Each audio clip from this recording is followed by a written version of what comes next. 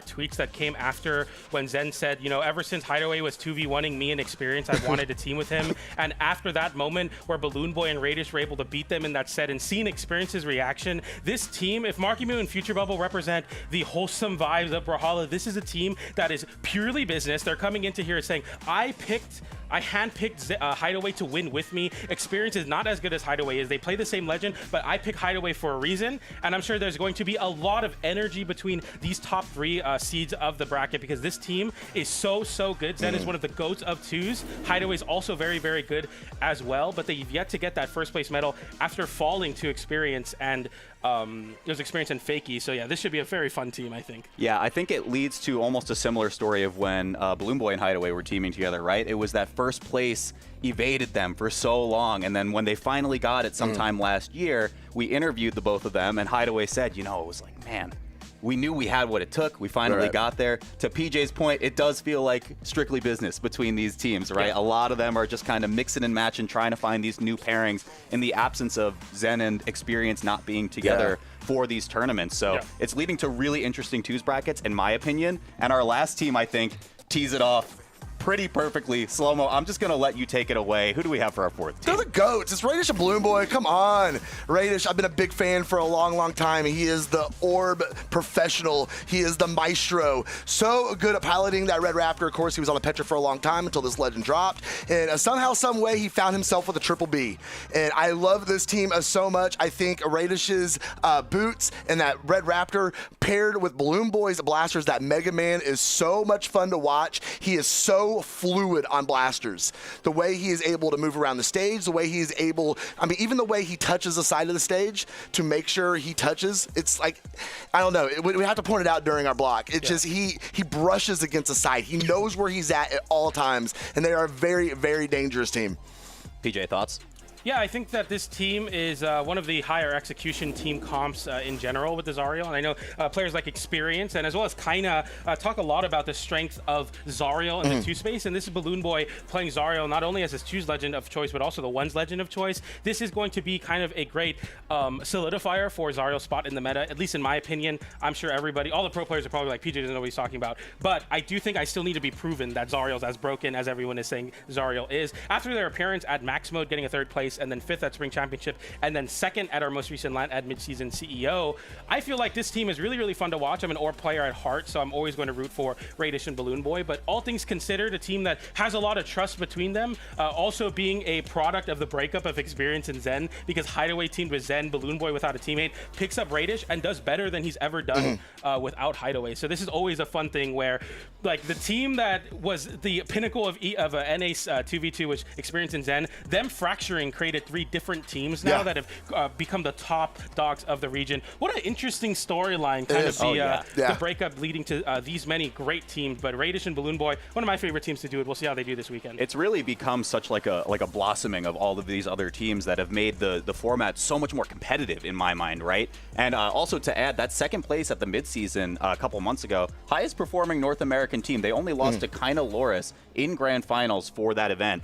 Crazy stuff. I'm looking forward to seeing them play, and I know you got your personal biases here as well, Slow-mo, but we're looking forward to seeing them as well. Let's get into some predictions from the both of you. Who do we have winning these tournaments? Okay, I'll go first, yeah. In 3rd place, I have Hideway and Zen. Hate to break it to you, but they lost both versus Experience and Fakey at Springs, and then they did lose to Balloon Boy and Raidish at LAN. So to me, they haven't proven that they're able to win North America. They need to show me right this weekend that they're able to do it. And I'm happy to be wrong. I want to see Hideway and Zen make the deep run and prove all the haters wrong, especially the 2 other teams that I have in their predictions, which is Balloon Boy and Raidish at 2nd place. I think that this team is good enough to beat Hideway and Zen, but I think Experience and Fakey are at the pinnacle of the Kaya Terrace, especially because Kaina and Loris swapped off that team comp. I think these 2 are going to be playing the best version of the best meta comp right now. And Experience and Experience and Fakey look unstoppable. I have them taking the tournament. You guys already know Raidish Balloon Boy, of course, #1. We're going to put that right up there. I'm with you. I think Zen Hideway are going to take the silver this weekend. And then I think Marky and Future, I think the power of the friendship is going to get them a bronze. Today. All right. I think you and I have identical predictions. I think we do. Yeah. I think we do. So I also have Marky Future Bubble at 3rd, Zen Hideway at 2nd. Raidish Balloon Boy taking home that gold medal. Swear. At least it's in happening. my mind. It's happening. You hear me right now, chat? You hear me, everyone? Brawlhalla Universe, Raidish Balloon Boy. Raidish Balloon Boy. Raidish It could Balloon be. Boy. It could be. Or maybe PJ's right. Or maybe someone at home has a better prediction than the three of us at this table. But before we get going and get right into all the action, we got to talk about some viewership rewards. Let's guys. do it. No viewership rewards. We're going to just wrap it up. We're going to go. We got to go. I He think it's told crazy. you not to listen to him. He told everyone, don't listen to me, and it's proved true. I love it. True. I love it. True. Listen, here's the thing. Experience and Zen, sometimes when you break up, you come back as better That's people, true. That's right? At the end of the day, Yeah. you do a little soul search and you find out a little bit more about yourself. You enter into a new relationship. And there you have it, the best placement some of these teams have ever had. Guys, we're going to be in for some amazing Brawlhalla action in this North American bracket. You are not going to want to miss it. We will be right back after a short break to get right into it. See you soon.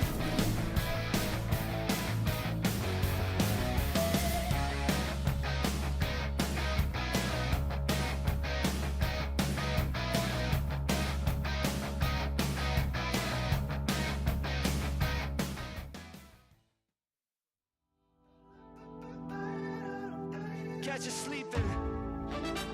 Where you at? Ain't you feeling it right? Listen. Ain't you feeling it right?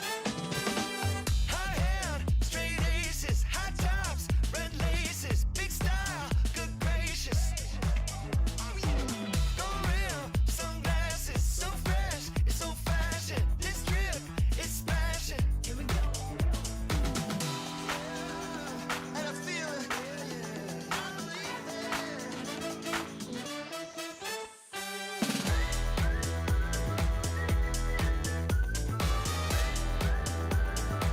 So hot, it's scandalous.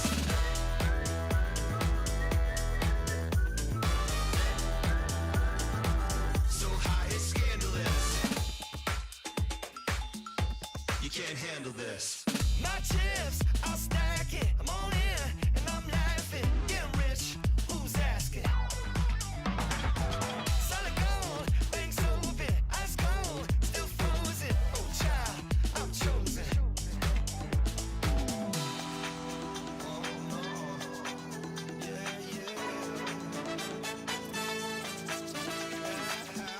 And I feel it.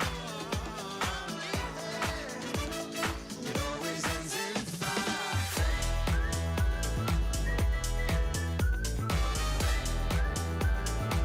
So hot, it's scandalous.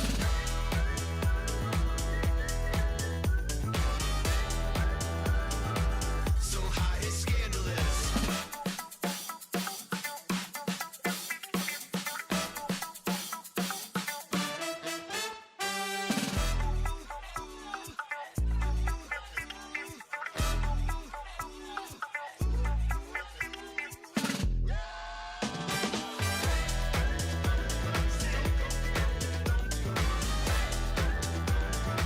So hot, it's scandalous.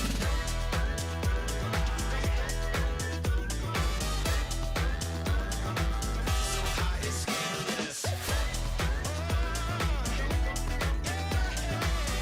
it's scandalous. So hot, it's scandalous.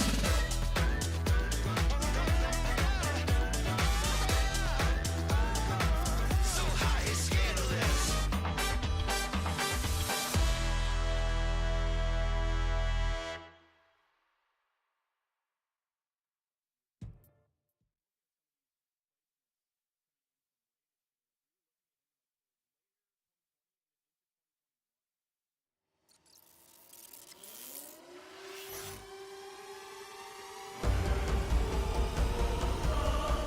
Who said it? Who we gotta knock off? Cause you mixing with me is like keys in a sock drawer. I'm on target like 30 from half court. You're 15 minutes of fame for more than a half short. Going off stage with down, eating that end light, coming back on, but that's a side sig on the wrong opponent, but it does not matter. Hideway! Are you kidding me? Hideway! Hideway!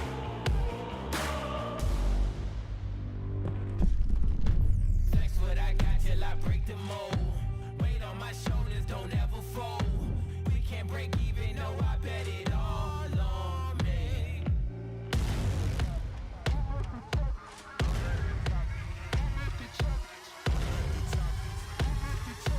I'm at the top and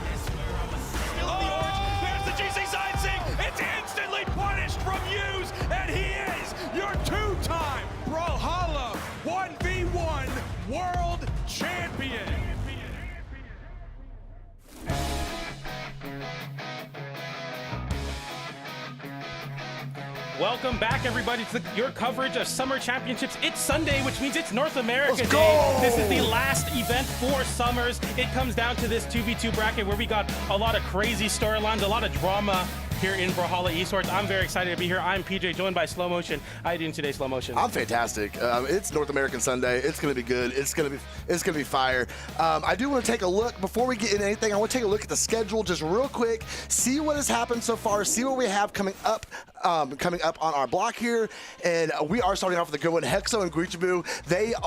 That is one team I want to see do well. I couldn't quite put them in my predictions, but man, they are been on a run. Yeah, no, Hexo and Guichibu are a team that, if you haven't had the pleasure of watching recently, is going to be very, very surprising and fun for you to watch. And I'm sure Clem and Volst are going to do their best to stop them from getting 0 to KO'd by any singular Qatar down air. I'm maybe caster cursing them a little bit there, but hopefully they're able to avoid it. But Clem and Volst going to be playing interesting pick. So Clem is known as a VV player, but actually picking up the Tesca here and then the Black Knight as well. But after that, we're going to have Rise Soul and Sweaty Meat and Aquatic. And after that, Zen and Hideway, we talked about earlier on, versus Hybrid and Sebass, who I believe had to make an upset to make it this far. I'm not sure if these are top 8 qualifiers, but I'm sure production will tell me soon. As well as Marimu and Future Bubble, who will be fighting to be determined. So we'll see who's able to make it through that side of the bracket. I think maybe TBD is going to get it done. TBD got it. Yeah, I think. You know, TQ wins a lot of tournaments. I know, yeah, it's you know crazy. What I'm saying? He won a lot of sets, so maybe his cousin TBD will be able to do today. Oh, yes. But, of course, we are going to get in and take a look at our first set, which is, of course, going to be Guichibu and Hexo going up against Clem and Volst. We've talked a lot about Guichibu and Hexo. Guichibu is just known for his guitars. He is so good. We've seen a lot more Queen Nai come out of him as we've gone through 2025. And it's kind of had mixed results for him, I think. No, I think so too. And Queen Nai in the one space is maybe something that, I and other casters definitely shared, like the belief was like, okay, you should just probably play the Lin Fei. But I think in the twos, it makes a lot of sense for seeing Queen Nai. An amazing signature kit. High defense is always good, especially versus the Kayateros meta where you have high strength legends. The counter to high strength is high defense. I'm here to break the news for you. And then you have Hexo, who's playing the Nyx, a legend that we don't get to see much, but is in front of my laptop. So I'm really excited to see some Nyx. It's going to be very, very exciting to see this matchup. On the other side, you got Clem and Volst, who's going to be playing some Rocket Lance, some Spear, some Battle Boots and Gauntlets. Really, nothing can go wrong here. The only big question mark is, can Hexo perform? A lot of times, people in the chat will be like, Hexo's in a 1v3 right now. Hexo's fighting for his life. We'll see if he can do it here as we get into top 32, game number 1. I love the shell pick from Clem. We've seen a lot of Tesco this weekend. I think the Gauntlets and Boots have worked out really, really well, and I'm glad to see that carry over to North America a little bit.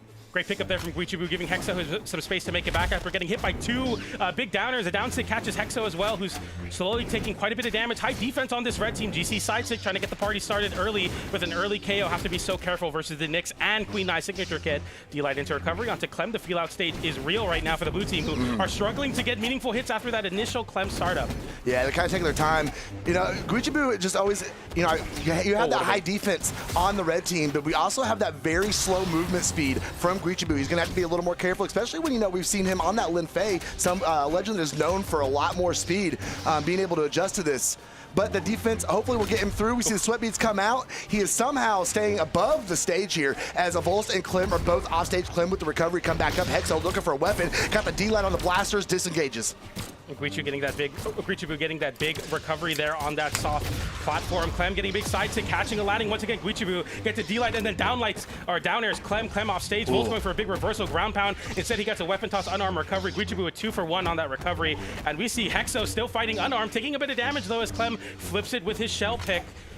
We go back to the blue team having such a big jungle. Guichibu losing his first stock there. Hexo in a bad spot now. Sweat beats come out. It's a 2v1 combo. Down stick into GC downline. It's a big drop from Clem without a weapon. Volst getting a side air there. Sends Hexo back off stage. And Guichibu continuing the juggle state. It's hard to see really any control right now, but a big opportunity for Hexo. Big down air there. Guichibu handling Clem high as well. The charge, slide charge, and sig. It doesn't KO though. We all make it back. D-Light side air will confirm that stock on the Volst though. Got the recovery on the end of it though. It wasn't quite enough to confirm the knockout. That recovery from Hexo is going to get the job done. And now Volst all alone in this 2v1. Red team trying to gather in here and get some damage put on quick. Volst though with the neutral sig is going to go ahead and confirm the stock off of Hexo. He is down here on his very last stock on this Nyx.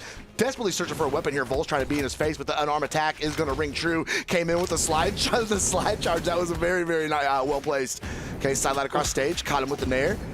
Oh, Oh, this is Volz getting online with the battle boots and the rocket launch. You see the blue team, as soon as either one of them with the very forward momentum weapons, they kind of swarm on top of each other. Big slide charge N6 from Guichibu. He sends Clem high, and Volz getting caught in the scythe as well with that recovery. Volz having to recover low to the stage. The N6 comes out. Hexo with a big side stick. It does scoop, and it scores. Clem in that 2v1 now. This looks all but over. We see a signature come out. The down sig doesn't KO. Going for that big sider. Clem tries to flip it with a downer, but can you make it back? Turn around, haymaker slide charge, finds that KO. What a way to put an exclamation point on that game for Hexo and Guichibu. Oh my goodness. That was kind of decisive. Yeah. Hexo and Guichibu looked amazing. Guichibu working those slide charge neutral sigs off stage, caught a few of them as we take a look at the stat breakdown here. No, very, very well done. Volz and Clem definitely have some adjustments to make. We're not going to see any legend swaps, but man, Clem had that big burst of offense there at the very beginning, and then it really just kind of fizzled out after that. Yeah, absolutely, and that's kind of the product of the battle boots and the gauntlets. Like, you know, I'll be so brave to say that, like, battle boots, when you're kind of stringing somebody in a 1v1 in a 2s match, it doesn't do a lot of damage, so you have to be very careful. While on the other side, Guichibu having so much lethal potential there. We see the GC side stick come out. And you're thinking your lucky stars. Guichibu doesn't find a way to KO you off the top there, getting started on the guitars. We know it for Hexo with the sidelight, slide charge, N6 to KO off the bottom. A 2v1 combo from the downer. Blaster's recovery doesn't connect. Volz tries to flip it with the side air on arm, gets the downer, gets the GC downlight into the downer, but Guichibu with the slide charge, N6 saves him once again. This team is so locked in right now, it's impossible to find the early gimps. That was such a crazy save with the neutral sig, bro. What great usage and awareness of your kit.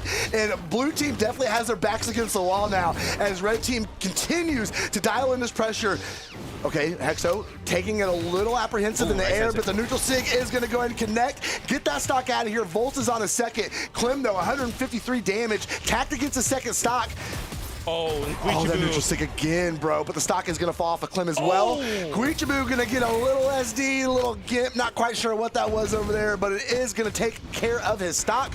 But still a very, very solid lead for red team right now. Yeah, Clem having to play so carefully, but also having to play on the edge there, trying to get that big reversal edge guard on the gauntlets. Down air into side air, into down air, into side air. Guichibu with sweat beads. Can you make it back? Big save from Hexo, giving his teammate a chase dodge, but Guichibu with sweat beads once again can make it back. Hexo stuck in a 1v1 now. It creates a 2v1 situation onto Hexo. Hexo D-Light. Clem doesn't pick up on that N-Light. We don't see a follow-up as well, but somehow Hexo with another N-Sig. The team combo onto Clem. The chase dodge up recovery doesn't connect, and the blue team are swarming to Hexo and swarming back to the stage. They're trying to get away from this offense, but the red team, even after losing stocks, looking to take stocks again.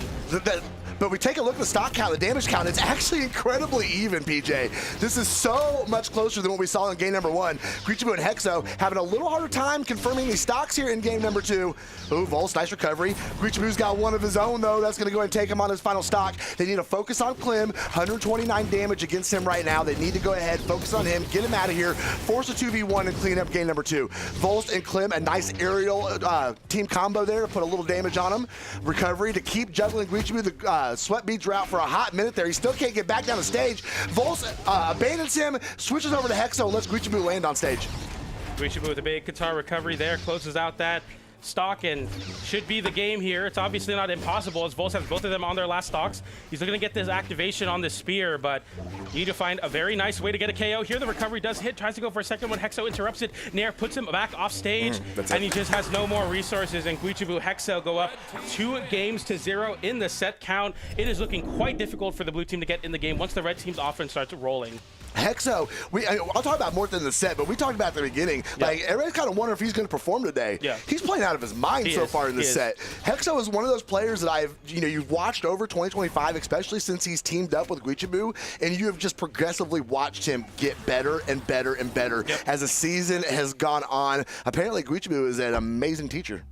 Yeah, I mean, I think Hexo, like, to be honest with you, especially in these games, making a very unconventional pick in the 2 space on the Knicks work out really well. And I feel like it's a product of what both of them want to do, which is kind of split the blue team apart. If you're allowing your teammate to get hit by a full animation Knicks N-Sig, the one that, you know, snatches you out of the air, takes forever to fully activate, that means that the red team is successfully splitting you up, keeping it impossible for you to split up the offense. And when the red team gets swarming onto you and they start getting those very cheesy signature KOs, or Hexo goes off stage with a big scythe string, it gets real scary real fast. We almost got to see one of those cheesy KOs right there starting off this game. Hexo and Guichibu So much my aggressive at the goodness. beginning. That stock is gone and out of here, and Volst is already over 100 put against him. Hexo 11 damage. He's actually remained pretty much untouched here. Yeah, Hexo feeling himself there with those Yeah. dash dances, just trying to keep himself in the game. Volst there with a big flip. We see Hexo trying to flip it as well. Guichibu with a GC down stick, but Hexo gets a low downer. Guichibu saves him again. Volst, what are we cooking off stage versus Scythe and Katars? I will never understand. This is your winner's side, life on the line, and we go that deep off stage. He couldn't get the KO in game 2. He couldn't get it in game number 3, and now the red team run away. Volst getting sent off stage once again. The ground pound from Hexo. Big nair, big ground pound from Volst to get back in this game. GC and Sig, we're getting some control back, but that was ridiculous. Guichibu deserved every bit of that. Absolutely. Like, he was like, oh, it worked for you? Let me try. And he was off stage fishing for those neutral sigs. He got punished big for it, though, but they're still in a pretty comfortable spot. The stocks are all tied up. The damage differential, though, Clem is 168 damage. He is well into knockout range. That recovery was not quite high enough, did not have enough force, but Guichibu is going to look to follow it up. That is going to get it done, and that is going to put Clem on his final. Now we have a 2v1 opportunity for red team here. Little friendly fire, breaking up their own team combo. Okay, Volst gets the activation that he needed on that Rocket Lance. We see so much damage there as he hits both red team members with a big stream. GC Ensig from Guichibu very high up there. Clem isolating the 1v1 for his teammate, but it ends up being Guichibu who comes out on top with the Ensig, and both the blue team members now on their last stock here, looking to hold on any way they can to get the down air there. If Guichibu gets a down light, it could be a 0 to KO, so it's good that it interrupts. Volst, big read there, but immediately gets punished by the red team. They do not fall for those tricks. Okay, Clem bringing things back down the stage, but Guichibu with a great ground pound weapon throw is going to hit Clem. Hexo there to clean it up. That is so clean. They're literally sharing one brain, PJ. Yeah, this team absolutely synergized as much as they can. Be unarmed and Scythe combination there with a GC N-Light and an attempt to continue with the down air. We see the N-Sig is the final hit that takes it, and Guichibu and Hexo move on with a 3-0. That looked quite difficult as only 101 damage on the slide of Clem on that game. That was really, really tough. Taking a look at the post stats, and I actually like the usage of the entire kit. Both Hexo and Guichibu, I mean, they did have their weapons they favored a little bit more, but they were definitely using the entire kit. Looks like we had the Scythe on Hexo about 42% of the time with 258 damage. Compare that to 37% equipped on Blasters with 129 damage. So definitely using that entirety of the Nyx kit, and that was a very decisive win for them. Clem and Volst could not really get any momentum going at all. Their best shot was really in that second game. Was about as close as things got during that, but that was so much aggression and so much control, especially there towards the end from Hexo and Guichibu. Yeah, absolutely. And a team that we couldn't include in our top 3 of predictions, but has consistently placed into the top 8 of things here in North America. I expect to see them in top 8 for sure. And, you know, no matter what, watching their matches is always going to be exciting, whether it's going to be them steamrolling with a 3-0 or, you know, a complete train wreck. We'll have to see with a team comp like that. You really never know. You don't know. It's literally like, it's a roll of the dice. Know. Like, you really don't know what's going to come from this red team. But it was really, really cool to see that. Hexo and Guichibu. Welcome to North America, ladies and gentlemen. We got Queen Nai, we got Nyx. It's getting better. Things are getting better. Yeah, things are getting better. This has been a roller coaster of a season, man. Things are getting better. Great representation of these legends, seeing things come in. There wasn't a single Taros in our first block. Our first set. That's amazing. Yeah, absolutely. And we're going to keep things moving. You see it right there on the bottom of the screen. We got Rise and Soul going up against Sweaty Meat and Aquatic. Yeah, I know you missed the Taros. You know, you just brought up that we didn't get to see one. We got 2 Axe players here. We got Sweaty Meat locked in on the Roman Reigns and the Stat 2, as well as Soul having the Ogrim. We got Kaya Ogrim, we got Wushong, and Taros. Team comps that are definitely more anticipated for sure in North America, but I mean, it could be very exciting to see kind of their take on it, but a lot of times it comes down to very set roles, I think, right now, which is really cool. But I really like to see the teams that are also trying to mix it up a little bit. Maybe you got the Kaya on the point, you got a support or Ogrim. Maybe you got like something crazy going on. Maybe you just put a new color on or do something for us that's different, and that gets us excited here for sure. And I'm sure they're going to put on a great show here. I expect to see a very close set. Yes, I do as well. In comparison to what we just watched. Yeah, I think this one is going to be a little closer for sure. It seems the PRs are definitely a little more on par. But we will not know. This is Brawlhalla, and this is Brawlhalla 2v2s. So when we say literally anything can happen, we truly do mean anything can happen. Yep. So we really won't know till we can get a look at this game number 1 and see how these teams are looking. but we did see Rise and Soul just had a 3-1 victory over seed 27. And Aquatic and Sweaty Meat just had a 3-2 victory over seed 22. Cool. So it should be kind of somewhat scheduled programming here as we get into the top 32 of things. We got Aquatic, who's going to be banning out those stages. As we got the Kaya Taros, we got the Ogrim Kaya. What we kind of expected here. And this is going to be kind of a beginning, a tasting, an appetizer for what we're going to be seeing later on in the bracket as well. But Ogrim in North America is something we don't get to see a lot. I'll be here to say it. I get kind of excited for an Ogrim, kind of mix it up a little bit, especially with the Axe Legends being very set on the Taros. I know you give me that look every time. I told you yesterday, I'm going to tell you today. Like that is a crazy statement.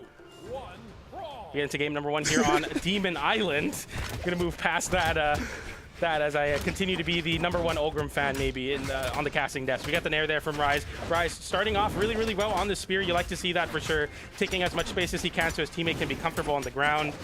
Red team looking to stop any sort of control though as they get a big string there. Double end light sent off stage. Both of the red team members. Propeller, the big down stick there. The vortex comes out. Trying to put in the washing machine and could not get a home. Arise being sent out. Soul's going to go ahead and stop his force and bring him back over. Now, both of them looking for weapons. Soul's going to go ahead and pick up the axe. Rise, little recovery team damage. They were going to catch a Sair from the bow. Rise in trouble. Where you going? There's no options except a knockout. And that is going to be a very clean stock for Aquatic and Sweaty Meat starting off game #1, PJ. Scary there too as Rise, gets KO'd. It takes a while for him to actually get KO'd. It sets his teammate up in a bad spot. But the blue team getting a semblance of control there. Nice little sidelight into the immediate end sig. It's good to go for those big reads early on in the set when you can definitely get away with them. Soul getting the big sidelight there. Jumps over with the down air, sends Sweaty Meat back into the stage. The end light sends away. Gets his teammate in the process though. And we got some very big scramble center stage. Both the red team and blue team members take a 1v1. Rise getting sent low. The side air flies in onto Soul. A sidelight from Rise puts Aquatic now back on the side of the stage. And it's complete chaos in Demon Island right now. They're trading positions a lot. Yeah, chaos is definitely a very good word. This is actually kind of hard to follow. His Aquatic is being saired over to the left side of the stage. Sweaty Meat with no weapon to be found. There's the drop. What does he have? He had the Axe Prime. Laying down the down sig, and nobody is going to fall for it. Little team damage again from Soul and Rise. We're going to have to take a look at that stat at the end of this, see what those team damage numbers are. Okay, Soul, they have stage control here. Weapon throw out. He's left with nothing. Sweaty Meat in the middle with the hammer. Get caught with the D-Light into recovery. It was enough to send him to the top of Demon Island. Rise and Soul looking very, very confident here to hold on to this lead. It's a slight one, though, because Taros can come in with a down sig like that and easily close out a stock. The weapon toss coming out. Aquatic with a big downlight into side air is going to be able to isolate that 2v1 onto Rise as well, as they put everybody back onto last stock here. Very close game is what we predicted and what we see in game #1. Blue team, though, with a lot of stage control there. I like that nair into downer onto the bow. Aquatic fights right back, though, as we see a big ground pound off the end light from Sweaty Meat. Sweaty Meat juggling with the grapple hammer, and it's looking really, really good for the red team, but the blue team fight right back to the stage. A big recovery onto Rise, though. Rise getting hit by the weapon toss. It's scary. That could have been bad for Rise. He slid out there. Not something you really normally want to do against a hammer. All right, the Sair from Sweaty Meat's going to send Rise all the way off to the left side. Caught him with the neutral sig, and that's going to be very, very problematic for Rise right now, especially when you get pogoed on the top of the dome. Back up on stage, though. No weapon to be found. Ooh, hit him with the breakdance. And going to confirm that last stock on Aquatic. It is all up to Sweaty Meat in this 2v1 if he wants to get game #1 for him and his team. We've seen this movie before. It showed many times in our hometown. It's easy for a Taros to 2v1. All he needs to do is take that first stock, looking for the nair there. Gets it. It doesn't KO, though. That's a big opportunity. And what a bait from Sweaty Meat. No. D-Light into nothing, but it doesn't matter because Rise, GC, D-Light into recovery, unarmed, is able to close out that game and clinch it for the blue team. That was such a smart bait. Hits the D-Light, baits that he's going to go for a side air, doesn't go for the side air, and then Rise actually KOs his own teammate in the process. Really, really, really smart stuff, but it doesn't work out. I don't know if it was a team KO or if Sweaty was able to get a nair there. I'm not too sure. I don't remember, but it was really close. We'll see it here. D-Light into nothing. It was a team KO, and then he gets a nair to trade it out. But man, if he hits that side air, he wins the game. That was so close. Yeah, that was definitely a gamble. I do want to take a look as we get in here. These team damage numbers: Soul 64 team damage against his teammate, Rise 26, and pretty much the same thing over on Sweaty Meat's team as well, with Aquatic with 78 team damage against his teammate. Wow. That team damage stat, so important, especially early on in the bracket where teams aren't as experienced or as tenured as the other ones in the top seed. You see how much that team damage can play into effect here. See the down air onto Rise, the end light from Sweaty Meat there, but both blue and red team members getting caught in a cross-team combo. Recovery comes in there. Aquatic with the end light there, D-light and to end light onto Rise. The damage build really, really great for the red team, but they're forced to put themselves in the corner, and it doesn't work out. Rise is able to fight them back in that corner. The D-light and the down 6 come out, but Soul swings right back in with that side air and a KO's first KO going over to the blue team with a GC breakdance double KO to the side of Soul. Yeah, I imagine we're going to see these other two stocks fall off pretty quickly as well. Kind of a deja vu between game number 1, really, as we were keeping things super close, super tight here. Okay, Soul gonna go ahead and work his way back over to the right. Aquatic gets underneath him with the recovery. Can he hit him again? No, the neutral sig is gonna go ahead and whiff, but that recovery is gonna be enough. That's gonna be the stock off of Soul. Now Rise, 2v1 situation. Red team not able to get things together enough to set up a 2v1 combo. They set up a big juggle onto Aquatic, and with hell! the assistance of his own teammate, the GC Ensik takes it off the top in another 2v1 combo, and the red team have cracked through the code of the blue team as they now have a stock lead. The D6 comes out, but gets interrupted by Soul. What an unfortunate drop there. He hit that so high in the air, bro. It was crazy. That was the gravity cancel of all recovery. gravity cancels. Side light, okay, D-light, go ahead and connect. Sweaty whiffing on the side, caught Rise in that one. Hey, landing side air there with the weapon toss as well. GC D-light into the Nair is able to confirm that stock, and now both the blue team members with a very catastrophic team assisted Catastrophic KO. is crazy. Has a big down tick connection though. The blue team happy to figure out a way to close out those stocks quickly. Side air into weapon toss. No weapon toss. Rise looking for that edge guard, but instead Aquatic waits to pick up the weapon because he was stuck between both blue team members. He didn't want to get hit by a team combo there. Very smart. All right, Sweaty now back on the axe. Side light from the bow is going to send it back off his pointer. Okay, there we go. Weapon throw up. Aquatic trying to get back up on stage. He gets caught with the D-sig. That Sair is going to end the spell the end of the second stock for Sweaty. Now Aquatic. He needs to stay conscious. Oof. Okay, sweat beads out from Sweaty. No. Did he touch? Yeah, he did touch. He gets the recovery back onto the wall. The blue team, though, with all of the stage control, they could want the side air on their own teammate into the opponent's propeller downwards, and that's the down stick to almost KO from off the top. Soul and Rise in a great position here to close out this game. They certainly are, and that'll put them up a 2-0. If they can get it done here. Rise holding on to that stock, only 84 damage. He is super, super healthy, but now it is a 2v1 against a Sweaty here. Weapon throws out, they both whiffed. Soul gonna hold his ground. We see the down stick come out. Sweaty saw it coming, but that is not gonna be survivable as a Rise is gonna go ahead and confirm that final stock. 597 damage coming off of that bow, and that is gonna put them up 2-0. Absolutely, and that's crazy they were able to win after that very unfortunate forfeit of a stock, I mean, to an extent there. I think we'll see it here in this clip. Yeah, we will. You see the chase dodge up, and your own teammate sets up. That's so unfortunate. And that's a very common thing on the support Kaya. You try to like interrupt the opponent's team combos with Nair. It's a really good option because it sends everybody in opposite directions, especially if you get between two people. But there, it just ended up your teammate getting KO'd. But they still won the game, so it's no harm, no foul. They're going to be moving with stride into game number 3 here on Demon Island. No soft platforms to be seen. And if we're seeing more of what we saw in the last, this should be a quick 3-0 for Rise, so they are very dominant here. They are, and it's getting better as the set goes on for them. And we see, the big damn, the ground pound is good. And now the 2v1 opportunity against Sweaty Meat. There's no way he survives this. There's no way. They miss recovery. Oh my God, he has his feet back on the stage. And Rise SDs, I give up. I literally give up. Maybe a caster's curse there from slow motion. Like, you can say no way he survives, and then you find a very unfortunate, very early SD onto the side of Rise.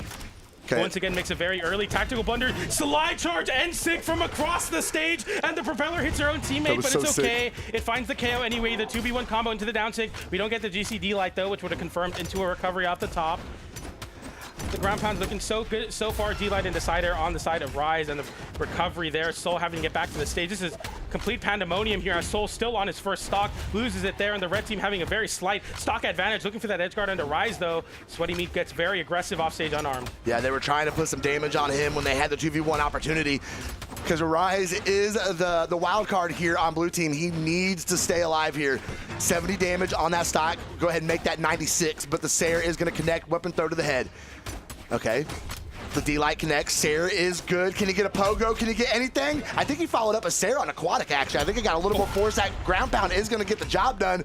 And we're seeing a bit of a rally here from a blue team as Rise is tanking out this last stock and getting some really good damage off of it. And we see Sweaty Meat just fall down there, trying to give him teammate a little bit of space there, landing right back down, picking up a weapon with the axe online. The side air does find its mark onto Rise. Rise having to play so smart, because as much as it's great your teammate has an extra stock, if you get KO'd, that 2v1 becomes close to impossible. Rise, where are we going? He makes it back to the wall, tries to flip it with the side of there. Aquatic getting a recovery onto his teammate. Soul needs to start creating some space for his teammate right now, because it will look really bad really fast if it's a 2v1. Yeah, he needs to keep Rise conscious, and he needs, that's literally top priority. Rise, though, coming out with the bow, trying to make something shake loose here. The weapon throw down. He's going to retreat to the other side of the stage. He does get there. Sweaty Meat, he was there for the edge guard, but swap back over to try and get the 2v1 on Soul.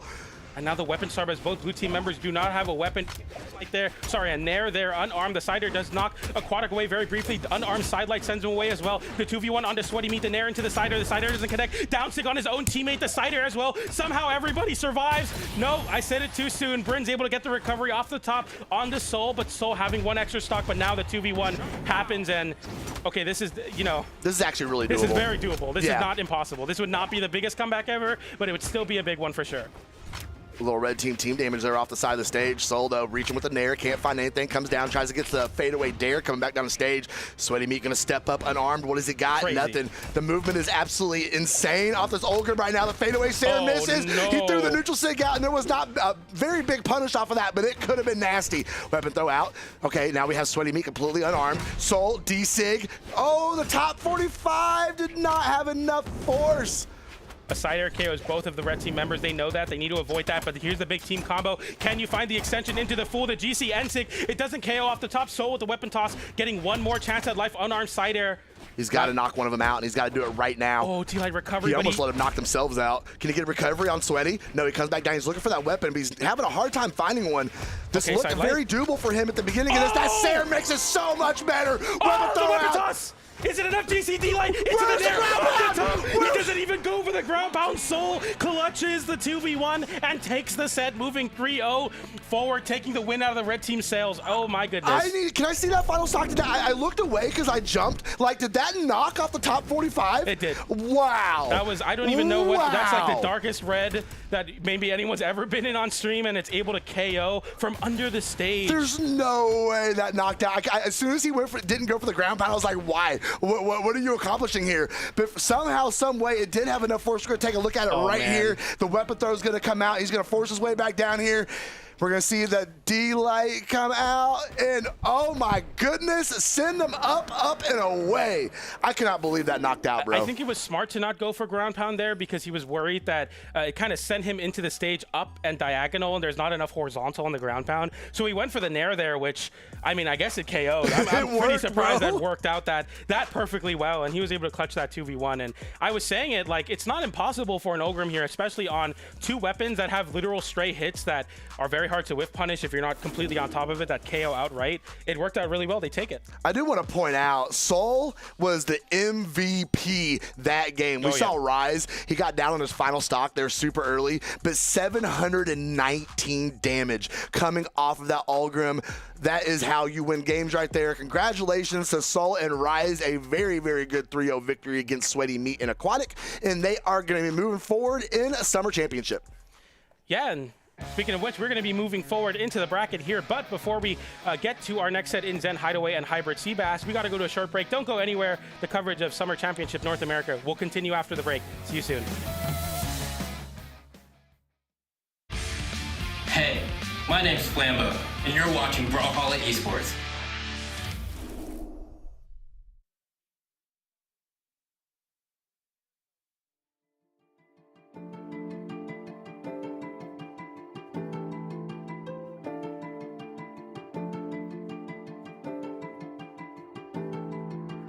I've been thinking about a different sky. I've been dreaming big about a different kind of life. Stretch summer days and hot lilac nights. Can I get a ride? Can I get a ride?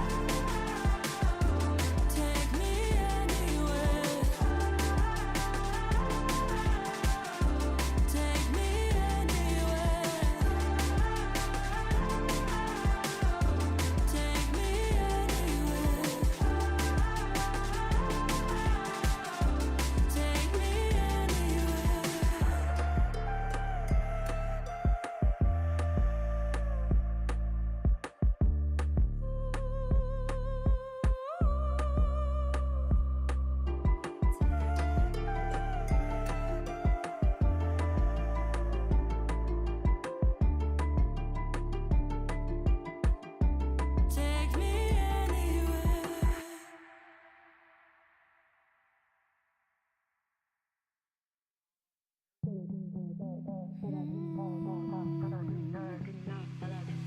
this a dream? I want it to be real. Never wake me up. I'm loving how you make me feel. I've been in the days for far too long. Crashing like a wave is how I know. Falling in love.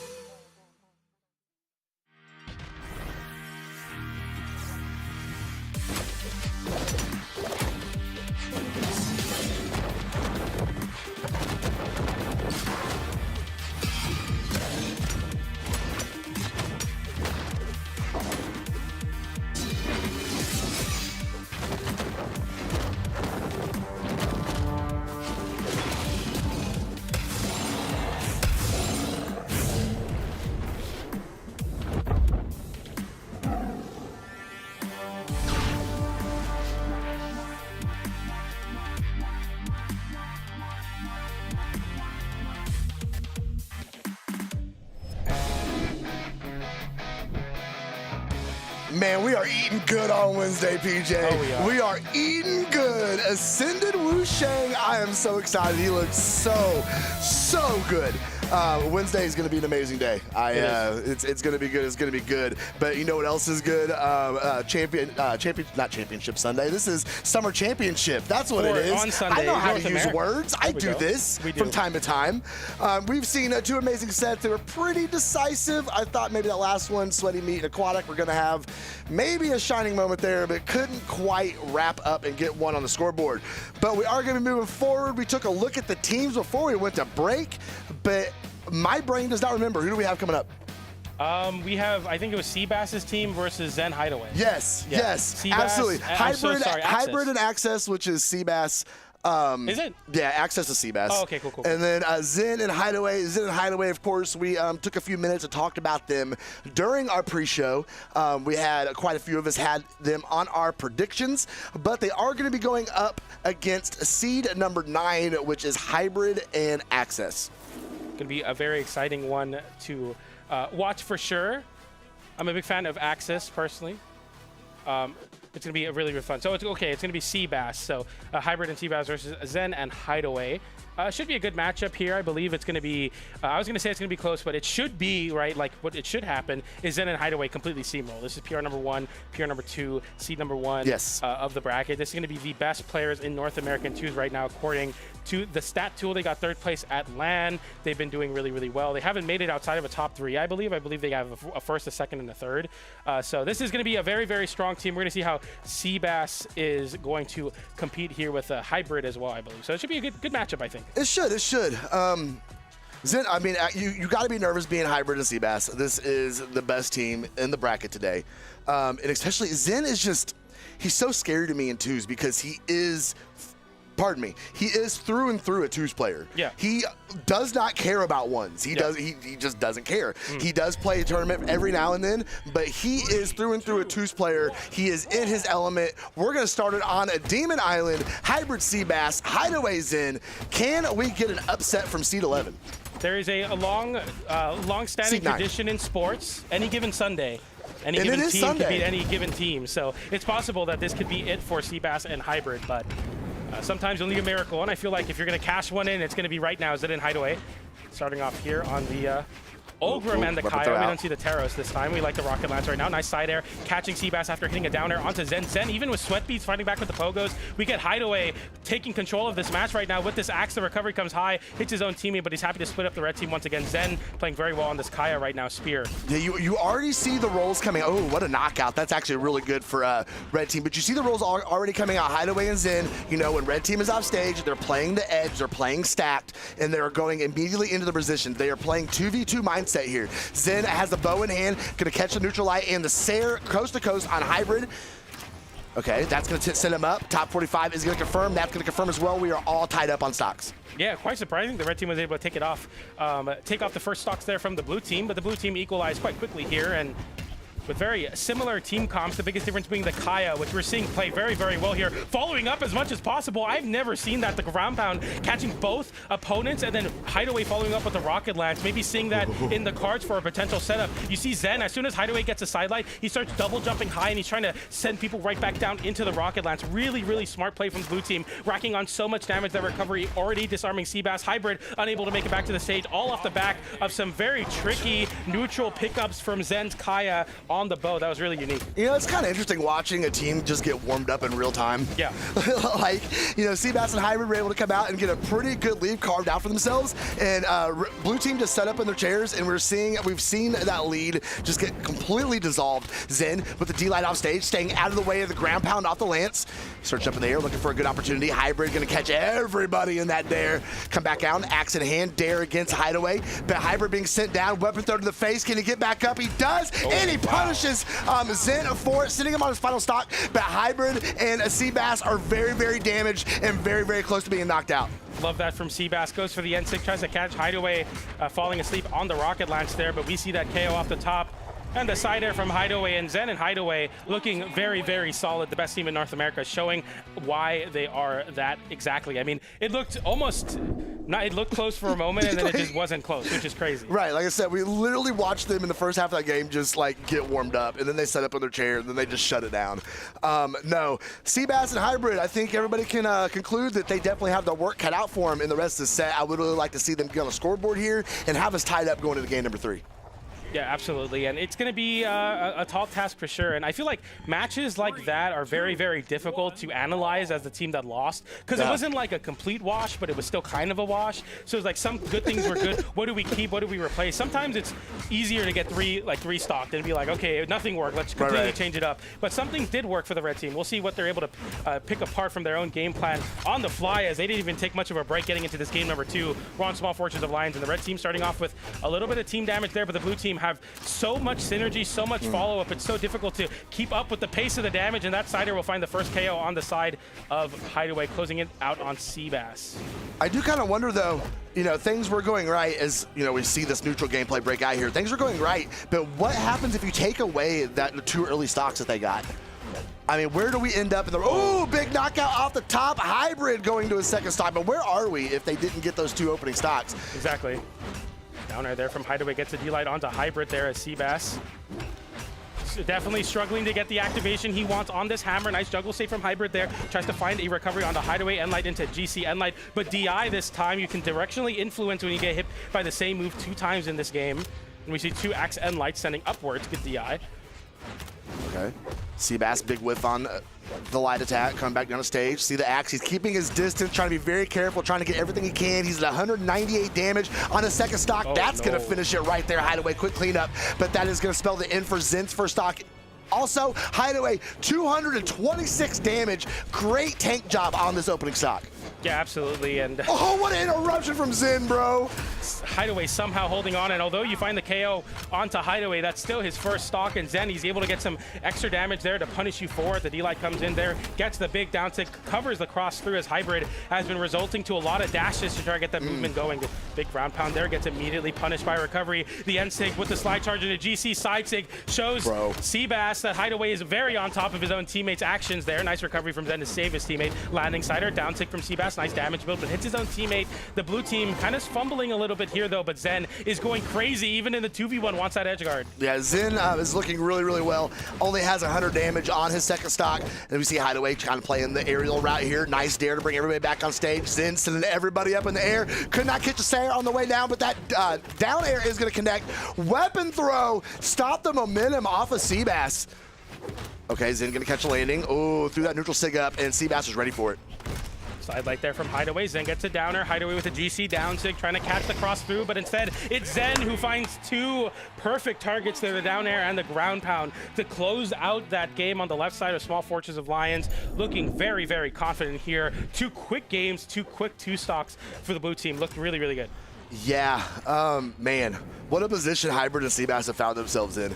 We are down 0-2 against the #1 seeded team in North America, and now you are in a position where you need 3 wins in a row to stay on a winner's side. Yeah, absolutely. That's a task. Is it impossible? No, technically not. Any given Sunday, anything Right. can happen. You definitely never want to give up. You know, you want to play it out. Anything is possible. But, you know, do you believe in miracles slow motion? Because you're going to need to if you're looking for Hybrid and Sebass looking to reverse 3-0, the #1 seed of this bracket. We'll see it here now. As Sebass swaps over to the Tesca here off of the Taros pick. Something needed to change. That's for sure. We'll see if these boots and these gauntlets are going to mix things up a little bit. See how it pairs with that Algrim. We've seen it work out for many, many teams this weekend, the Tesca Algrim pick. Oh, but now blue team sitting red team all the way down. Hybrid might have a route to get back up. He nares his teammate. He gets punished for it anyway, though. Sebass back up on stage, has a boots on his feet, going to catch a neutral light there, but also sit out. And we see an SD off a Hideaway. Stocks are just falling apart. Absolutely, but that was really unfortunate. Hideway, he confirms the stock with the side air, but didn't have any more resources, so he couldn't jump side air the other direction. I think maybe he was trying to jump or dodge, but didn't have it. Weird interaction there, but that's exactly what you need if you're the red team here trying to get back in this game. But Hideway completely piecing up Sebass there with the axe. Look at that axe, looks like a string weapon, reading the dodges, getting the big hit. Sebass gets a KO onto Zen though, so it's not necessarily over yet. It's as close as it's gonna be here. Yeah. I do like the fact though that it seems at least the Tesca is mixing things up enough that they are keeping things pretty even. This is as close as they have been, except for that lead they had at the beginning of game #1. This is as tight as it's been this entire set. Seeing Hideaway with no weapon in his hand get sent all the way up to the top of the blast zone. He's able to come back down. He's desperately trying to get to that weapon drop, and he has the lance. See if he's going to be able to take somebody for a ride. The D-Light is going to whiff. Hybrid's going to take the route up, stay out of the way, but he's getting caught with the weapon throw, stops his momentum. Caught him on the soft platform. Zen going to target in. No, Sebass going to get his feet on him, put a little damage up against Zen. Hybrid able to touch with that very deep down air there, and the blue team scrambling over to Sebass, trying to get that damage built up on his last stock there. And Hybrid is holding on to the stock very, very well. The blue team almost falling in the trap of trying to KO that Ogrim, but that sider will close out, and Hideaway won't lose his stock this time for hitting that one. They look for that 2v1 onto Sebass. Nice reversal there with that sider, and the Endlight's able to close it out into a last stock situation. The closest this game has been. This is potential for the red team to definitely come back in this set. They have to win this one, though. Do you believe in miracles, PJ? Most of the time, no. I've been heartbroken too many times to believe in those. But so far, whatever the change has been, I want to go ahead and credit it to this Tesca swap, but they are definitely keeping things very interesting in game #3. We're seeing another team combo, the team synergy come out from Zen a little bit, but red team got their hands all over it, but Sebass falls for it. No, PJ! Another heartbreaker moment there for the red team as they tried their best to come back in this game, but Hideaway puts the exclamation point with that very unnecessary edge guard, the ground pound, showing the dominance as they waltz their way into a very easy top 8 placement. Oh my goodness. So as we're taking a look at these replays, you know, you think of like sports like baseball, and they have errors in the game. Yeah. How many errors you think we saw in game number We have a stat 3 there? called accidents, and it looks like, well, okay, never mind. The accidents don't matter. I guess that's only when you like fall off the stage, but yeah, that was a very, very error-heavy game, as we like to say. The flags are flying. The flags are flying, absolutely. But the predictions are true. We called it. I think everybody at home called it. Zen Hideway 3-0 against Hybrid and Sebass. But Sebass, especially as you guys make your way down the elimination side, don't give up on that Tesca. It looked so good in game #3. Yeah, absolutely. It's tough, right? I hate to say that he only did 260 damage, but I feel like he did a lot more. I feel like he did a lot more with that Tesca. It's this weird spot where it's like, okay, you lost in like a pretty bad way, but it's like I lost to the best team. It's like, like you have to take that momentum. You got to take it from what it is. Like, all right, motivation. We see what we can be. We see what we can do. We're going to take that set. We're going to move forward here in the elimination side of things. And you'll definitely want to keep watching out for them. Shout out Sebass. Shout out West Coast. He's from my region. We took the same flight to midseason. So shout out to him. He's one of the homies for sure. So hopefully he's able to do it. Heck yeah. Taking a look, you guys see they're coming up next at the bottom of the screen, and this is going to be a good one. You know, we saw Hexo and Guichibu earlier. They were so favored in that set, but now they are going up against Marimu and Future Bubble. This is happening so early, it feels like. I feel like this is a team comp that we see, or at least a matchup of two teams that we see in the top 8, like for 5th place or something. So this is quite interesting. It's happening before top 8. We see both these teams, everybody on the board right now has a 1 podium finish to their name in 2v2s, and they are all bronze medals. Both these teams fighting for a gold or silver today, trying to get another podium. And honestly, especially the way that I just saw Hexo play in that set a little bit ago, this could literally go either way. Yeah, I think so. This is two teams that I think are some of my favorites to watch for sure. So I'm not really sure who I'm rooting for to take this one, but by the numbers, Marimu and Future Bubble have slightly better placements overall, yes, especially with their land placement at B6, making it into Final Sunday in the 2v2 side of things, getting a top 4 placement. On the other side, you got Hexo and Guichibu, who consistently do very well, yes, but haven't really broken into the upper echelon where they're being considered with the likes of Zen and Hideway and Experience and Fakey and Raidish and Balloon Boy. Maybe a very interesting moment in the bracket where we'll see what of those dark horse teams, if you will be able to move forward here in the winner side of things. I believe this is a top 8 qualifier, so the winner of this will be moving into another top 8. The other team will have to fight through elimination side, which is not a fun place to be right now. There's a lot of really, really great players down there. Absolutely. Just taking a look at the bracket here, man. Oh, okay. I'm kind of just looking at the runs of some of the other people. Of course, we have matches going on over on the side stream. I like to stay caught up and in the know. But of course, like we said, Hexo and Guichibu, Marimu and Future Bubble. I had Marimu and Future Bubble coming in third today. I do believe in the power of friendship, and I know PJ loves the story. I love it too. So happy to see them doing well today. We just need to get all the players in here so we can get into it. Yeah, absolutely. This is always an interesting dynamic for sure, because you see Balloon Boy, you see Marimu and Future Bubble. That was my fault. And you're like, okay, well, Future Bubble, everyone's like, oh yeah, Marimu's just carrying Future Bubble, right? And as a player that is getting carried in twos a lot, it doesn't feel good to be getting carried. You know what I mean? You don't want the public perception to be like, yo, you're getting carried by your teammate. But in reality, Future Bubble plays a really, really solid Kaya, and in a lot of games is carrying Marimu, the MVP in a lot of situations there as well. So no matter how much it's easy to say, okay, Marimu's one of the best players in ones, he's the king right now, he won the most recent Royale, he does really, really well at LAN in the one space. It's all the Marimu show, but you really have to watch in on Future Bubble, and I think a lot of teams can fall in that trap as well, where they're constantly thinking, okay, we're gonna go hunt after Marimu, Future Bubble's really not that big of a deal, then Future Bubble drops 700 damage on Kaya, and you're like, oh, wait a minute, this is a real player too. Exactly. I mean, it called me crazy. That might be a hot take, but I talked about it a little bit on the pre-show. I mean, Marimu is known for ones. He's amazing, but I really think in this team, I really think Future Bubble is a stronger twos player, and Marimu is learning from him and keeping up and progressing with him. But as long as this team stays together, I do not feel that they are going to plateau anytime soon. Yeah. They are going to continue to improve, but the stage has been set. Everyone has arrived, and it is time to get in here. And of course, we're going to have some picks with Guichibu and Hexo on the Queen Knight and the Nyx, but we're going to see an Onyx take the stage with Marimu and Future Bubble on that Kaya sitting in attack stance. Yeah, attack stance, quite interesting. I believe you lose some dexterity there, which a lot of people don't really appreciate as a stat, but it can help in some things. We'll see here, though, as we go to Suzaku Castle. And once again, welcome to North America. We got Queen Knight, we got Nyx, we got some gauntlets. Once again, very NA team comp on the side of the red team, but the blue team will do their best at their very unique team comp here. Yes. Very interested to see how the download goes for both these teams here, and getting everyone a little friendly fire there with Future Bubble Marimu, but it is going to go ahead and confirm the stock off of Hexo nonetheless. Guichibu working that outside right edge, trying to get back up on stage. We see the recovers coming out, comes down with a kind of a dropping nair on Future Bubble. See if he's trying to fish out that guitar string, can't find it. Future Bubble with a neutral sig in his face, weapon throw to the back.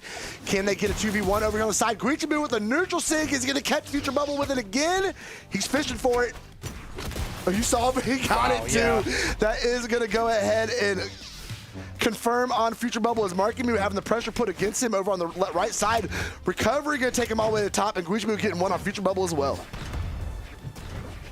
Okay. See Marimu and Future Bubble. Marimu, I feel like Marimu goes on side quests in twos off stage. He's just flying around the map with cannon. He really gets to be unlocked, and sometimes it leads Future Bubble to be in a bad spot. Guichibu forfeiting his stock there. Marimu actually has enough time to respawn and then save his teammate. I think Future Bubble would have made it back anyway, but we equalize the stock count there. Marimu going for Guichibu here. Guichibu has yet to pick up a weapon. He picks up the guitars, immediately fights back onto Marimu with that side light, and then Ensig comes out. Nice whip punish from Marimu, but Guichibu rides the momentum and finds the KO onto Future Bubble, and the blue team, after a very early stock off of Hexo, now sees the lead in game number 1. Yeah, absolutely. You know, we talked about this a little bit before the game started. I kind of thought it might go this way, especially in game number 1. Hexo, somehow that recovery like halfway dropped. I'm not quite sure. It didn't knock out. That is unfortunate though. Guichibu hitting his teammate. Ground pound from Marimu is going to end that stock, sending Hexo on his final 1. Stock count is all evened up. I take it back. Guichibu has been knocked down his final 1, but Hexo putting big pressure on Marimu. No one able to go over there and pick up the edge guard though. Future Bubble sent out with the side sig. Hexo throwing him out, trying to get lucky and catch a member of the red team in it. Good communication there. Marky was able to make it back for himself. So Future Bubble, instead of going off stage and hitting his teammate, just looks to create some space so the edge guard can't continue. And the exhausted recovery from Marky knocks Hexo out of here. Guichibu looking for a way to make this a 1v1 by taking that stock off of Future Bubble. The chase dodge high with the recovery, tries to go into the stage there, but Marky finds the signature, the sweat beads as well, and Guichibu has no chance of making it back, and Marky hitting his own teammate there, realizing they had it in the bag. That's a 1-0 lead to the side of Marky and Future Bubble. That got real weird though in a lot of spots. It did. I'm kind of trying to like analyze it in my brain, and that was just a lot of really strange interactions. Yeah. A lot of really weird synergy. It was a fiesta. It was a cornucopia of Brawlhalla 2s, I think. But Marky and Future Bubble are going to come out on top on that one. Hexo, unfortunately, only locking in 259 damage off of that Nyx in game number 1. That makes things pretty rough indeed. I do want to take a look. He was definitely favoring the Scythe a lot more than the Blasters. We had 68% equipage, 208 damage on the Scythe with only 15% on Blasters with 51 damage. Man, it sucks because I feel like Hexo, the attention always goes to him, right? Like when the blue team doesn't get going, when Guichibu and Hexo don't win a game, the first thing is always like, yo, what is Hexo doing? Hexo's throwing. Hexo, it's not working. It's a gimmick. It's not real. Get off of Nyx. Play a real legend. Blasters aren't good, right? But then it's like, then Hexo comes out of the gate with a different type of game and gets 6 KOs and 600 damage and stock tanks for the blue team and completely carries. So it's difficult, right? I wonder, you know, I didn't get to ask them this, but I do have the question, like, how do you keep your mental when you're one of those players like Hexo that is constantly under the pressure of the spotlight where everyone's like, man, it's like, dude, they're good players. They make top 8 all the time. Hexo, Guichibu, this isn't a gimmick anymore. No. This isn't a team comp that's an accident. This is a team that is tried and true, and they're going to look to find a way to seize some sort of control in this set into this game number 2. Hopefully not on Suzaku Castle, because I feel like that was like a Marky stage and a half. Like he just completely went off on the Onyx. I agree. We'll see for sure. Marimu giving some of the rare cannon representation that we've seen this weekend. We did see a little amethyst or 2, I do believe. But obviously in game number 1, working out pretty well for him. See if they're going to be able to carry that momentum through a game number 2, or if Guichibu and Hexo are going to be able to put a stop to it here. So far, things are just kind of falling out neutral. Nothing are really breaking loose for either one of these teams here. Okay, Future Bubble looking to create some space for Marky there. I mean, you know, honestly, if Future Bubble can just keep Marimu in a 1v1 as long as possible, it's definitely a good, you know, a winning strategy so far, because Marimu, of course, the best one player in North America right now. And we see that he isolates a 1v1, and that's Guichibu's stock completely gone. Future Bubble just keeping Hexo busy and leaves Marimu to his own devices, and that is not a safe place to be. Hexo getting mind-gamed by nothing. Where are we going, Hexo? The red team both hold on to the stock, and this team is falling apart at the wayside. The blue team need to come back in this game quickly. I mean, I hate to be the one that said I said it, but Marimu is a once player. Do not allow him to separate you and get those 1v1s in. He won't. Look on the Hexo. Hexo, the weapon toss there as well. Marimu going for it all with the unarmed down air. You see it again. It was just a 1v1, and it was the Marimu show. You've got to play as a team. You cannot let him isolate your teammate, because it is going to turn out devastating for you every time. But we're looking at the stock count here, and things are even because it's chaos. Yeah, Marimu just goes so far off stage sometimes, gets Future Bubble caught reaping what he sowed. Now the blue team looking to, I mean, this is a very tricky like weapon combination too. They got the Katars and Blasters, and it's really unorthodox. They have to find their neutral openings very weirdly here, and the red team could just find a D-Light into a KO outright. The strength of a team comp that is very consistent comparatively to the Queen Nai and the Nyx pick. Okay, Guichibu getting tossed over. He's still got that second stock. The red team's in a fantastic position. They're definitely looking for that extra credit, though. Okay, Marimu gonna find his way back over. Guichibu dropped low for that Sair and got punished so badly for it. You cannot give this red team an inch because they will punish it. Guichibu reached up with a neutral sig. Marimu saw it coming from a mile away.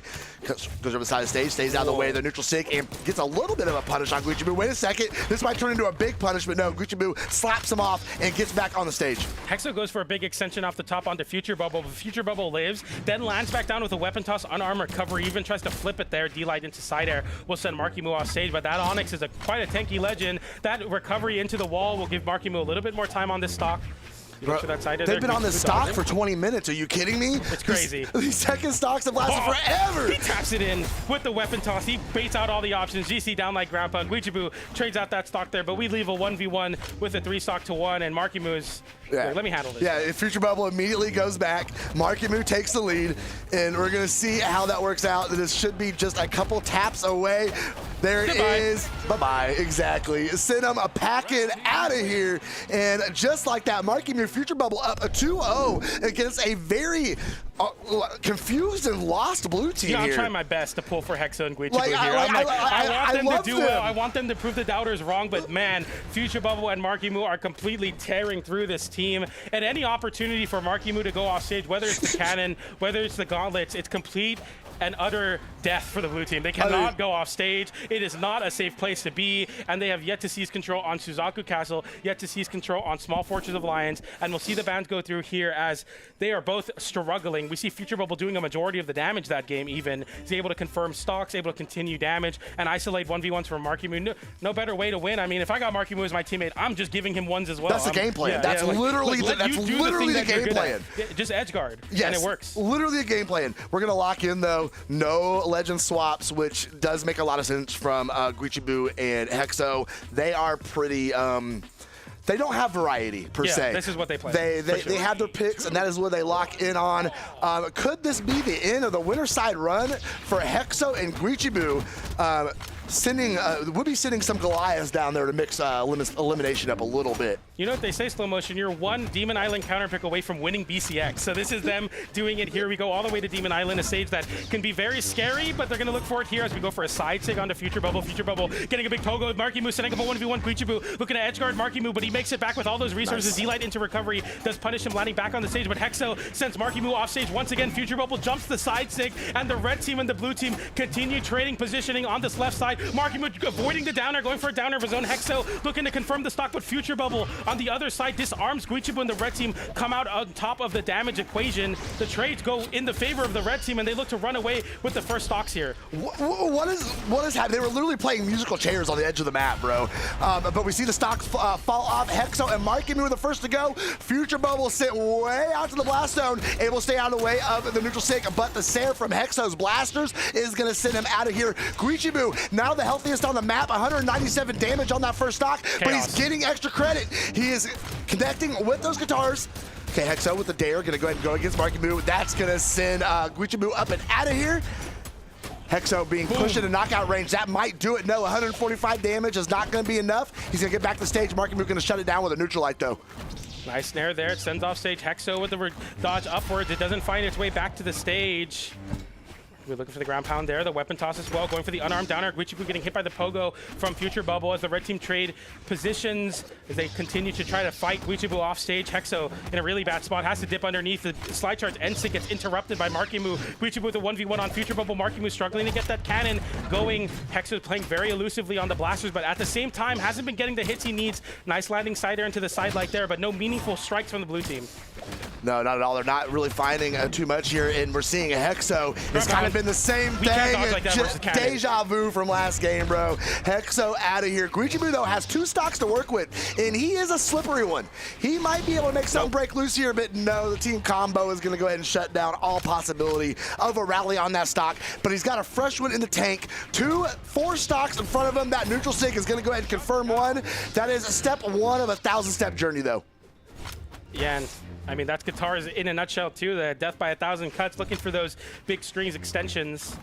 Is this possible? Yeah. Is it likely? Probably that's it not. right We there, see the Mark. team combo Oh, here. you know what, Cider Mark, in, the you D-Sig into the didn't need side to- sig, weapon toss there. Doesn't KO, but Guichibu without any resources gets caught with another side sig. Marimu looking to confirm it with the cannon as Guichibu is holding on to any hope. The down sig sends away once again. Guichibu makes it back to the stage once again, fights back with an unarmed side light. Side light looks for the dodge through. Another side light from Future Bubble swaps back to the spear, but the end light will be able to do it. And Marimu and Future Bubble, with the power of friendship on their side, move forward with a 3-0. It is. It really is the power of friendship. Getting the job done yet again. Another very decisive victory during our block. Guichibu and Hexo, I hate that. There were some synergy issues. That got a little chaotic, got a little crazy. There was parts of that set where they looked confused. They didn't know how to act. They didn't know where to be. Yeah. And Marimu and Future Bubble took advantage of that every step of the way. Their synergy proved true, and they are going to be moving forward in a summer championship, and they are going to be moving on to winners semis.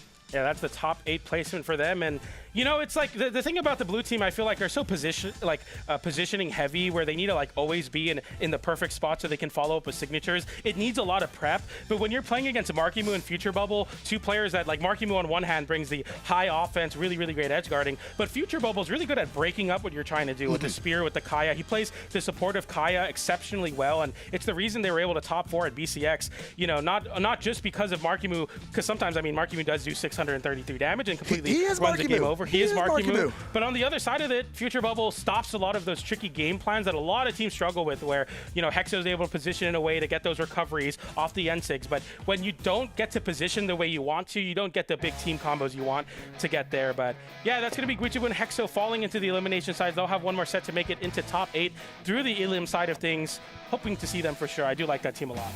Absolutely, absolutely.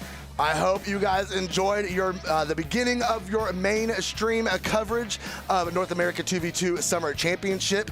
You guys see there at the bottom, you guys are going to have a very nice treat when we come back. Balloon Boy Raidish going up against a Megd and Flower.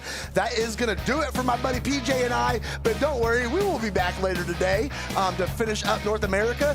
You guys get you a drink, enjoy the break, and we will be right back with more Summer Championship coverage here in just a second.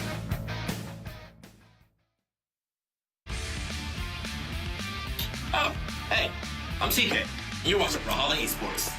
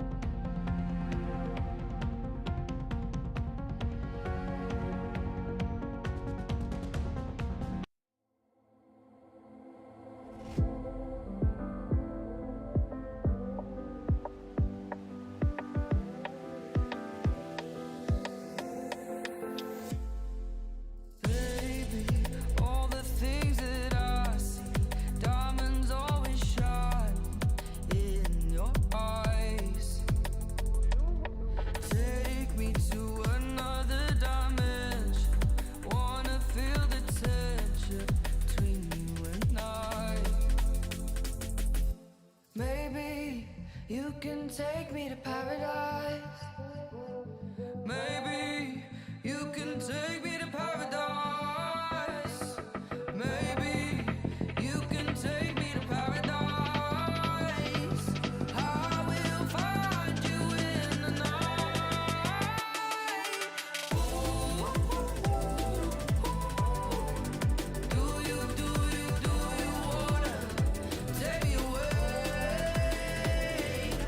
Ooh. Do you wanna take me away?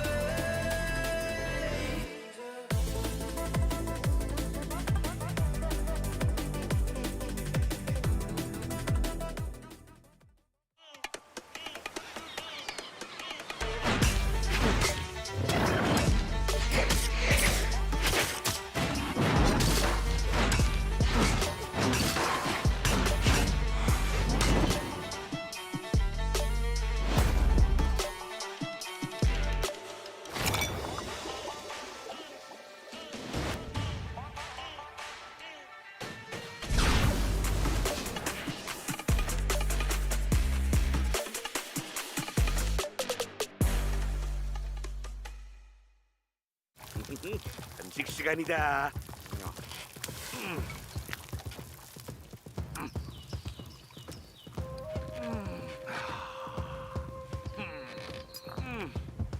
문어 좀 먹을래? 아프소.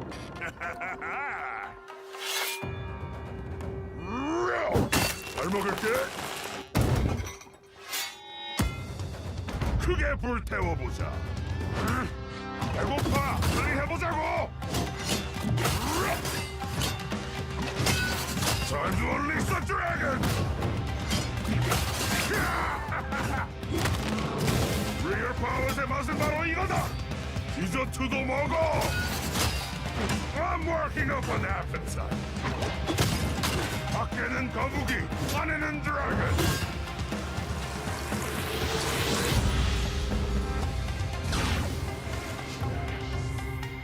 이기는 건 디저트만큼 달콤한 거야. 뭐 거의. Welcome to Brawlhalla.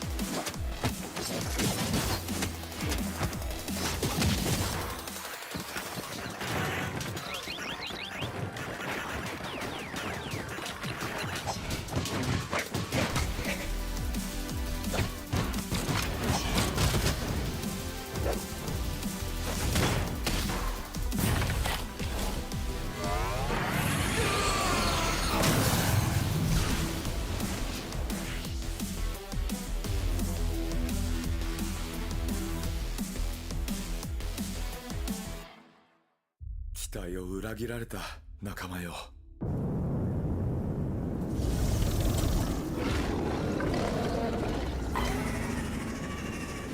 誓うよ、死ぬまでこの世界を守ってみせる。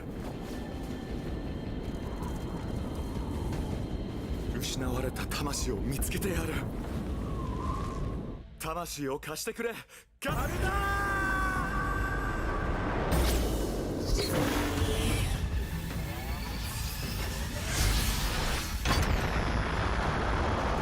仲間が倒れたが俺は負けない。手を貸そうか。かなわない相手なんていない。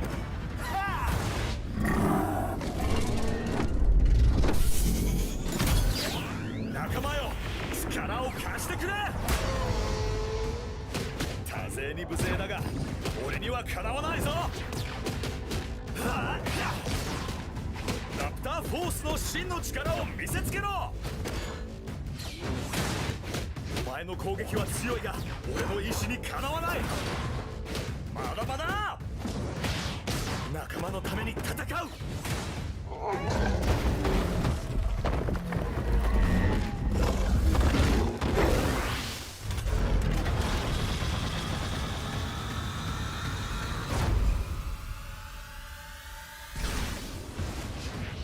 残ってるのは俺だけだ。最後の防衛。ブラルハラへようこそ。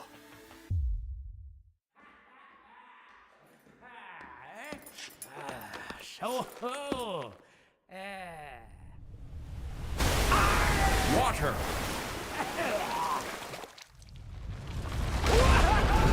Earth. Fire. Air.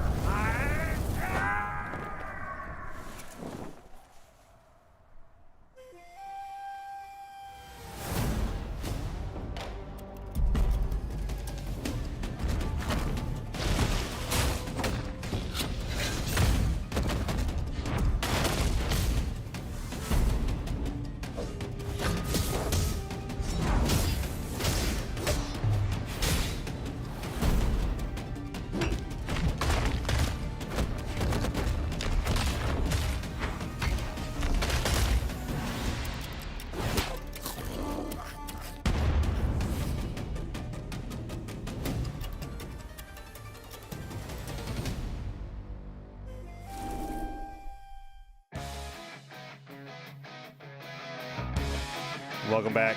Summer Championship, North America 2v2. I'm Taz. I'm going to be coming on the desk here for the next round of matches, joined with Flambeau once again, and we're going to be bringing you all into top 8 winner side. We've got some heaters coming up. Megd and Flower versus Bloom Boy and Raidish. That'll be interesting. I think that one's particularly fun, right? Because, you know, everyone remembers the good old Megd Raidish team. And so now that you have Megd with Flower and Balloon Boy has been doing great work with Raidish over the past few tournaments. It's kind of a bit of that continued storyline of, well, okay, sometimes people split apart and find, I guess, new... Yeah, it's a bit of a surprise to me. Actually, I guess it's not a bit of a surprise to me. I started saying that, and I thought, because Raidish and Megd's results have been declining over the past few events, I feel like, at least rather to what I was holding them up to, right? Okay. So that experimentation that's going on right now is actually fun to see. Not to mention that Balloon Boy, I think, has never really had a static before. Raidish strikes me as the kind of person that wants to team with somebody for a while to feel things out. So this might be a new team for the rest of the year, if not the next season. Because that would be what? That would be max mode into mid-seasons and then now summers as well, that they would have been together. Yeah. And it's always fun to see how Boots is pushed in meta. I know we had a little bit of Tesca earlier on today as well, but seeing Balloon Boy being able to play with Raidish is really, really fun. We got Red Raptor and Devil Jin going up against Onyx and Kaya. I will say, it feels like as time goes on, I'm realizing more and more that Europe has solved 2v2s maybe a little bit sooner than everybody else, because it feels like a lot of the ideas that came from over there are starting to get into the other regions as we're seeing more Ulgrim and Kaya, even after Kaya kind of falling out of popularity from most competitions. Yeah, and I mean, we're starting off with game 1 here, and I think, you know, kind of the fun part about watching this for me is actually seeing the Megd Onyx, right? Just not something you get to see all the time, realistically, right? Yeah. But Flower, on the other hand, I think no one's too surprised to see Flower on the Kaya. Always probably going to be on a bow legend. Yeah, so. I wish, I kind of like look at it and go like, I wish he had the Jakey mentality of like, I'm going to play my main until it gets really bad, and then I'll pick the meta character. But no, he's starting out with the Kaya. I think that makes sense. Yumiko, very, very different in terms of like, I mean, we talked about like with Azoth signatures yesterday, yeah, right? It's exactly. like, what are your signatures doing for the team? You're kind of just cornering yourself. Azoth kind of does the same thing. Flower gets to the right side. Megd gets hit by the neutral stick from Balloon Boy. Nice. Went for the recovery there to get the finishing blow, and goes for another recovery here on Megd. Yeah, Balloon Boy's pressure is pretty relentless. Does a really good job of just getting under his opponents and then throwing out that recovery on the gauntlets to go ahead and pop them up, maybe potentially get a knockout. But really just has the discipline to just pull the trigger. It's just really hard to get punished, especially in 2s for just kind of going for that option. But there we go. I mean, a slight lead for Balloon Boy and Raidish, and they're looking to extend it. A nice D-like ground pound from Megd that was going to bring things a little bit closer to even, but they still need to get this first dog off Balloon Boy. Yeah, I was enjoying how Raidish and Balloon Boy were looking for those small hits, Saren and air, into another side air. Nice. Little things like that, right? Where like Balloon Boy passes with a bow side air, Raidish gets the unarmed air. And it's like, that's as much as they're going to get, but that's more damage than they would have gotten otherwise if he wasn't looking for it. And Balloon Boy's still on one stock, or on his first stock here, gets the recovery, disarms Flower. Flower hurting quite badly here in this game 1. Yeah, this is kind of sad to see. I mean, Balloon Boy is hanging on. This neutral light's going to bounce off the stage, so Balloon Boy's still going to have this first stock. Gets back on with an aggressive side air. Raidish comes in with that neutral sig of his own. Balloon Boy gets maybe another stock here. Gets the turnaround with the sig as well on the neutral sig. And looks like Raidish going to clean up that stock on the right side. Balloon Boy still has all 3 stocks. I can't highlight how awesome that play from Balloon Boy was because he feinted going out for the edge guard. Yes. And then pivoted the end sig to keep his teammate away from the save. And like, what's better than the Zariel end sig where you're like grabbed in the air before getting spiked? Finally, Balloon Boy goes down. But Raidish is fighting the 1v2 and he gets the down sig on the dodge in.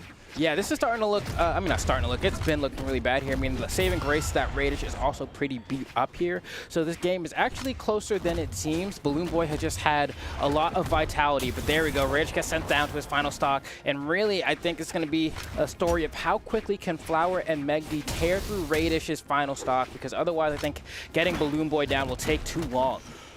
Oh, both players on the left side of the stage. Nair into... Nice. Okay, neutral into recovery from Raidish. I like that, just to be able to keep him away from Flower, or from Megd, who was on the bottom of the stage.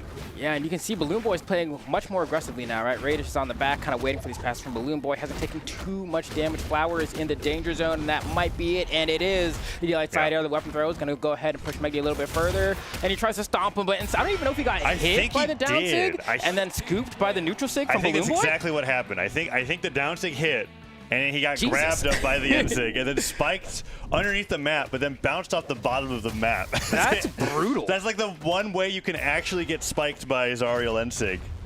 Let's see if that happens. Yeah, gets smacked into the corner, right? Yeah, let's fully get that replay. That was and then here. Wow, what was that? So they got, and Megd actually did a pretty good job recovering despite all of the things that happened. Yeah. Okay. Got down sig into end sig, bounced off the end sig into the bottom of the stage to get spiked by Zariel end sig. The first time that ever happened. Good coverage, right? Wow. You know, and I think the timing there you got to give some respect to, because Balloon Boy doesn't get hit by the Red Raptor stomp, right? Oh, to go ahead and go for that. So that means the timing had to be like pretty tight there. That's insane, actually. Wow.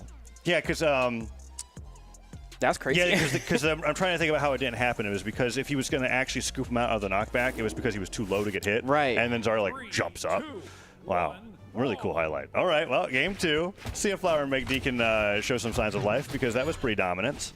Balloon Boy is playing on another level than everybody else on the screen, not trying to take things away from Raidish either. He's playing well as a teammate, but Balloon Boy was looking untouchable last game, so Megd is trying to put some damage onto him to compensate. Yeah, no, I think, you know, this time around it's looking much better for Megd and Flower, at least as far as damage goes. They're able to keep things relatively even here. I think Raidish and Balloon Boy do such a good job playing off of each other. That's going to be a pass that gets interrupted by a downer from Megd. Megd on this Onyx, which, you know, I kind of mentioned a little bit earlier before, but haven't really given much time to actually see, like, how he's able to kind of hang with the rest of the players with this Onyx, and so far I think he's doing a pretty good job.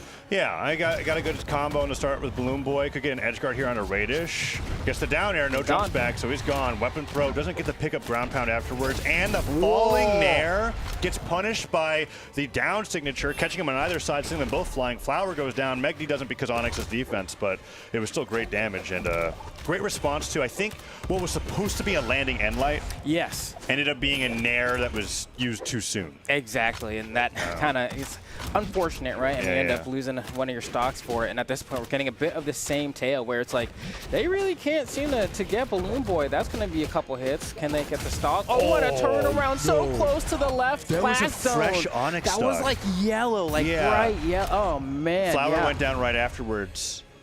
Wow. Whoa. How did that happen? This game was looking so much better. And then Balloon Boy off stage. I mean, that's Raidish and Balloon Boy's combos, I guess. It's one of the scary things about Boots is that I like to say that Boots is the active input that says, do you want to go far or further? Yeah. And so like you saw that as they just carried Megd up the stage. It doesn't matter if you have 0 damage if you have to travel with your opponent. And Balloon Boy finally gets shut down. Everyone's getting Raidish, cooked. no way. Oh, I love the extension for the nair there from Raidish, recognizing that if he just went for the side there, wasn't going to KO. The save's going to happen there. And now it's a 2v1 for Megd. This isn't happening. We're going to a game 3. But so far, I don't know how Megd and Flower come back from this. I mean, I feel like this game 2 in particular pretty much was lost as a result of losing some early stocks, right? But that's the power of legends like Red Raptor and yeah, man, he hit him too. He got the knockout credit. Wow, Balloon Boy's incredible.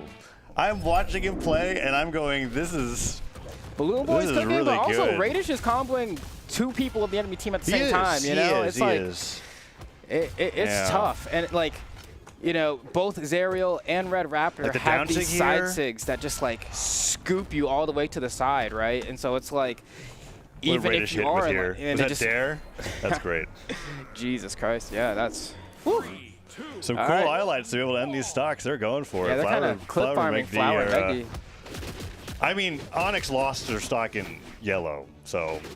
Whatever that means. Yeah. I'm going to try to put some more attention on the Raidish because Balloon Boy keeps stealing the show from me. But you are right. Raidish is playing pretty phenomenally. It's just like Balloon Boy is getting shut down on 1 stock a game, 2 games in a row. And it's just kind of stealing the show for me. Which, you know, it's nice, right? Because it means they're putting a lot of focus onto Raidish, I think, and then Balloon Boy's there to go ahead and pick up the passes. And he's so good at it, right? And then moments like that, Raidish will pop right in once Balloon Boy's getting hit to kind of mitigate the amount of damage you take. So they kind of extend the length of both of their lives pretty efficiently here. And there's Balloon Boy with another punch with that end light. Megd getting a turnaround here. They need to have a lead in this game number 3 to be able to have any sort of semblance of coming back in this set, I think. They've not had that chance, and a miscommunication error there between Flower and Megd kind of robbed them of potentially getting a double knockout. Yeah, that's really unfortunate. Yeah, it looks like that was like a commitment after that side light. Like Flower's like, I'm always going to neutral sig here. Yeah. And Megd just ended up getting caught in the crossfire. Nice team combo into Flower, neutral into the down sig. And the down sig covered Megd trying to save. Nice job going for the nair there. Balloon Boy tried to catch the landing, but Megd does a falling side air.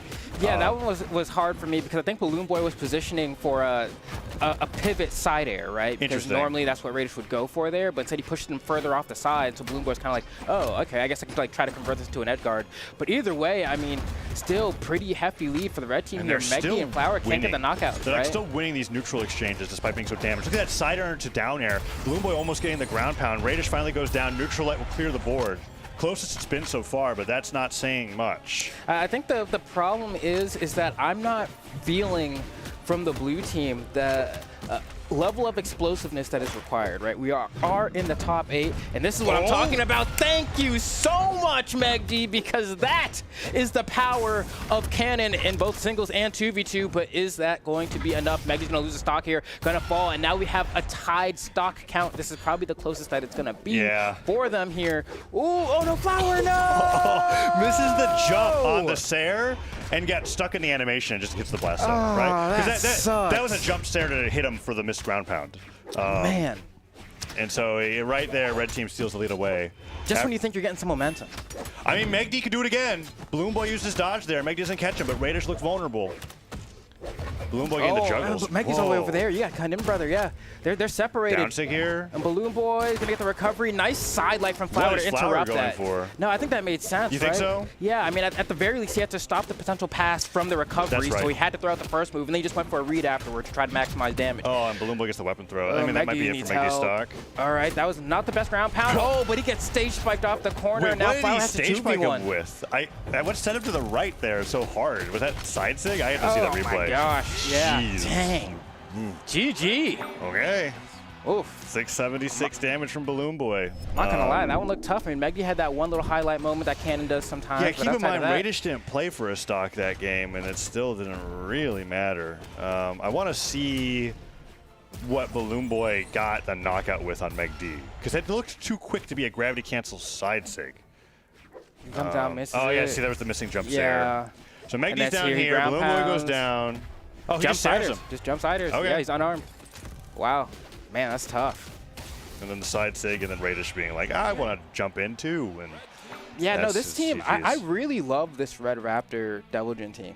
It looks good. Just because of how like annoying it is, as Yeah. far as like, you know, I think a lot of about what makes Taros so strong is just how hard he hits, and also when he does his gravity cancel side sig on Axe, he takes a couple steps forward before you get hit by that final hit of knockback.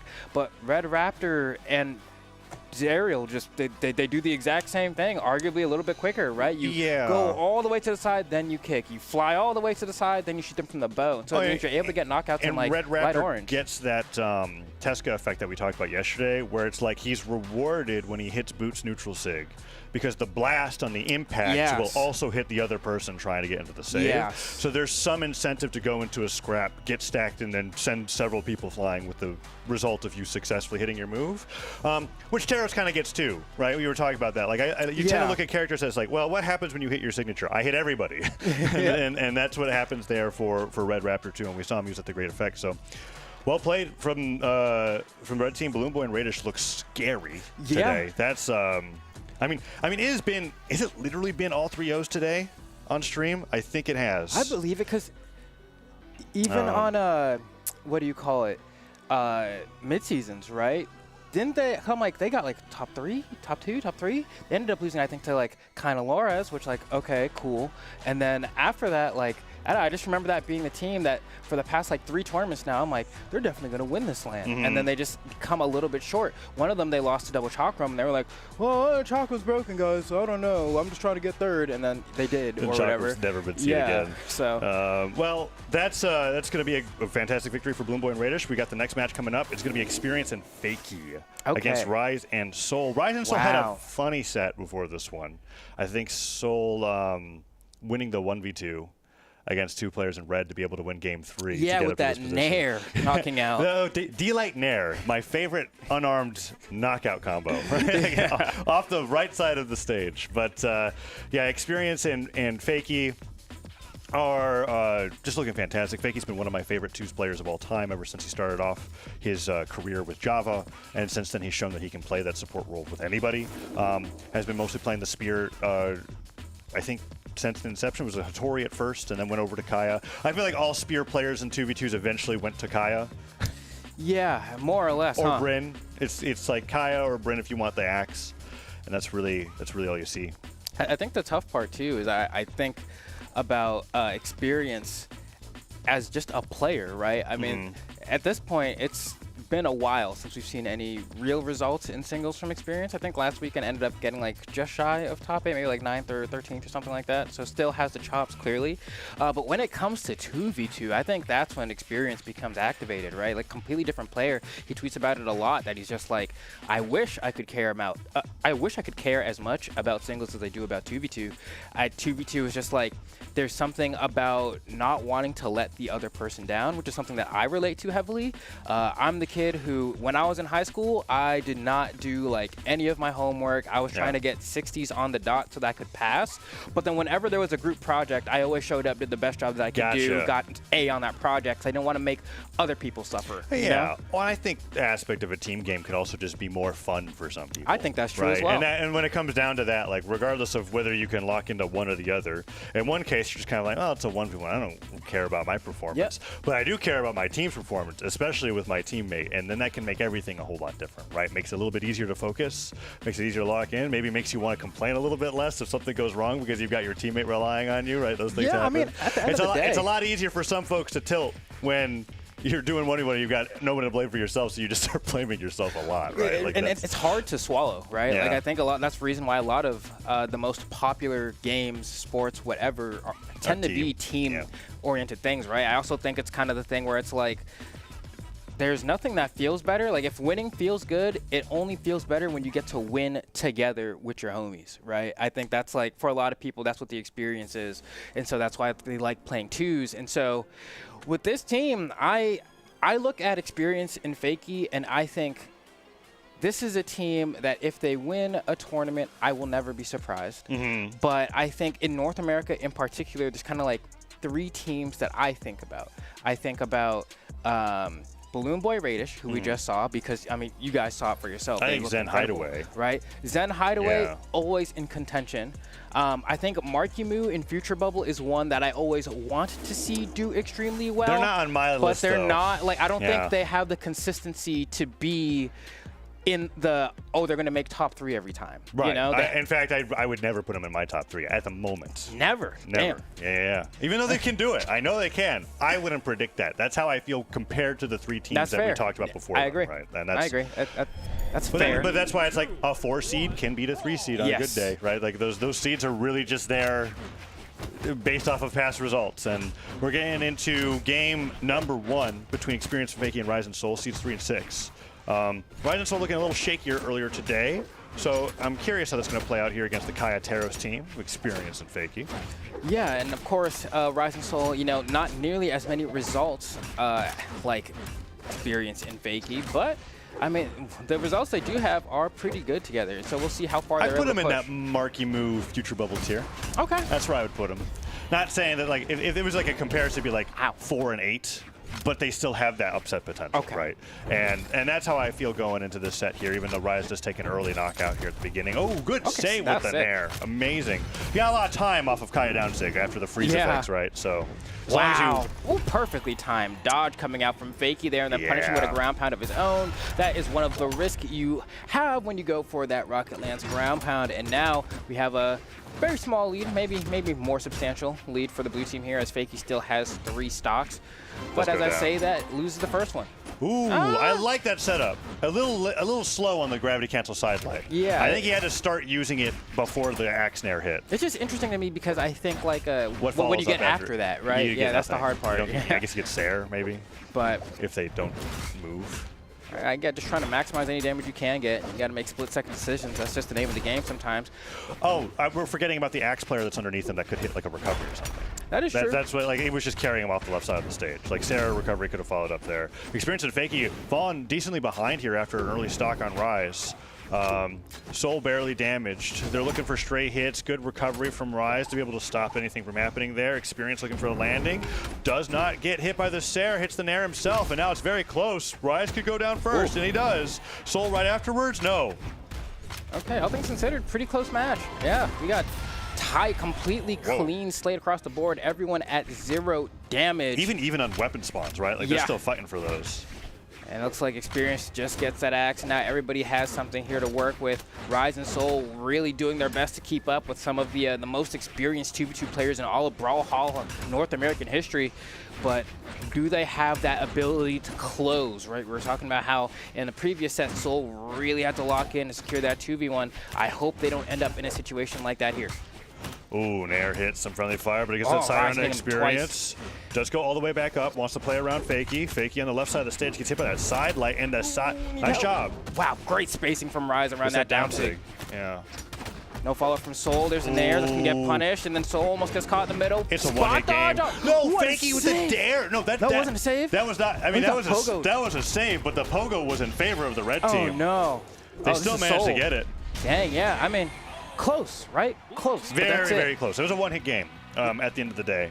And it almost went over to red team's favor after that pogo save on accident from Fakey, right? Because that stomp Sarah was coming in from Experience to get the knockout, and then it ended up getting stopped. I mean, they get it right afterwards, but that whole game was like everybody was equal damage the entire time. Board was being cleared. It came down to the last stock, and Experience and Fakey just barely clutch it. Yeah, no, I mean, it's similar, right? We keep saying it's like a game of leapfrog, or like maybe more accurate is like Bloody Knuckles, right? Yeah. And like it's hard in these scenarios where in that last stock situation, we could kind of see that they were playing that game, but then trying to figure out when do you break the sequence to try to go for the knockout, right? Like there's some point in there where you think you can squeeze in an attack that'll just knock someone out and give you the 2v1, and they couldn't find that moment.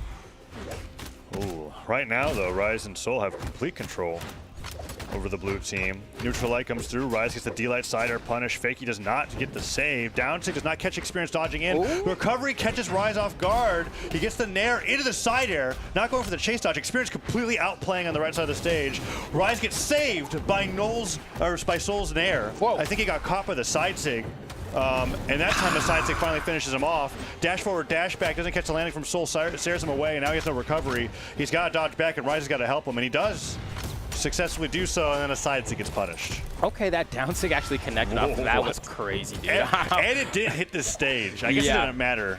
That's insane. But hey, I mean, that's the power of Kaya for you. And once again, clean slate. These teams are very evenly matched, it seems. I mean, multiple times already they end up in situations where, you know, they just all end up respawning at the exact same time with the same number of stocks. Ooh, that's a lot of action errors that Rise just took. I think it was like 4 over the course of that exchange. Experience looking for the landing side light. What else has he got? Weapon throw, jumps forward. I don't know. Downlight, anti-air. Both Experience and Rise were waiting for the other one to jump first. And he doesn't get that sider afterwards. Fakey. That's a deja vu from the last game on the punish. Nice the weapon throw. It doesn't but then matter, Soul though. with the save of the ground pound. Yeah, just Experience not in position there to go ahead and save Fakey. And then a haymaker off the platform from Rise. And now they have a lead here. Let's see how much damage they can get before they get sent down to their final stocks. Down Sig almost snags that stock from Rise. That Kaya defense coming in clutch. Doesn't get the Sair right afterwards. Could have evened things up pretty quickly. This is the biggest lead we've had so far. That's saying something. Like the fact that stocks have not flown in the other direction yet means blue team might be in trouble, especially after that ground pound hits. Wow, what a conversion from the red team here. Fakey. Rise is going absolutely insane with these follow-ups. But now we're going to see Soul go down. Rise has to bide his time for a little bit here. He's going to run right through Experience, then almost turns around and gets hit on Fakey. He gets that recovery out just in the nick of time. Turns around, gets the down sig. Rise is absolutely popping. Look at this movement from this Kaya right now. I don't know how that downlight didn't hit Experience, but his superior spacing allows him to get a knockout there. I feel like Rise ascended on that stock. That was incredible play how he was moving around, hitting everything, not getting punished for it. Downlight recovery, not going to knock Experience out, but it's a one-hit game, and Soul takes out one. Silent and the Sair not going to combo, but Fakey is just a hit away from losing this game. Neutral Light into recovery will take it, and now it's evened up 1-1. We finally got a set, Flambeau, and this set is super, super close. I know the damage was low on the low end for the blue team, but it didn't really become a disparity until after the second round of stocks were exchanged. And Soul on the Rise on the bow, the entire last stock was amazing. On the bow, without the bow, we got haymakers. We got. I think the target swapping was also really good, right? Like you go in, you hit someone, your teammate's gonna combo off of that. You turn around, you hit the other guy, you combo him into your teammate turns around. They were just playing together as a unit extremely well there. And then when it came down to the final stocks, they played a decent amount more reserved. I mean, I guess I'll say that, like, you know, Rise was going in, but there was a degree of kind of like floatiness and campiness that they were exuding beforehand because they didn't just want to give up their lead for free. So I'm glad that they were able to kind of change the tempo like that. Experience with the falling Sair at the left side. Nice backswing on the down air. Ground pound punished by Rise. Both teams have shown some very good skill in reversaling ground pounds off the sides of the stage there. Both Fakey and Rise have done it. Just happened to Experience right there when he went for a ground pound, got pogoed for it. Sider is going to whiff, and both players are looking for their starter here. And both Kayas seem to be the targets that are taking the most damage so far as Rise goes flying. And Fakey gets stopped by that weapon throw. Okay, Experience gets the first stock with that down air, and now they have a chance to collapse on a Soul. Fakey can't get it. Soul gets a punch with the down sig, and the end lag on it is so low. He goes for the spike, but it's not going to work. The pogo somehow wasn't enough to knock out Right. He gets another wall touch, and they give up on the edge guard. Fakey gets in position, but does not receive the pass from Experience. Rise does that sider in the middle of that sider from Soul, and somehow that ends up being some stacked knockback. But geez, the blue team hasn't had a moment to recover. Yeah, Soul really doing well around that. I think Fakey, when he got that second pogo, thought he didn't get his jumps back. Yeah, and maybe. He touched the wall right before it happened. Sider will take Experience down. Downsig will take Fakey down. No. Perfect angle just to survive as long as possible. Okay, this is a close match. All of them have been. That Sider's going to get rid of Soul's first stock. Fakey's the only one remaining with 3. And look at that patience on the side. Tries to go for a dash jump pogo. It's not going to work. Smacking Rise. The Kayas are dancing around each other. Soul comes in to break up the fight. Oh, gravity cancel sidelight means no dodge. Just gets another sidelight in air, and Fakey right there with the recovery. Okay, Fakey once again drawing Rise's aggro. Experience is on a Soul, and I think Experience wins that 1v1. Rise trying to get the 1v1 on Fakey. Fakey turns it around with the downer, says, I am the better Kaya in this moment in time. And now Soul has a chance to get 2v1 edge guarded, but they just let him slide right back onto the stage. Yeah, he really did.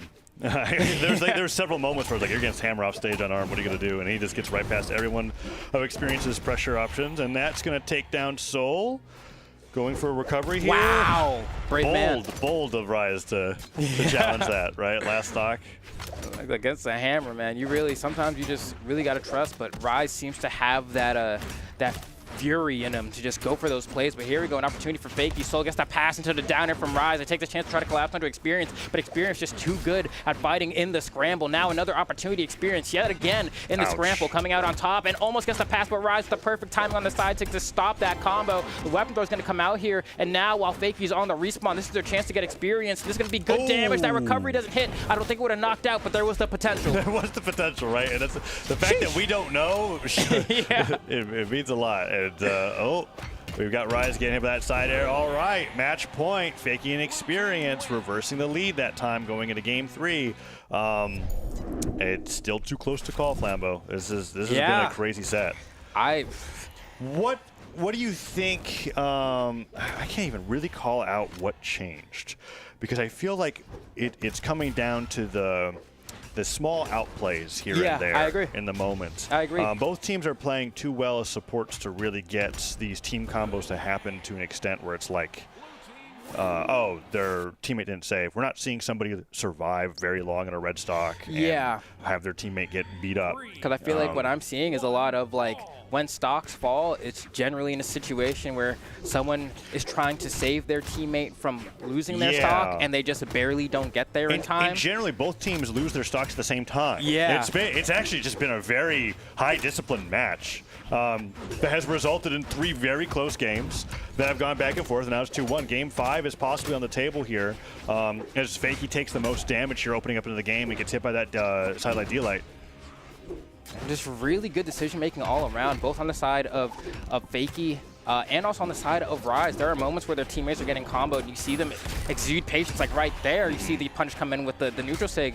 But Rise was already thinking about, man, I can't go for a D-light after this. He already knew, but it didn't matter. I can't get the save. Gets the spike with the slide charge down sig. I mean, where could have Experience gone? Yeah, I don't know. I guess he could have jumped straight up, but I don't in my mind actually know what the Ulgrim down sig hurt box looks like stacked on Ulgrim himself. I know right above him it's safe. Yeah, I think the hard part about that to me is that it looked like Ulgrim was basically in the blast zone when that down sig came out. I didn't think he was going to be able to jump back up after that, to be honest.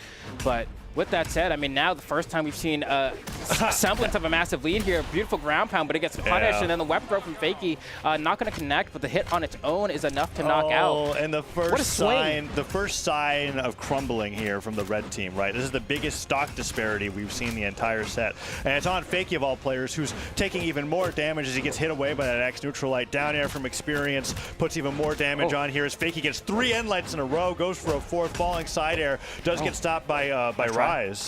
But they're playing so good as a unit. That side six is going to be able to clear him out. Goes for the ground pound. It's going to connect, but it's not going to knock out. Falling Sarah weapon throw up. We're starving, perhaps? Or what's the deal here? I think queued up another spear is maybe what Rise has done there. And, okay. Not going to lose the stock for that one, but things are getting close here. Rise needs to hang on to the final stock. There goes his partner. Dodges through that ground pound. Still gets tagged on the way up. Nice dodge. Jump dodge to get away from the weapon throw. Disarming Experience just for a second. Yeah, Soul has to be the one to create space here for Rise. Rise keeps hitting Soul. They're stepping on each other's toes a bit. This is probably the most we've seen them hit each other trying to regain some space on the stage. Experience is playing like he's on a fresh stock too, so credit to that. Downlight finally hits him away, but he was not getting touched during all of that. Nice. Chase dodge forward, chain dodge up, pogo down. Takes Experience down. Fakey gets the down sig on Soul. Rise gets a good punish onto Fakey though. Neutral light. Experience fakes him out, goes all the way to the other side, gets the down sig. Rise now in the 1v2. And another one, yep. I love it from Experience. Experience and Fakey securing the 3-1 victory over Rise and Soul. I love the way that Experience played the final stocks in that match. Because he just kind of got to a point where he's like, 1, I have a pretty decent health lead, and 2, we keep playing this game where our timings are extremely similar. I'm just going to dash forward and charge Taros down sig, and I'm going to wait. And then I'm going to do it again, and you're going to get blinded by the fact that I haven't been playing on this tempo the entire set. Very well played from Experience and Fakey. We're seeing this last stock here. Down sig was just coming out galore from Experience. Highest damage in game from him, I think, 611. Very well played. Rise and Soul, like we were talking about before, I really do feel like they've got the potential to break in. They're so right? good. They're very, very, very close. I mean, those were 3 games where it was like they sneezed in the wrong direction and the result was different, right? Yeah. Like that's how close it was. And then by the time we got to game 4, Fakey ended up getting isolated.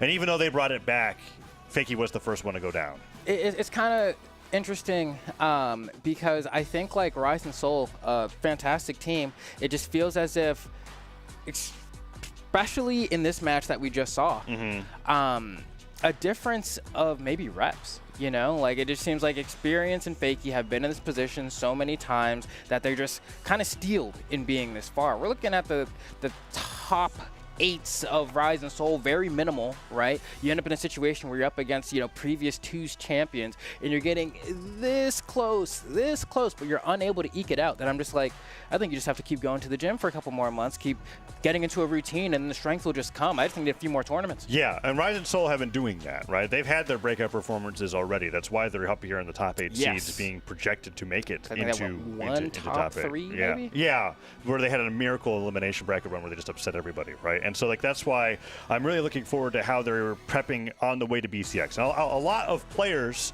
and a lot of teams have that mentality too, where it's like, hey, all these championships are great, but the goal, the one that we want to win, all roads lead is to BCX, and that's the one that they're looking forward. So if they've got a few more months for those reps, well, this is just another one of those stepping stones on their way towards the World Championship at the end of the year. Yeah, no. But with that said, we're going to figure out what's going on with the rest of this top 8 in just a moment. But we're going to go to a quick break. And when we return, more North America doubles 2's action. You don't want to miss it. Hey, it's PJ.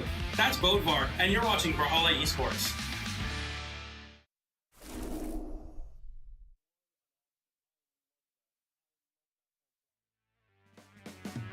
Everybody get loose, shake it out.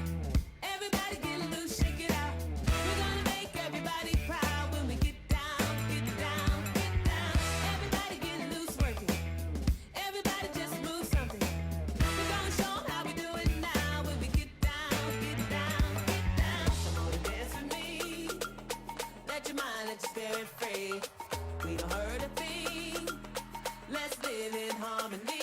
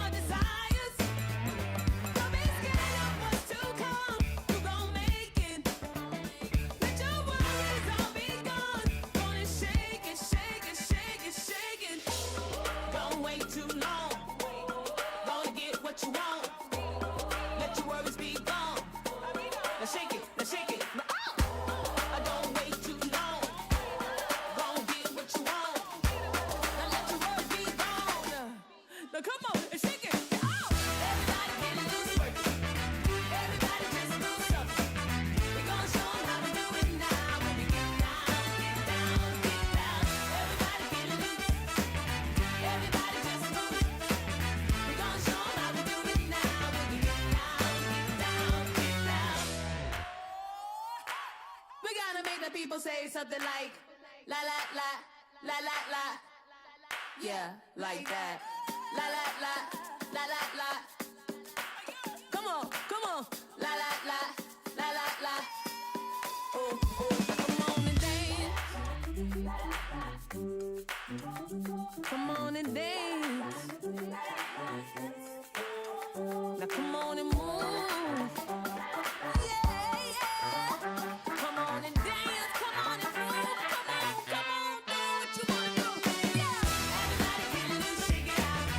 Everybody get loose, shake it out.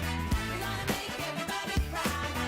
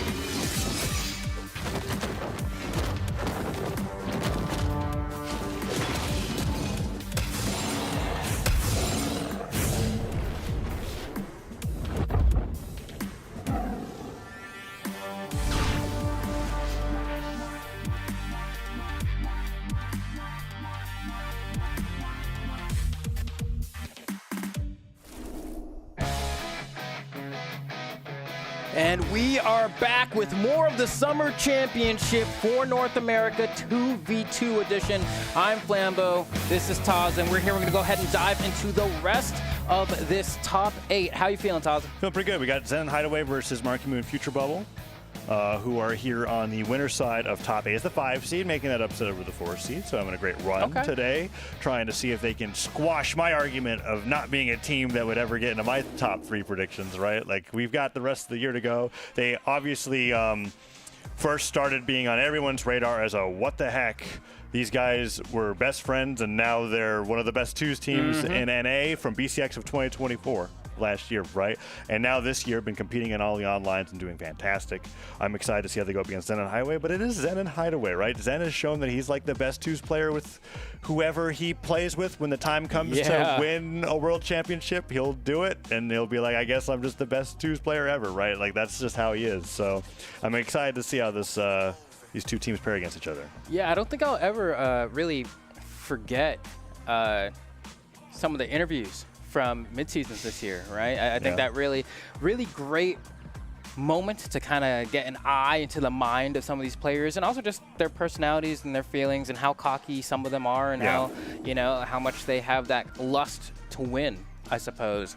And I think Zen, one of those players, just really going for the gold, wants to be the best, known as the best, and isn't trying to settle for anything less than greatness. And he has another opportunity to do it here today with Hideway, but will he be successful? I don't know. I feel like it's a team I want the dub so bad versus team friendship. So I'm like, eh. Yeah. By contrast, right? You think of a Zen interview versus a Marimu interview. you've got the most polar opposite styles of mentality that you could ever think of, right? Because Marimu is just the most humble person on the mic. And we're going to be going into game 1 here, where it looks like we've got Onyx Kaya going up against Kaya Olgrim. So it is really just like Kaya plus your Olgrim, Teros, or Onyx, isn't it? That's like what we're feeling. North America, I guess. Or I guess your Zerial too, I suppose. But really, no one's really doing it like that, though, in North America. Besides Bloomboy. Yeah, but even then, he's doing it with Red Raptor, you know? That's not really right, in this that's team right, comp. When you play doubles with the one guy that's like, you know, I'm not going to play what's meta. I am going to play my main. Although in his defense, he's made Red Raptor meta, in my opinion. I agree. Like, I'm like, why aren't more players picking the character? But back to this match. Marimu, the least damage so far. Hideway trying to get some more damage in. And we got ourselves a really close opening here once again. Zen and Hideway taking center stage, but Marimu just breaks that right up. Oh, nice punish, but Marimu punishes the punish with also knocking out combination, and manages to get a dub in the 1v1 in the downtime of the respawn, and is going to go ahead and pick up this pass from Future Bubble as well. That was just off an N-Light, so much damage they're able to get. And I like that conversion to the down air of all things off a D-Light, right? You don't see that often. Yeah, I feel like I'm excited to see how Marimu's Onyx is playing on the day. He's doing fantastic with the cannon. 2 D-Light airs in a row. Side air is going to send him flying away. Future Bubble, however, does look like he's being focused down and isolated, right? We talked about that in the set earlier today, where it felt like Raidish may have been the focus, and that's why Balloon Boy was living for so long. Yeah. Here, Future Bubble might be the focus, but Marimu, I never viewed Onyx as the rushdown character when you're playing it in 2s. It's hard to keep up if your teammate is getting isolated like that and taken down very quickly. Yeah, I think that the toughest part about Onyx in 2s is that she's just a legend that doesn't have much range, right? Like no range, you got no gauntlets, speed. no speed, right? You got a side air to get all the way over there. If you're comboing someone, you're basically exiting the premises at the same time. Beautiful down from Future Bubble there. But on the other side, I think when you have a player like Marimu piloting the character, he has so much presence on the stage by himself that it really does kind of feel like a bit of a misdirection. And it allows Future Bubble to get openings that you otherwise probably wouldn't be able to get. Yeah, and Future Bubble's held onto the stock as a result of that presence.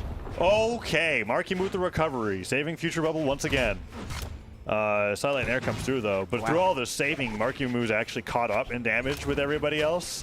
It's been hard to get a straight hit for anyone on the screen so far. Neutral Light sends Hideway flying, but it's not going to knock out just yet. Yeah, it's actually... Oh, misses the pass. Yeah, I feel like with how much it kind of feels like Marimu has the pressure to force the enemy team to do things, I think Future Bubble doesn't have a lot of leniency for missing these passes. But here we go. I mean, well, they brought it back. They climbed ahead. Barely, though. This is going to be a clean slate. I mean, Future Bubble's a unarmed sidelight away from losing that stock. I can't believe he only survived because that was a friendly fire cannon's there. Knockback reduction really holding on to him there. Gravity Castle delay neutral. Wow, Future Bubble really made the most out of that stock. Yeah. That was amazing. Fantastic damage to get on the way out, and considering how long he was able to survive as well, I think the trade-off was that Marimu ended up kind of losing a stock's worth of damage, but it all pans out in the end here as Hideway is already red on his final stock. Future Bubble already in the orange, though, so it's kind of a race for Marky here to be like, can I get the 2v1 as soon as possible? Future Bubble in a bad spot. Marky needs to save him, manages to draw some aggro there, and then he's going to lose his final stock. Future Bubble needs to hang on. Going to run to the side, dashes through. Under. That was nice. Zen went for a jump read with the spear and air, and it would have covered as many options except staying grounded there. Sidelight and air downer. Oh my goodness, Marimu. Wait, he was on a fresh stock, and all of a sudden an orange Hideway finally goes down.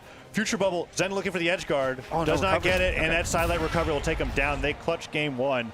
Really, I think it's a Future Bubble MVP that game. I think he was given one of the hardest hands to deal with, which was losing a stock and a half at the very beginning, and then having to play defensive while still being there for his teammate the entire time. Marimu, like you said, sacrificed a portion of his presence to make sure Future Bubble could do that, but because he had so much presence, it actually worked out to where Future Bubble got some hits in there, and then they took the lead back and ended up securing the game. That was really well played. It's actually very fun to watch a team comp like Marimu and Future Bubble because I don't think the roles change really much. I feel like with some teams, they'll say that like, no, there's not a support player. We just take turns supporting each other, and I may be the support player in this instance, but throughout the game, I'm not. Yeah, you fight as a team, it's 50-50. Yeah, I pass, you pass. It's whoever gets the neutral win. But with Marimu and Future Bubble, I'm like, no, Marimu is the aggressor, and Future Bubble is the support. I don't think there's really moments where I'm like, man, Future Bubble is going in right now, and like, that's not a feeling that I generally get. But they're able to isolate Future Bubble a lot easier this time around. He's already gone down. Marimu coming back with a lot of damage here. Future Bubble kind of forced to go in a little bit more because he has the stock lead, but even then, still kind of just playing a little bit more passive, weaving in between these hitboxes and, getting the punches where he can. He's not swinging first, but the blue team is just having a tough time hitting them, and I think that's kind of something that's understated about Future Bubble's ability to play defense sometimes, but... Although, it looks like Zen and Hideway are doubling down. Look at it, right? They're doubling down on their game plan. It makes sense. Because they were both in the air after Future Bubble. They are not even their characters are not facing the direction that Marimu's on the screen unless he's stacked on Future Bubble. They do not care. It has actually been fascinating to watch. Finally, Marky's able to get through on a Hideway there because of it. And that strategy could be detrimental if they're taking a ton of damage, running around in circles, fighting the one person who doesn't even need to fight back. Yeah, no, this is really interesting to watch because, they're obviously trying to gang up on Future Bubble here. Future Bubble, obviously not a helpless player by any means, right? Able to hold his own, able to swing back, able to get passes to Marimu just like that. Yeah. And so because of that, even though I think it's the kind of thing that happens when you're playing twos and, you have people who are very well acclaimed in ones and there's someone else who isn't, they're usually able to kind of, exploit them in some manner that seems or feels at least a little bit easy. But Future Bubble, you can't underestimate what it means to be a good twos player, man. Ooh, you got me. pivoted it too. You got me. That was ambiguous. I thought he was facing forward when he went for that, but he turned it around. I'm sure he did too. Future Bubble ends up going down. Marimu goes in for the double sidelight. Doesn't get punished for it too badly, and Hideway takes a ton of damage from those bogos. Ensing will take him down. Can they get the edge guard onto Zen? Future Bubble joining Marimu. So far, it's just been Sarah's towards Future Bubble's direction. Okay, yeah, this is extremely close here. But, Future Bubble and Marimu are hanging on. Hideway and Zen. Let's talk about them a little bit. Let's see how they're going to be able to try to pull ahead here as Marky gets a beautiful opening. Zen splits it up. That down take, almost the end of Marimu's second stock. Yeah, Future Bubble makes it back, trying to get those nairs on the way back through. Does not punish Hideway there. Zen accidentally side airs Hideway, putting out the neutral lights. Finally hits Marimu. Yeah, but it's going to take a long time before they'll actually knock out. Recovery will take that Marimu. No, Onyx still surviving. And there goes Zen after hitting that recovery, courtesy of Future Bubble getting the revenge hit. Okay, Hideway trying to juggle around. Oh, the save wow. with the nair right afterwards. And then Marimu got some damage for it. Future Bubble gets the nair on both Zen and Hideway. Yeah, people keep sleeping on Future Bubble's ability. All right, here we go. Zen gets an opening. The weapon throw to save Marimu. Okay. I know we were trying to focus on Hideway and Zen there, but Future Bubble every single time just seems to have something to save Marimu from these situations. What is he going to do this time, though? Hideway and Zen, though, they could have this one. Get the edge guard onto Future Bubble, maybe. Yeah, this one's going to be tough to call. Marky's getting a bit of a juggle toward the top. He's going to get caught on the way down. Future Bubble with the weapon throw to go ahead and buy some space. Oh, goes off stage a little bit. That's a little bit too far here. Yeah, they need to stay a little bit closer together. All the way to the other side. And now, like, the game state's precarious enough to where blue team can't just, like, run gun-ho ahead towards Future Bubble and hope that it works. Like, nice. You can see them slowing everything down and the red team taking in favor of this. Throw that. Marky was going to dodge, but he gets a wake-up Nair. Nair sends him flying.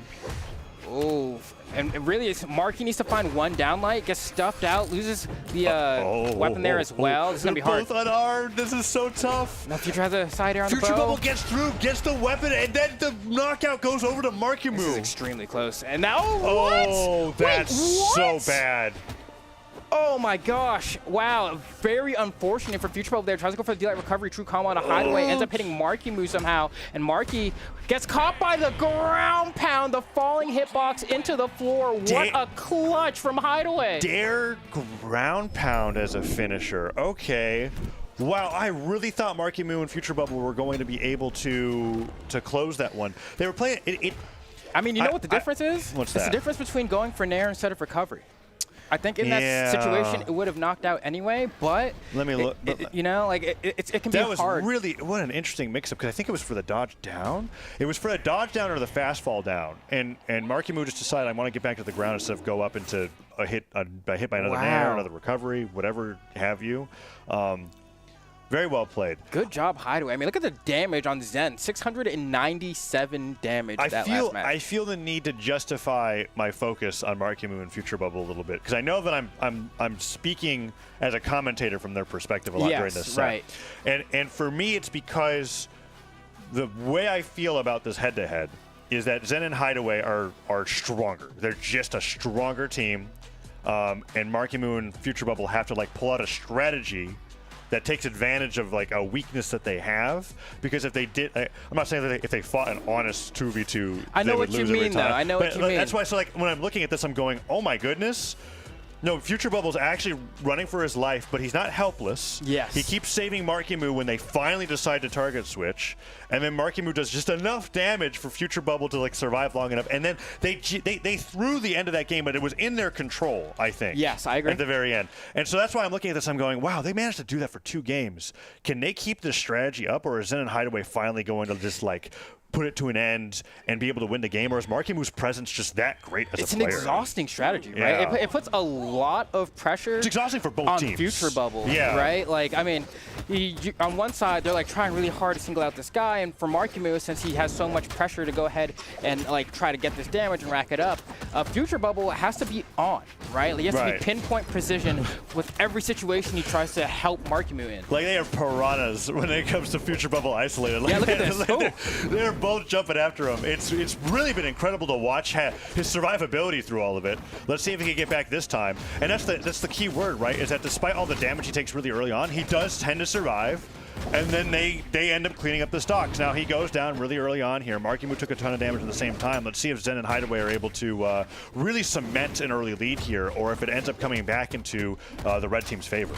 Yeah, because I feel like this is the kind of strategy that works really good for a best of 3. But for a best of 5, I think it's just hard to keep up. It's just that exhausting. But we're going to see. I mean, Future Bubble already has taken so much damage on his second stock, so it already seems like maybe they need to find something else here, because otherwise, I don't know. It seems like Zen and Hideway have kind of started to figure it out, right? Right, and that's why I was looking at that last game. I was like, I think they needed this to go up 2-0 so that they could have a chance to clutch one of the games that are coming up next, because I felt like it's going to be a little too tough to come back from. This is a lead for the red team, barely. It's one of those deceptive ones. Marimu could go down, and Future Bubble to a team combo could just lose his stock right afterwards. Let's see if he can land. Sidelight Nair and a recovery. That's not even a team combo. That's just a read, right? Yeah. It's a 2-hit true combo into a read on your dodge.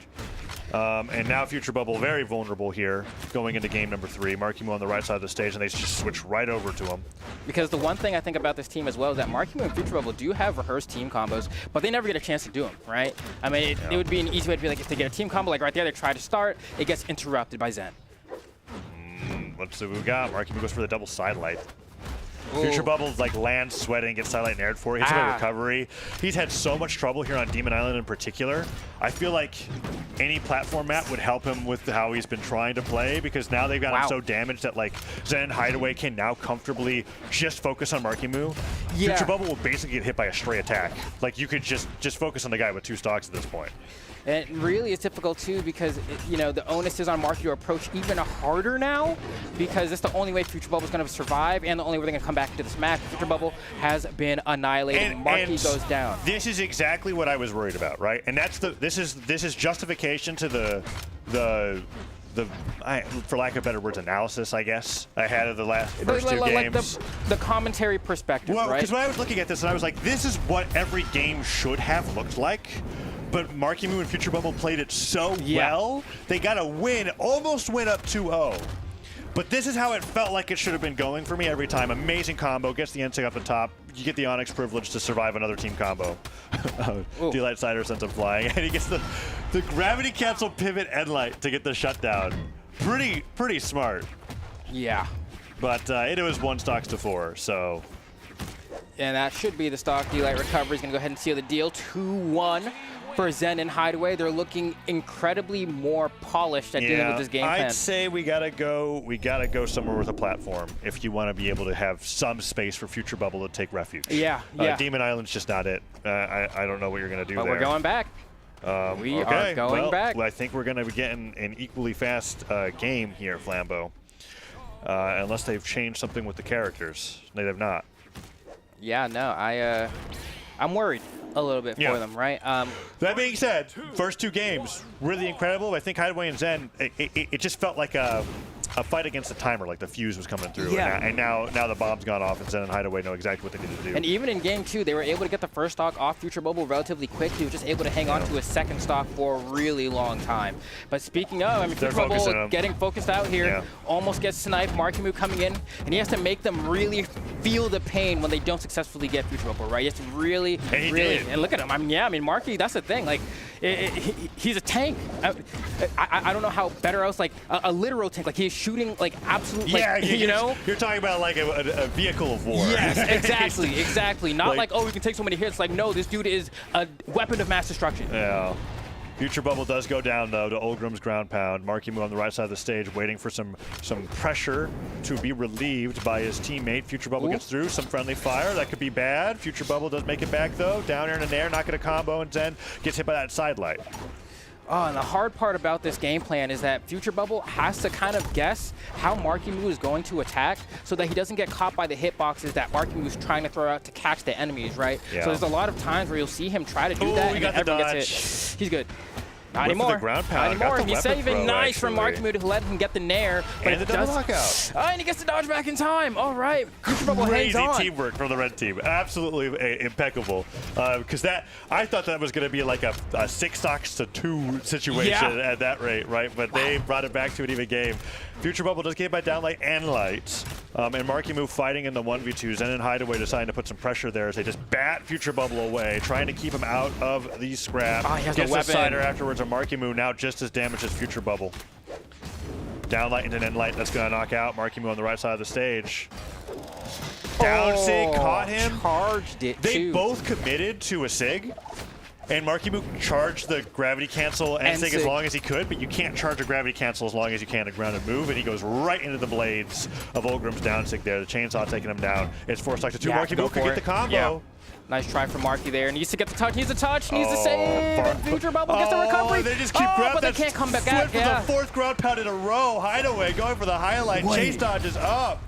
Pogo into Pogo. Marimu avoids 1 down light. Gets the double dare. Could get the double knockout. Oh, tries to go for the slide, but gets hit by the recovery. If he got a clean slate there, I mean, still would be a really hard 2v1 to come from, but I respect it. But yeah, I think that's pretty much all she wrote, Taza. We'll see if Marimu can do 3 stocks. Yeah, 3 dodge reads off of cannon while their teammate just sits there and does nothing. Because like you could throw a weapon. GG. No, doesn't get the side sig. Yeah, that was pretty poor timing. Goes for the down tick as well.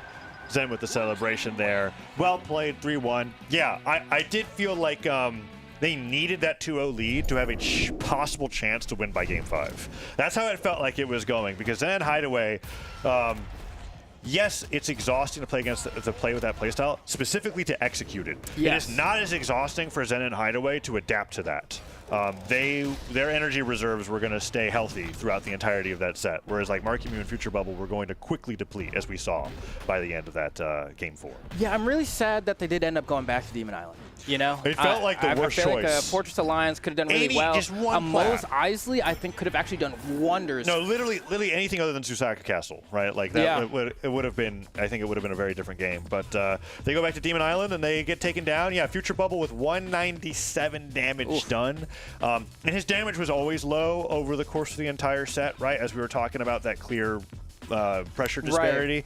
But that one was a little too much to come back from, right? You can't be doing as a team total this less damage than what Hideway did by himself. Yeah. that's just not going to work out for a winning strategy. So they go down the elimination side. Zen and Hideway with a 3-1 go into grand finals, wearing the 1 seed proud. They look very, very good today. I'm like sitting here thinking about like what you even do to kind of refine that game plan more, right? Because there's 2 ways to look at it. Either you say Future Bubble just needs to like have more offensive presence on the stage, or you spec more into how much you're going to support someone. You can only get so much out of one person in a 2v2 game. That's my opinion. And I think Marimu already is playing at that max capacity. Future Bubble's just got to be able to level up to hang with Zen and Hideway. That's what I think is happening there. Where they're like, he's good enough to beat every other team in the field, right? That's the thing, right? They're coming in here as the 5th seed. So they're like top 5 teams in North America. But when it came to that 1v1 matchup, I was like, I don't see Future Bubble being able to outplay either of the people in the opposing teams. Zen and Hideway just looked phenomenal. Yeah, no. That's tough, right? Because that does seem like the obvious answer, but like it's not the fun one. It's just when I see how close they were able to get in some of those matches, it makes me believe that there is just another approach to 2s that you can succeed with. They almost went up 2-0. That would have blown my mind. It was like, as it was happening in Game 2, I was like, oh my god, they're winning. I did not expect that level of play. So they played really, really well today. But we gotta move on to the next match. We've got fan favorites Balloon Boy and Raidish going up against Fakey and Experience. This is going to be an exciting one. Balloon Boy and Raidish, I have in favor of winning. I do as right well. now. But if anyone could take him out, I think this is one of those teams. This is like Marimu and Future Bubble, but Future Bubble is Raidish, right? And Raidish is like, well, really, like he's very proven in the single space, so I don't have to ask myself if he's got the ability to hang with like different players in a 2 spot. Where it's like we've talked about how like in the same sense, right? Both Experience and Fakey are not known for their 1s play. Yes. They're getting to maybe top 16. Right before top 8. They're not getting into that that echelon where they can even get close to the podium. But as a team, look at that, down sig and the side sig. They're saying they're speed running to the podium here in 2v2s. Yeah, no, it's true. I mean, they, while maybe not consistent top 8ers, have top 8'd. you know, that is and that is the thing. Experience has one tournament in singles. Yeah. And the difference, you can kind of feel it, right? I mean, granted, Raidish also the same, right? And that's where the kind of comparison comes in. But this Red Raptor trying to find some openings here. I mean, Experience so healthy. Fakey also still with 3 stocks, just a little bit more damage. That's going to be an opening from Balloon Boy. It's going to be enough off of that side sig into maybe a chance to get Experience here. The recovery's not going to be enough off the top. Side air, weapon throw. Yeah, the ground pound. Oh, waited for the recovery. Nice job. Experience is probably going to go down here. No. Just went for a bunch of immediate jumps. Balloon Boy thought he'd mix it up towards the wall, but he doesn't. Makes it back, and now Experience still on 3 stocks, but Fakey taking a good amount of damage while he spent all that time recovering. Nice catch from Raidish with the gravity cancel. Balloon Boy not able to get in position in time to convert into a team combo. But, I mean, the red team is starting to look a little more alive here. Experience almost gets a cheek one with that down sig. Maybe if you charge it for just a little second more, might have been able to get a stock. We're going to get a punish. Raidish comes in with the, I love he goes for the sidelight nair. He did the sidelight nair hoping that Balloon Boy would be able to do something. And also because the nair gives you more drift. If you do sidelight side air, you're stuck in the air. You're just stuck in that spot for a while. Easier to get punished. Yeah. So they've brought it back after a very early double knockout coming out from the blue team. Down comes through, that stomp there will punish that. And it's going to take the double knockout once again. All 4 knockouts going over to Experience's Terror so far. Yeah, I think a bit of a risky play from Balloon Boy considering the fact that Raidish was unarmed, right? So you go for a gravity cancel, you missed it, now you're getting punished, and it wasn't Raidish in doesn't have anything reaction to save you. It wasn't in reaction to like Raidish getting a hit either, right? So That down sig was just kind of a hard read. Oh, but they have a chance to get experience here. They need an opening. End light from Raidish or something. Maybe a D-light. No, it's going to be a silent from Balloon Boy. That's not going to lead to much of anything. Recovery hits the other person. I think it's still fine. That's good damage. He didn't lose out on anything going for that. Another narrow knockout as well. Oh, recovery will do it too. All right, let's see if Fakey can survive. Recovery's out of there, jumps out of there, has the dodge, doesn't even need to use it. Even game. And Balloon Boy content to just not even throw out an attack. He'll just wait. Not trying to force the issue here. Extremely close game. That's a pass. I was going for an N-sig maybe. Too slow on the Sair. Gets the down sig though, and Fakey taking a ton of damage. That's 2 combos leading into a signature from the Red Raptor. Goes for the side light, gets carried all the way up. Gravity cancel D-light. Could have comboed in a recovery if it hit. And that could have been Experience's stock. Okay, Ooh, nice silent Nair recovery Raidish. almost comboed into Taro's recovery, and that could have been the stock as well. Recovery Nair, now everybody taking a bit of damage. Raidish looking for some kind of starter. And 6 spikes Experience off the left side of the stage. Nice. Down 6 sends Fakey flying. And even though the blue team started with a double knockout team combo on every set of stocks, it is the red team that finishes them off here at the end of game number 1. And a damage disparity that I didn't expect there was like 270 Fakey, 670 Experience. That was, I didn't think Fakey was doing that little.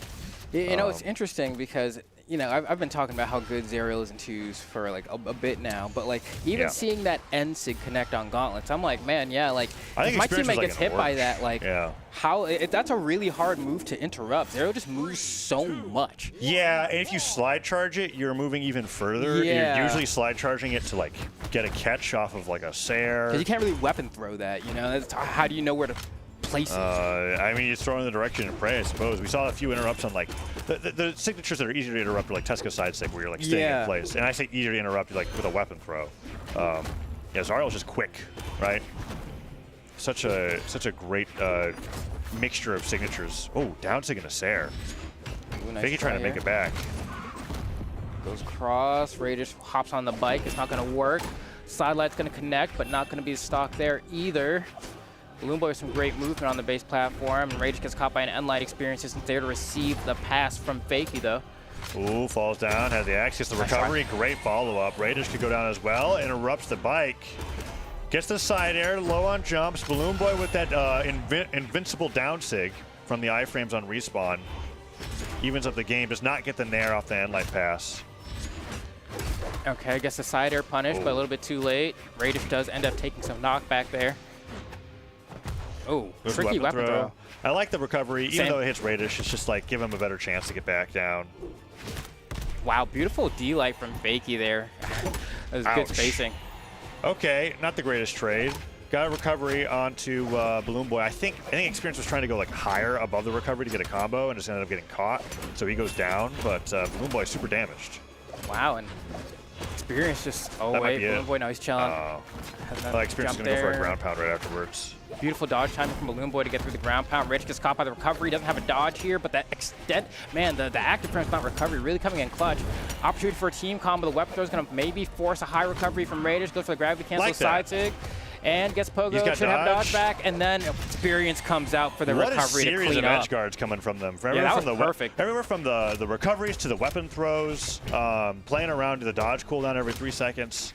Raidish got absolutely demolished on that stock. You could just like very clearly see the intentionality between all of the stripping away of every single resource that Raidish had. And Raidish did good recovering. Like he used Red Raptor's kit to the fullest. Went for the N-sig there on the pivot Sair, coming up from Raidish's combo, D-light side air. Oh, wow. Timing at the same exact time. Experience. Now kind of bullying Raidish a little bit. Balloon Boy also can't seem to get much footing. Gonna go ahead and get that recovery. And a pass off the side air. We need a ground pound or something here. Can't go for it. Raidish doesn't cover anything. And there goes Balloon Boy. And Raidish soon to fall as well. I think fine idea from Balloon Boy. They were behind enough to where if they didn't close the stock there's no chance they were winning the game. Yeah, I agree. I think my only criticism would probably exist in that I think Raidish should have tried to help him get that edge guard as well. Yeah. Gets the recovery and the gravity cancel down. Off the bounce, too. That's really cool. That's a rehearsed setup, right? Because I think I viewed it at first as like, oh, the down heavy missed. No, it didn't. The recovery bounced him into the bottom of the attack. So, like, maybe it's like a timing. It's just something that you put out there so that you don't have to time it. But that's what I think. Yeah, is that like if it hits on the initial hit, fine. If it doesn't on the bounce, maybe you get a second chance. Maybe we're gonna get to see that before they lock in the maps here. Yeah, beautiful team combo here. I love seeing an unarmed team combo neutral, as well. And then the recovery, it bounced off the ground into it. So even if doesn't matter when he hit it. it just lasts that long. Yeah, if anything, Wow. it gives you more leniency. Yeah, right? really cool. Really cool option. We're going to game 3. Experience and Fakey, even in the game they lost, I think their team combos have been more consistent across the board. I would agree. So we're going to go into game 3 and see if that still remains here back on Fortress of Lions. Weapon spawns going over to the bow players on both sides. Let's see. Who's going to get the first major opening here? Balloon Boy kind of sitting in the side, gets a side light, hits Raidish with it as well. And there's an opening for the blue team. Gets interrupted by Balloon Boy. And look how much damage he gets for that. Gets a dodge and then converts that to so much damage on experience. That's exactly what we want to see from Balloon Boy. Go ahead and split up some of that damage happening to his teammate here. Raidish now in the 1v1 versus Fakey. But Fakey looks like he's collapsing a little bit more on a Balloon Boy here. And Raidish is kind of on the side looking for his moment. Maybe a little bit too passive, though. Ooh, ground pound catches the dodge too. Fakey looking for the edge guard, gets the side air. Pivot on the down air. Fakey low on jumps, but does have the recovery left. Manages to disarm Balloon Boy. And blue team continues to run away with this lead into the down tick. I was worried that Fakey wasn't going to be able to get there in time, but man, Axe Neutralite is just the best setup move in the game. It just has to be. Yeah, right. It has to be. It's quick. It's like similar to Sword and Light, but sends a little bit further. Down tick from Balloon Boy. Doesn't have enough juice on to get any knockouts. Gonna make it a little bit rough. That D-Light recovery, just barely enough to get a KO. They need to collapse on a Fakey here. Raidish getting pushed off the side, and then beautiful runaway from Fakey, and then comes back with the ground pound to go ahead and get a little bit of extra damage. Raidish now trying to get back on the stage. And they're fine kind of playing around the corner because Experience doesn't have a hammer in hand right now, but they are getting kind of lapped a little bit in damage. Fakey still has that third stock. Yeah, Fakey playing very well on the spear here too. Starting to call out more and more of the red team's options. Oh, the ground pound, thanks it. He's gone. He get the double knockout on a Raidish here too. Ground pound went out for Experience there. May have accidentally taken out a KO'd himself. That's well, Experience and Fakey definitely poised to win this game. Yeah, After that. That's rough. I thought there was going to be maybe a gravity cancel N-Sig from Raidish at some point on the boots to go ahead to either try to save Balloon Boy or get a turnaround. I think he thought so too. But and then it didn't happen. And sometimes it happens. Ground pound just take Experience down though. And the game state's not as bad as I thought. Fakey's had that high survivability. N-Sig could spike him here. Gotta convert here. They gotta get this edge guard. No, they switch back over to Experience. And they don't get much on Experience either, but they still got really good damage. It's not the worst. Experience. Ooh. Well, if he went down there, that would have been crazy to see red team pull a win out of this. Nice from Raidish to break up Experience, but Fakey already caught the pass. They need to get Experience here. Balloon Boy goes for the double recovery to see if he can get an early knockout. Weapon throw stops Raidish from doing anything more. Oh, he doesn't get the spacing there. Oh, Experience wasn't ready for the end light. Okay, that could have been a down sig. Ground pound misses Fakey off of that landing ground pound. Weapon throw hits Balloon Boy in the face on accident. They could take Fakey down. That's brutal. And that might be it. I don't know how Raidish gets out of this. He doesn't is the answer. Gets caught by that.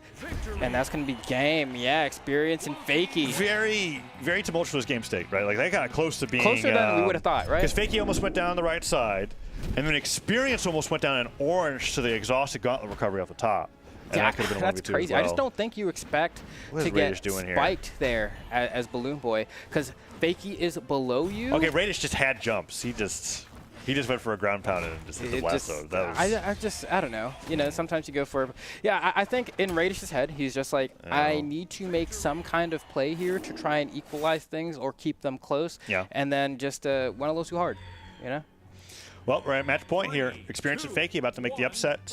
Up 2-1, looking pretty solid. I think all three games have looked pretty good. I think game one, Raidish and Balloon Boy were able to clutch the last stocks, but it wasn't like they were winning the whole time. Yeah. So still solidly in favor of Experience and Fakey. And Balloon Boy not showing the presence that he had in the set before this.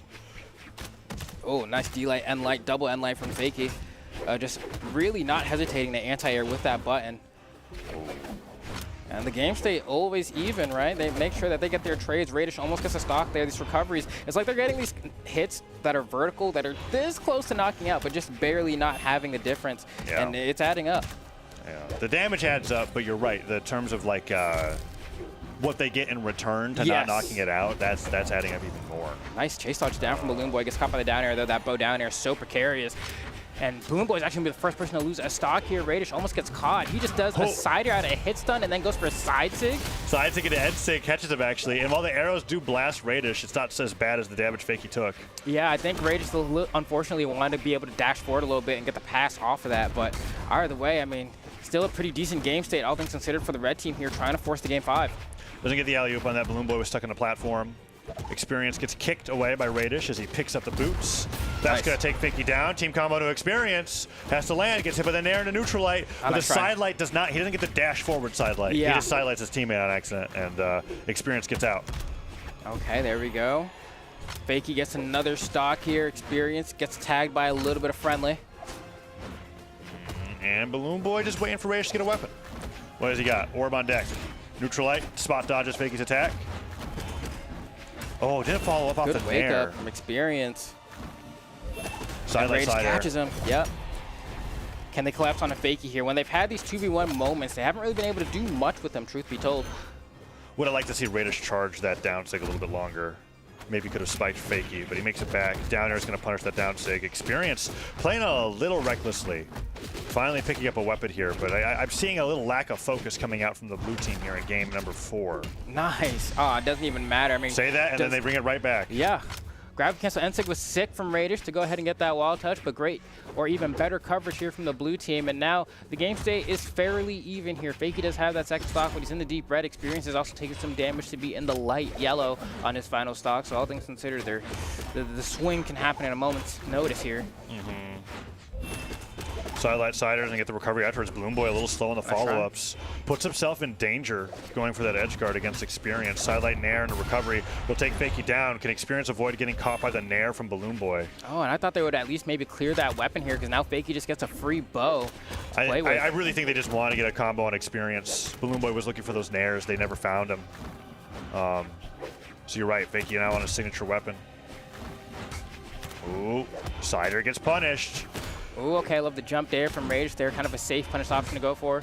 Can't really combo off of it, though. Things are starting to get a little scary. Raidish has a lot of damage here, and Balloon Boy, while not undamaged, can't take too much more either. The side sig does not get interrupted, and it's enough to knock out. 2v1 situation. Fakey kind of just stared at him. Yeah, it was deer in headlights for a moment there. I was a little surprised. I was like, weapon throw, something? I wonder if Fakey's thought process was like, this isn't going to knock Experience out, and then I will hit him afterwards. Perhaps. But Experience just ends up going down.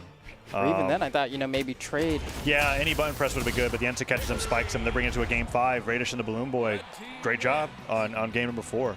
Yeah, that was just like a moment. A deer in headlights explains it perfectly, where he just kind of stared at him, and it was just like, maybe not thinking about Experience at the time. Maybe his focus was on Balloon Boy. Yeah. I don't know. Whatever the case is, they're bringing it to a game 5. All right, let's see. I'm not sure if we were supposed to be looking at the replays there, but no, I mean, they definitely got the replay audio going, but I would have liked to have seen what his focus was on. But we're gonna go into game 5 here. Here we go. 3, 2, 1, brawl. Raidish, Balloon Boy, Experience, Fakey, winner of this, going up in the Grands to fight against Zen and Hideway, who have been looking absolutely phenomenal here in the Summer Championship in North America. Let's see what we've got. We've got Zariel and Red Raptor against the Kaya and Terrace. Oh, goodness. First strike is immediately. That hammer side sig, that's the affordance that you get with it, right? We honestly, Experience on this hammer has been doing an immaculate job of, getting his hits in when he needs to. We've generally seen, I feel like, a little bit more of the axe outside of these particular situations where we're off stage, but now the red team is going to be playing from a bit of a deficit here. But I don't think for much longer. They're doing a great job of racking up the damage. They just need their conversions to the stock knockout. Beautiful interruption from Raidish there. Ooh. Goes in for the sides. He gets hit by the D-Light Cider, even with the save attempt from Raidish. Raidish taking a ton of damage here. Gets the D-Light recovery, but it's not going to get the knockout just yet. And Balloon Boy looking for unarmed finishers and maybe being a little too hasty about that because he's getting punished for it.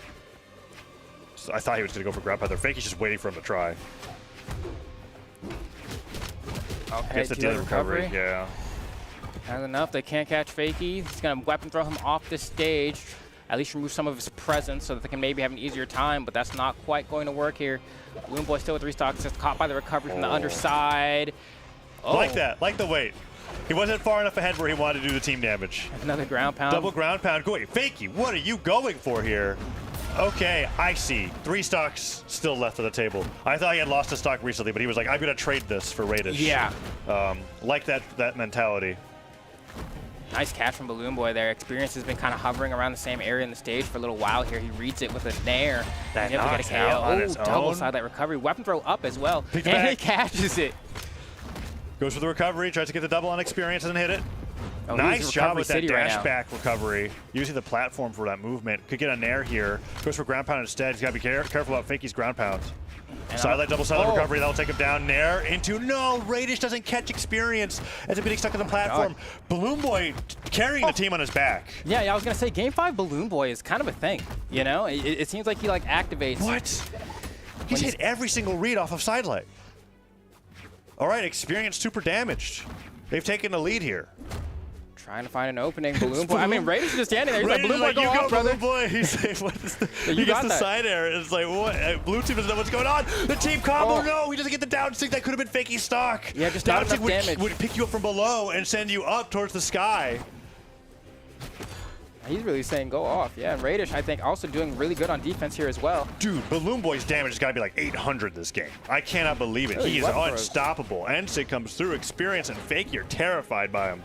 I mean, this is kind of similar to what you were Raidish saying is before, recovering off right? the side of the stage. Oh, he tries to go for the grab cancel down again. Oh. And they're trying to collapse on a Raidish. You were saying before, this is a mirror of the Marimu Future Bubble team, It right? is, although I wasn't expecting it to be quite so literal. Raidish is doing such a great job playing it. How is Balloon Boy's untouchable? I can't believe this. Finally, experience swats away.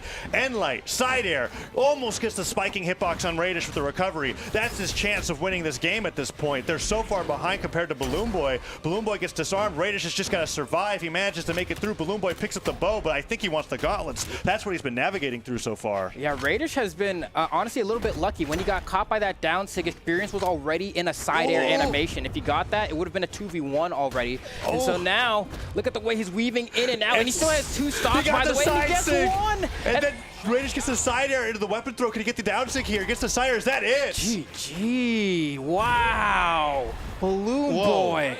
How much damage? 914.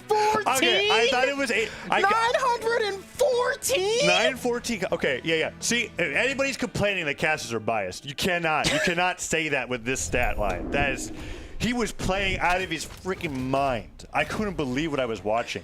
He made the entire playing field terrified. Raidish didn't want to get near him. He was like, you are doing too good right now. Just win the game on your own. That's on Gauntlet's bow with a 914 stat. All those knockouts coming out there. And Raidish at the very end hit the side air, being like, okay, you did it. Wow. I can't believe it.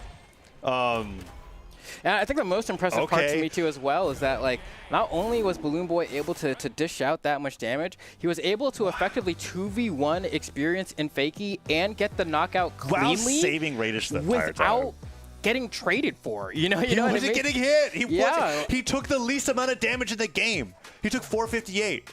That's or 459. Whatever it rounds up on that screen. Yeah, that's And he hit over half of his moves. He had a 90 light attack count with 52% accuracy. That's crazy. On Gauntlet's bow. Okay.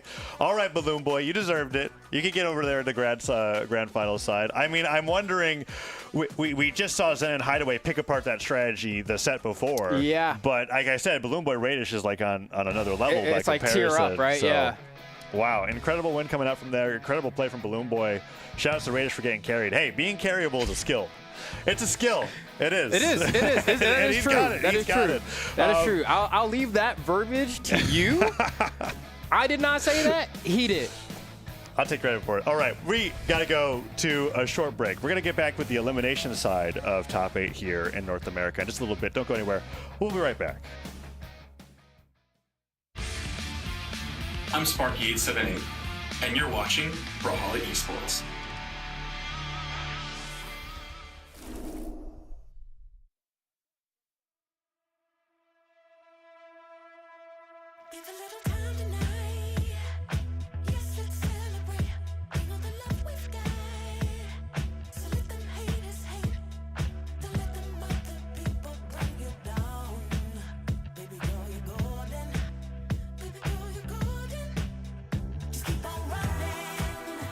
Take it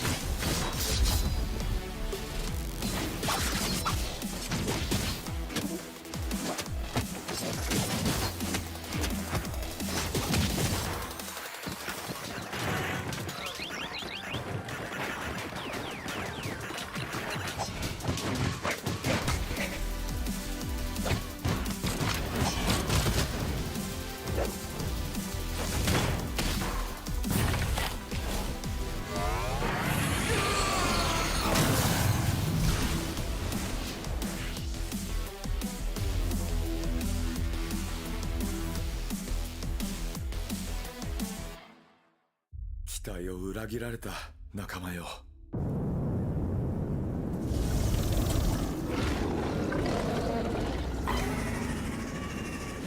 違うよ。死ぬまでこの世界を守ってみせる。失われた魂を見つけてやる。魂を貸してくれカルダー。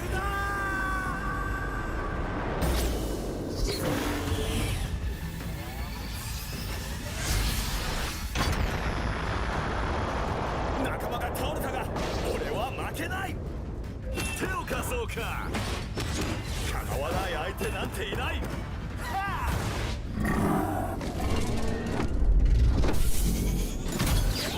仲間よ、力を貸してくれ。多勢に無勢だが俺にはかなわないぞ。ラプターフォースの真の力を見せつけろ。お前の攻撃は強いが俺の意志にかなわない。まだまだ仲間のために戦う。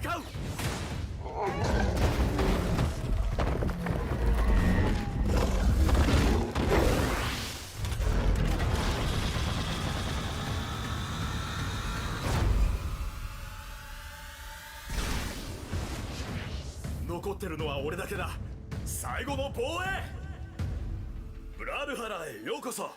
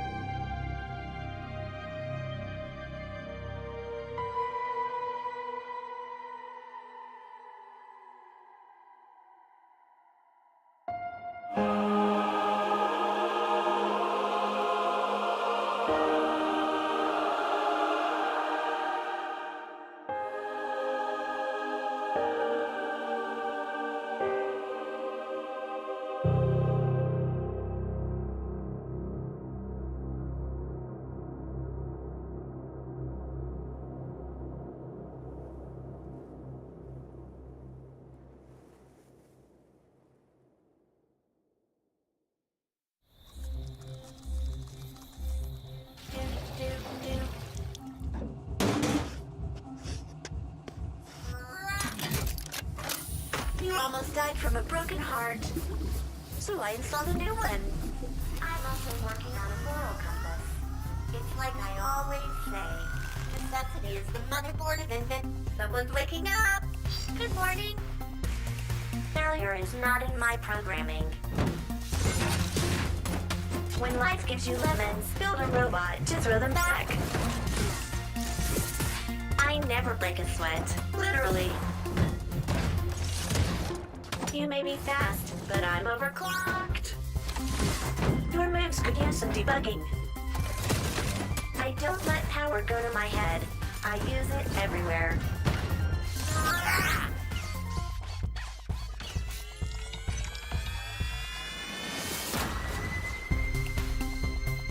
All I need is a wrench, and a plan, and a power source. Welcome to Brawlhalla.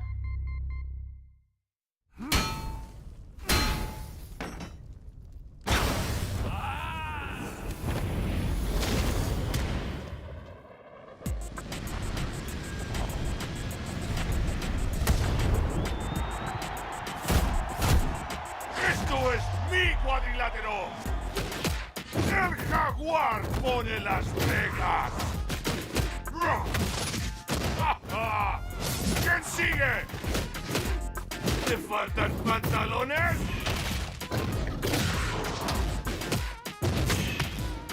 ¡No puedes detenerme!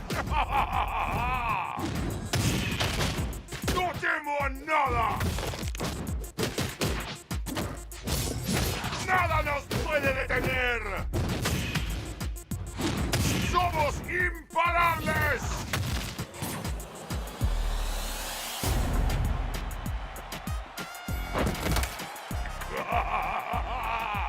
¡Bienvenidos a Brawlhalla!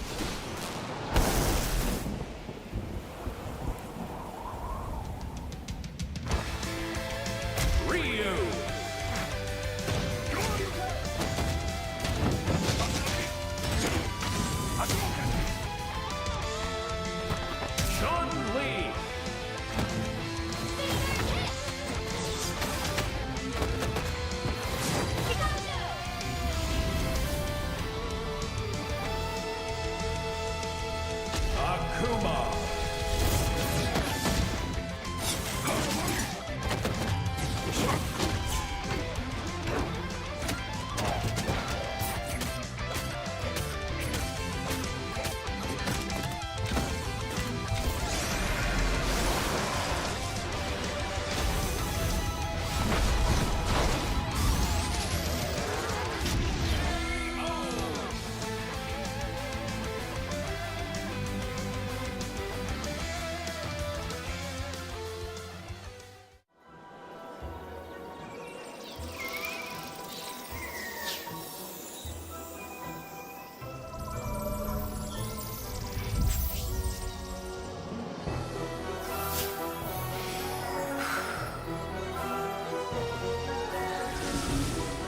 You may call me Arcadia. Feel the might of the Feywild. Is that all you got? Fairies can fight. I won't be stopped. Now this is a battle. Yeah. Say hello to my beetle friend.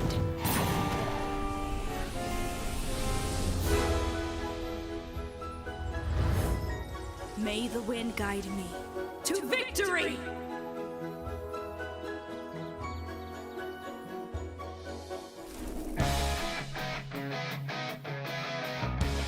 Brawlhalla enjoyers, we're back, and guess what time it is? It's time to get into this topic. You're really rocking it, dude. I thought, you're I don't rocking know. it, brother. Listen, come on, yeah, you that can't. felt kind of nice. Wait, oh, hey, look at the time. Oh, look at the time. Oh my God! What is this? Oh my God! Make it go away! What is it? Wait, no. Wait, is this a toast creation? Is this a toast creation again? Jesus Christ. Oh, what is this?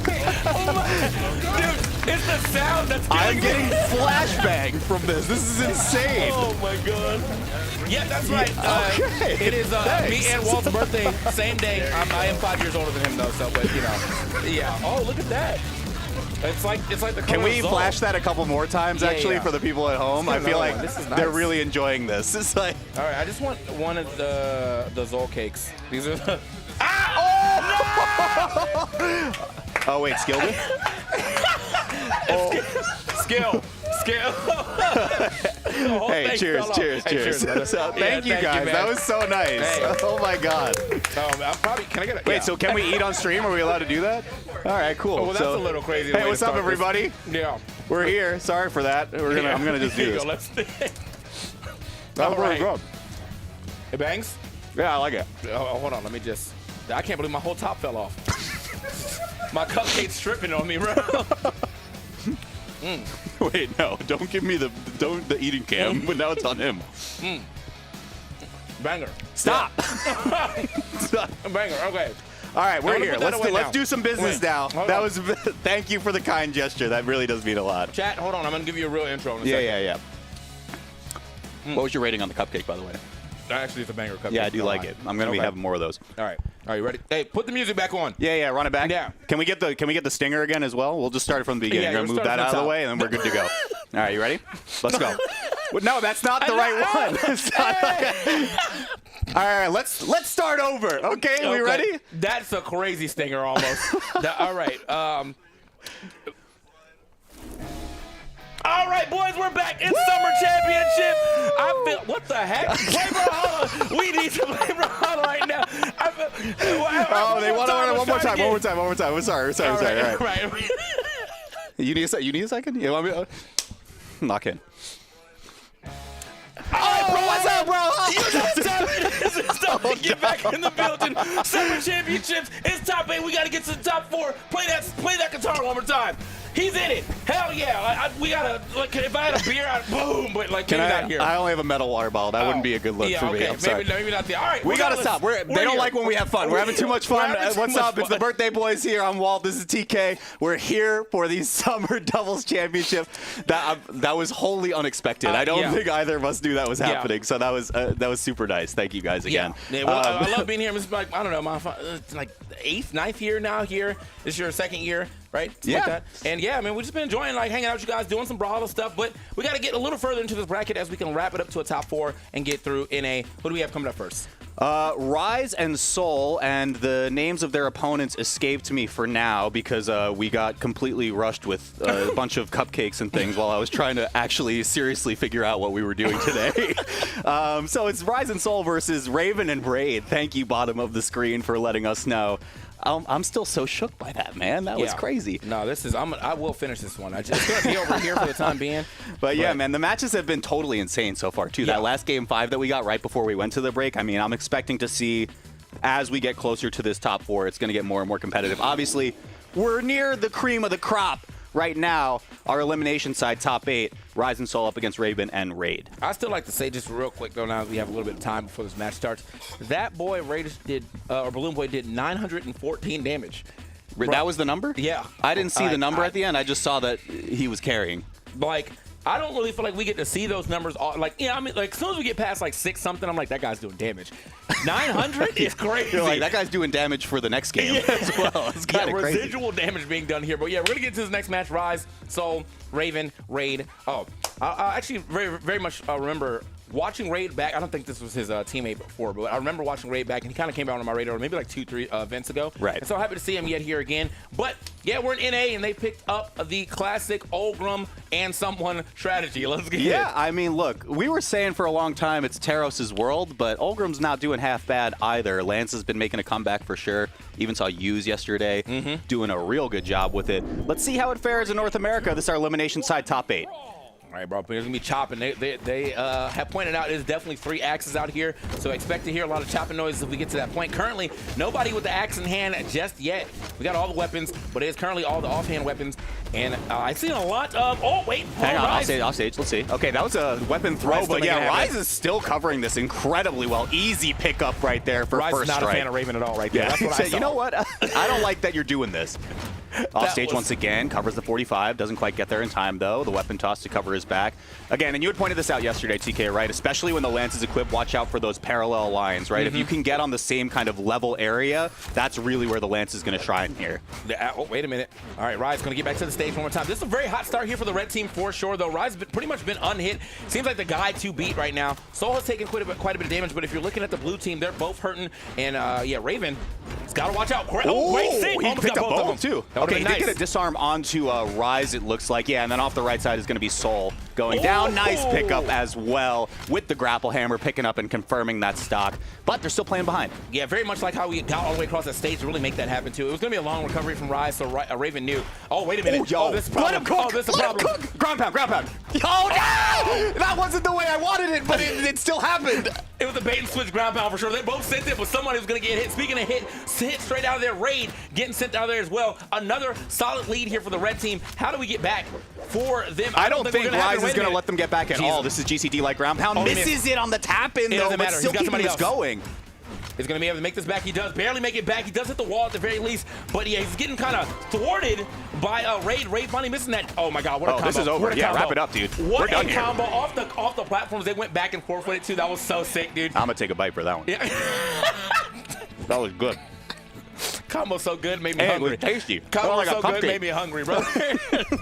All right. That was nuts. I mean, not even giving us a moment to breathe there. Oh, wow. I don't know. I mean, I think there was maybe a couple of miscues on the blue side, right? I'm looking at the last interaction we might see where, look, Rise was going insane on edge cards. There's no doubt about it. I think Soul was doing an amazing job playing backup to that situation, right? Covering so many of the high angles on behalf of Rise. Raven and Raid have to decide if they want to combat that in the offstage or just completely disengage. And I think we need to see this in game 2. I think Rise is doing one of those things where I think, obviously, as a Brawlhalla player, you definitely have to go off stage and make things happen, right? But I feel like if I watch one person or my teammate get bodied off stage like twice, I'm gonna be like, yo, bro, Let's not do that. We gotta stay off. We gotta stay on stage. We have to do a better job of at least controlling center stage, and maybe we have to do the longer game of not going for edge guards because this Rise guy is going absolutely insane off here. Speaking of, even on stage, though, he doesn't like Raiden. Yeah. That's what I see. That's what I'm watching right now. There feels like there's some type of hatred that exists here. There's the slide charge off stage. Rise way downtown. No coverage there from the blue side to really punish the miss there. Double pogo doesn't connect, but there's the sweat beads, and again a shark in the water. Rise, it doesn't matter who it is. Pogos for days, and Soul once again perfectly in position to pick up the second. This is absolutely insane. Like, I'm sure that Soul is doing a bunch of work over there, but my eyes are just glued to Rise right now, the way that he is moving around both of the members of the blue team. Rise, though, is still getting involved. Is going to end up taking a hit right there. Look at that movement. I'm back. You thought I was going to go for a follow-up? No. Dash back neutral. He might actually turn this into a stock. Okay. Dude, you know what's crazy too? It reminds me of so many of the aggressive players we see, like Bunny, for instance, who are just so good at going off stage. Doesn't care if they're unarmed or what. Oh my God, Rise with the pickup as well. Been going low. What is happening? There's frosting all over the desk. I don't know what's happening here. Oh my God, he still finds it. Stop! I'm covered in frosting. I need a napkin. And I need an adult. I don't know what's going on, bro. You gotta look. Rise goes off stage. If you get past him, we're not trying to make a reversal. Just get back, leave. Get out. Look, Raven was like, I gotta get out of here. Help your mans. Yeah, for I a gotta second. leave. Okay, Soul trying to get the pickup with the Sair, not getting too much more after that. The half recovery from Raid will at least dissuade the red team member from coming back towards the stage. But look at the numbers. Rise is still on first stock, even with his reversal. That was a bit of a miscue, but it was only the first stock. Thank you so much. He dropped his own stock. He's the only person that's defeating me is me right now. And that's because he was going mad deep for it. Almost gets a double. It might just still be a double. Raid does manage to get power. Oh, wait, great movement here from Raid. Oh, this is huge. Wait, and Rise. Oh, wow, he actually gets a stop off of that. You know what? That's a little payback. You kind of had to send a message there. Raid was willing to go super ham for it. Rise still comes back in and takes that stock regardless. Listen, why did you put the cameras on? I'm trying to... I don't even know how this got here. You guys are throwing cupcakes all over the place. I'm completely at a loss right now. And now it's like part of the desk, and I have to just deal with that. Oh, wait, what the? There's just frosting all over the desk. I can't... No, that's... Well, you're picking at the desk. Okay, that's all right. Well, then, you know, we've had this desk for a while. It's time for a redo. Anyway...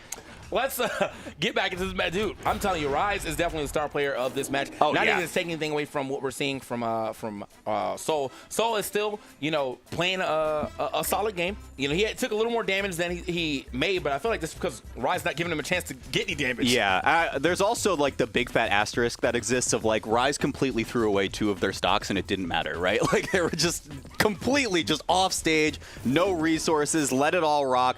Went down 2 final stocks on Rise, but that's just how much leeway they had going into that game. There needs to be some adjustments on the side of Raven and Raid. Okay. Yeah, at this point in time, I mean, there's just got to be adjustments straight up for the red team or for the blue team. I do see at least, you know, some character swaps here, but is this going to matter?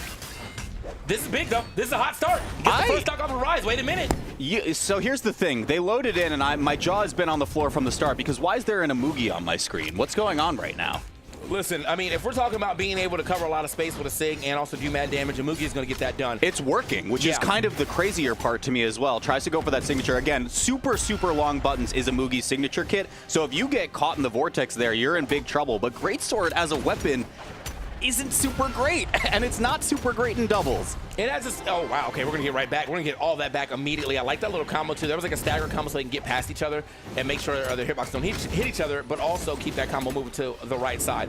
As you were saying though, yeah, Greatsword can be a hard weapon to use in doubles, but if you're able to, you know, kind of isolate, get a couple 2 1v1s or just some very good team combos, could work out in your favor. Yeah, and that's gonna be the big question, right? Because I think, like you had said before, Rise has just been putting in complete devastating amounts of work in the edge guard. So maybe this is their way of saying, well, we're going to keep it on stage. We're going to just use a Mugi signature kit like that to leverage some KOs, find them early if we can. The half recovery from Raven doesn't quite find its mark off the top last zone. Does finally get there, though, off the right. I think Raid also, too, could just be the follow-up guy.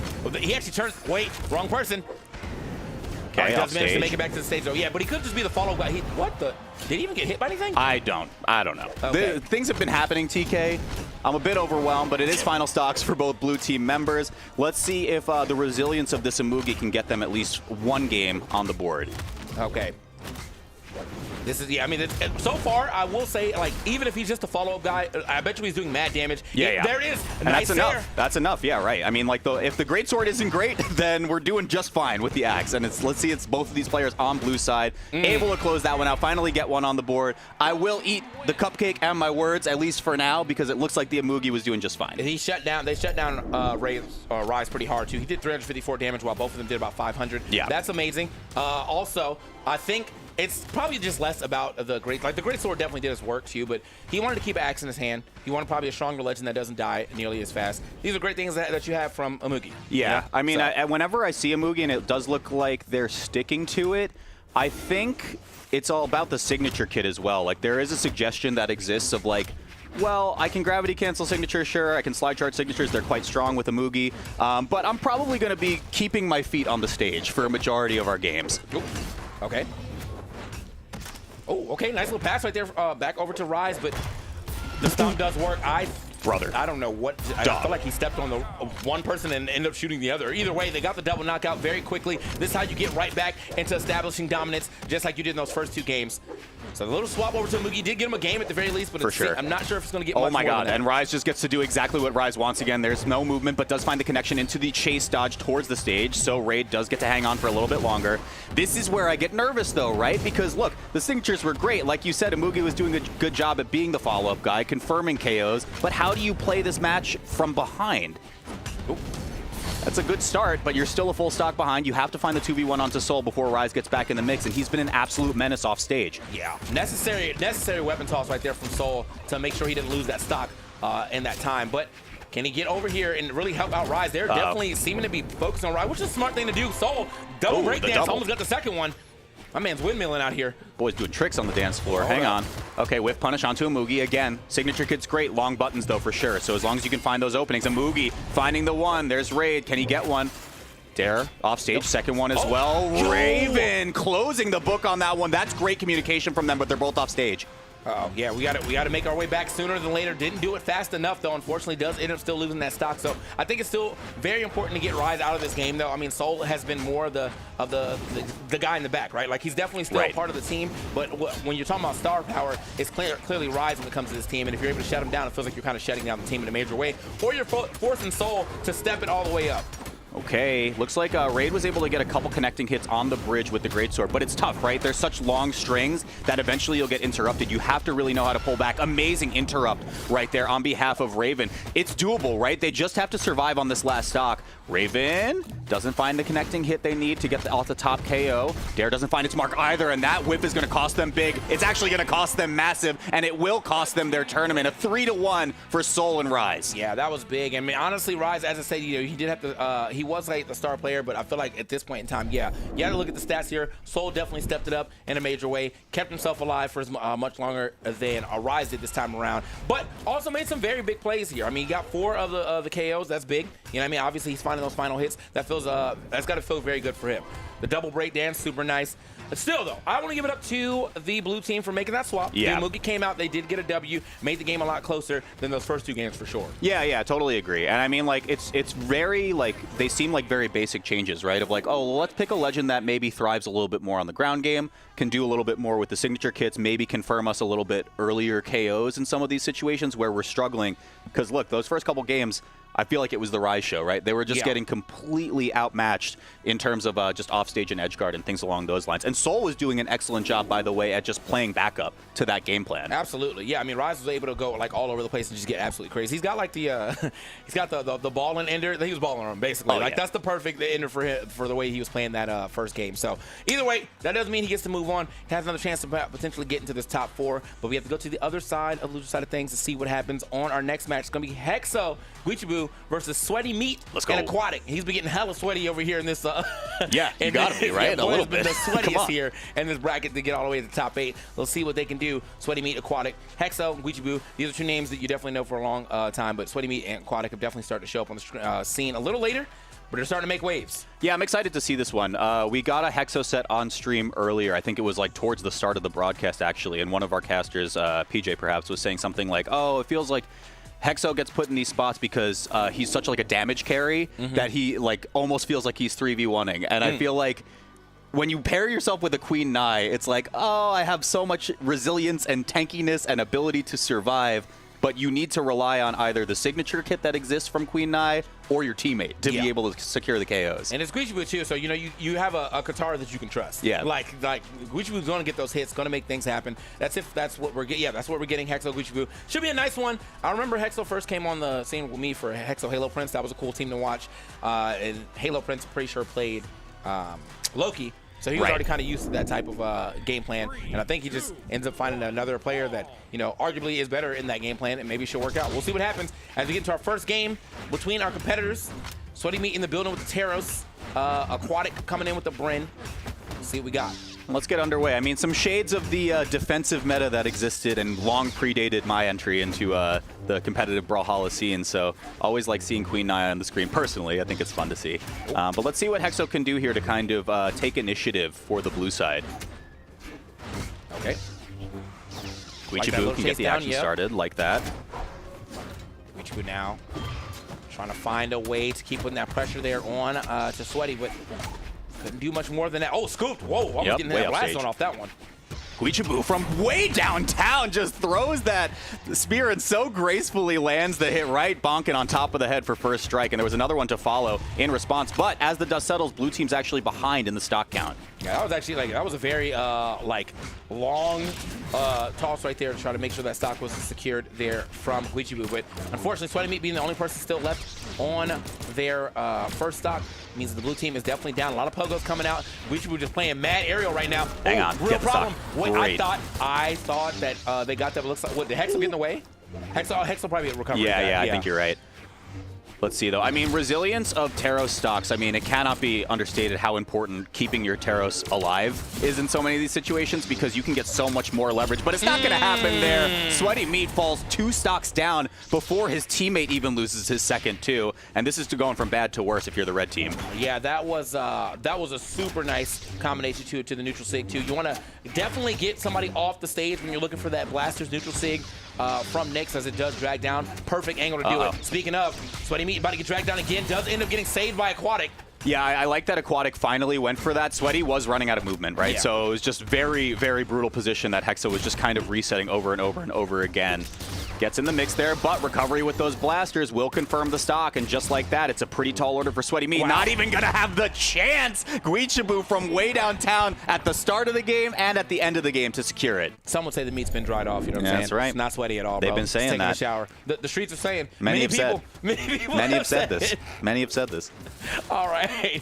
We got to see what they can bring to the table in the second game, but yeah, as of right now, I mean, the start, I feel like the whole game was really on the side of the blue team. They seem to always have like the momentum. I know at the very beginning there was a little bit of a lead for the red team, but it felt like they were almost always like playing like we have to give them space to actually play the game for instead sure. of create space. Yeah, I think if you're in the driver's seat and are Hexo and Guichibu, right? Like the great thing about this comp is that Queen Nai is just so remarkably tanky in so many of these situations that Guichibu can initiate in a lot of ways. He can be the ball passer and then say, Hexo, you know what? You've been reading jumps all day on the site. You can secure the stocks all day with the blaster recovery. I think you can close out these stocks as long as I get the ball rolling for you. I didn't realize, so going into speed stance too makes a Hexo and Guichi both have 7 defense.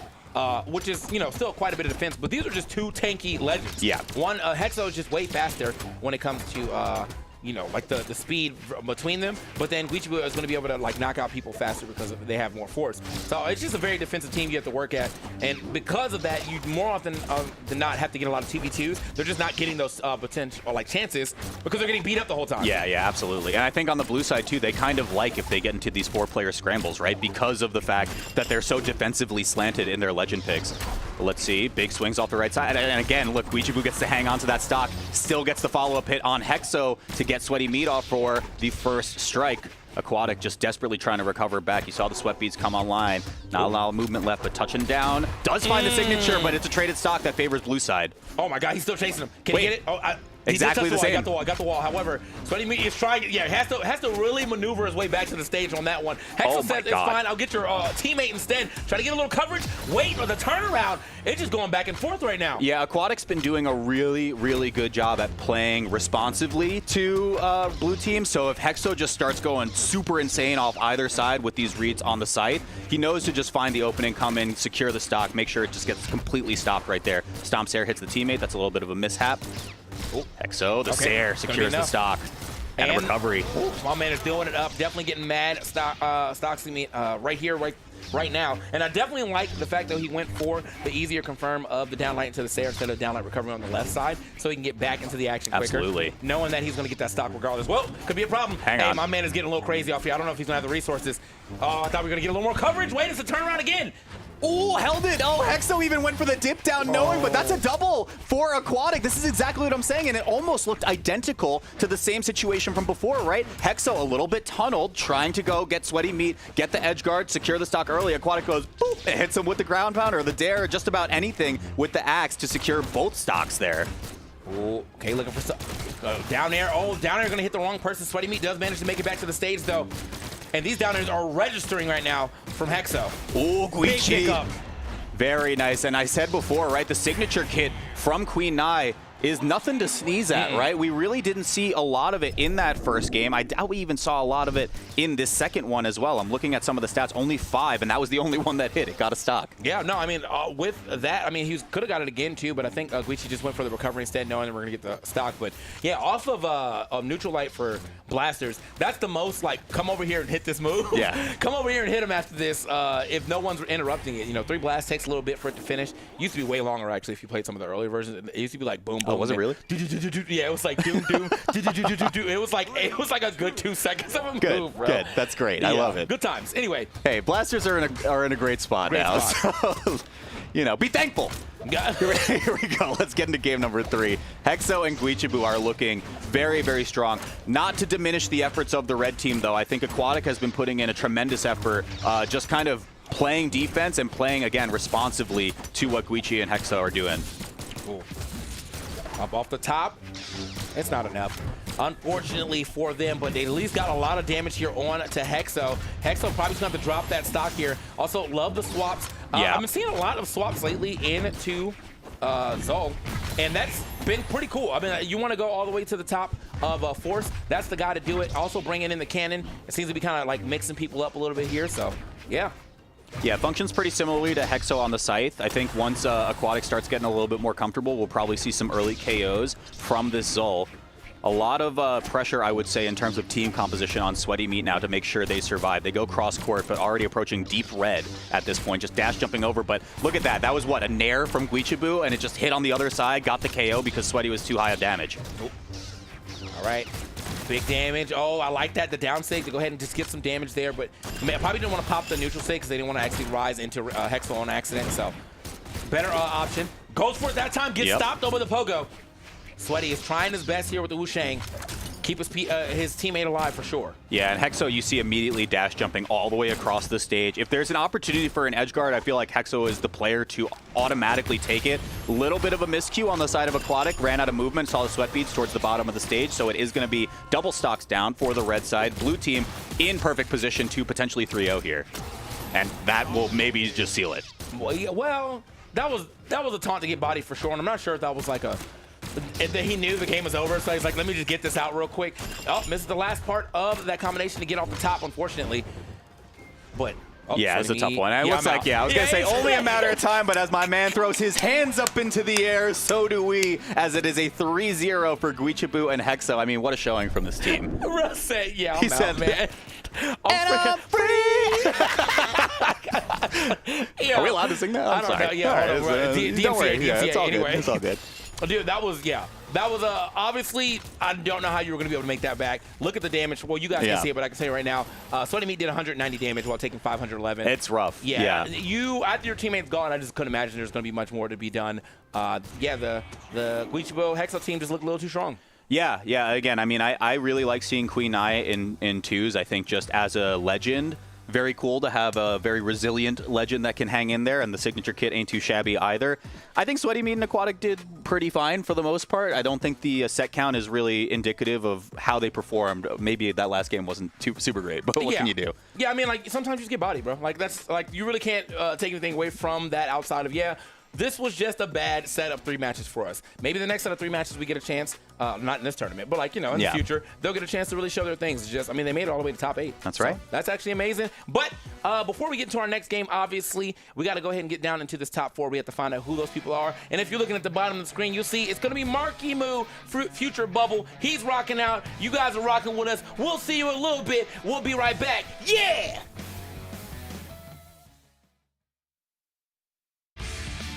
What's up? My name's Flambo, and you're watching Brawlhalla Esports.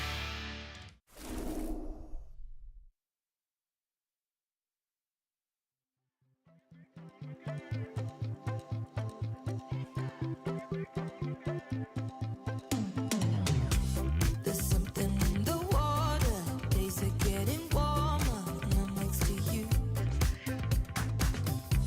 I'm feeling kinda thirsty, and for the journey, came here for the view. You and me together, killer combination. Look what we can do. So tell me where we're headed. Count me in, I'm ready. Steady, go. Don't you think how lucky how it all worked out? Don't you think it's funny how it turned around? Vista, don't wanna wake up to any other view. Vista, can I race it to the top to see the view? Vista, every day we play it over deja vu. It's really, really nice to meet you, but I came here for the Vista. Paint the sky an orange colored honeydew. Vista, as the night grows close, dark and indigo hue.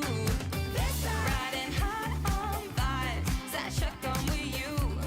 It's really, really nice to meet you, but I came here for the Vista.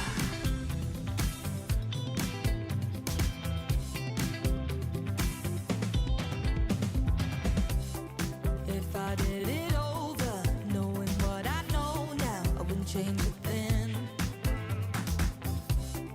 Accidents will happen, it is only natural to keep it all the same.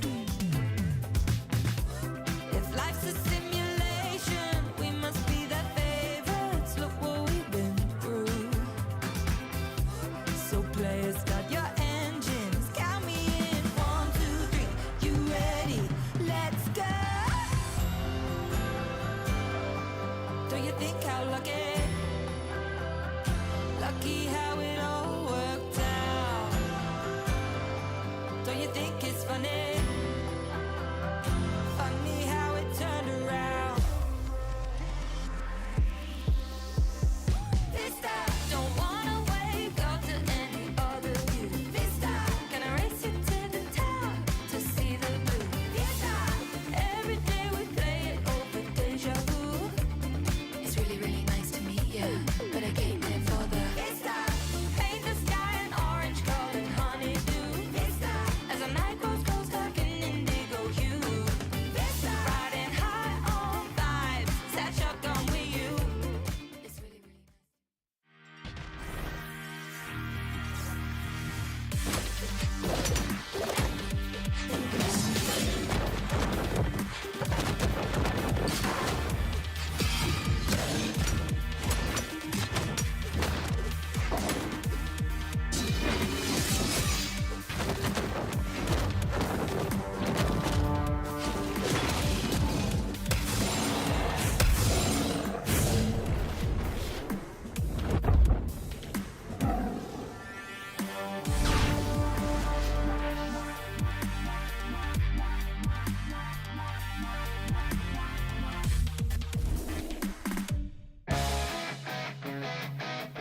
Welcome back, ladies and gentlemen, to the Brawlhalla Summer Doubles Championship. We got TK rocking out on the guitar now. I'm Walt. You guys are going crazy in the chat. You guys stole my idea. First off, I just want to let the people at home know it was Come here. Come over here. Here we go. Come here. This Come one on. right here. Give me the listen to this. So here's my idea. Are we ready? So what if we have Brawlhalla 2?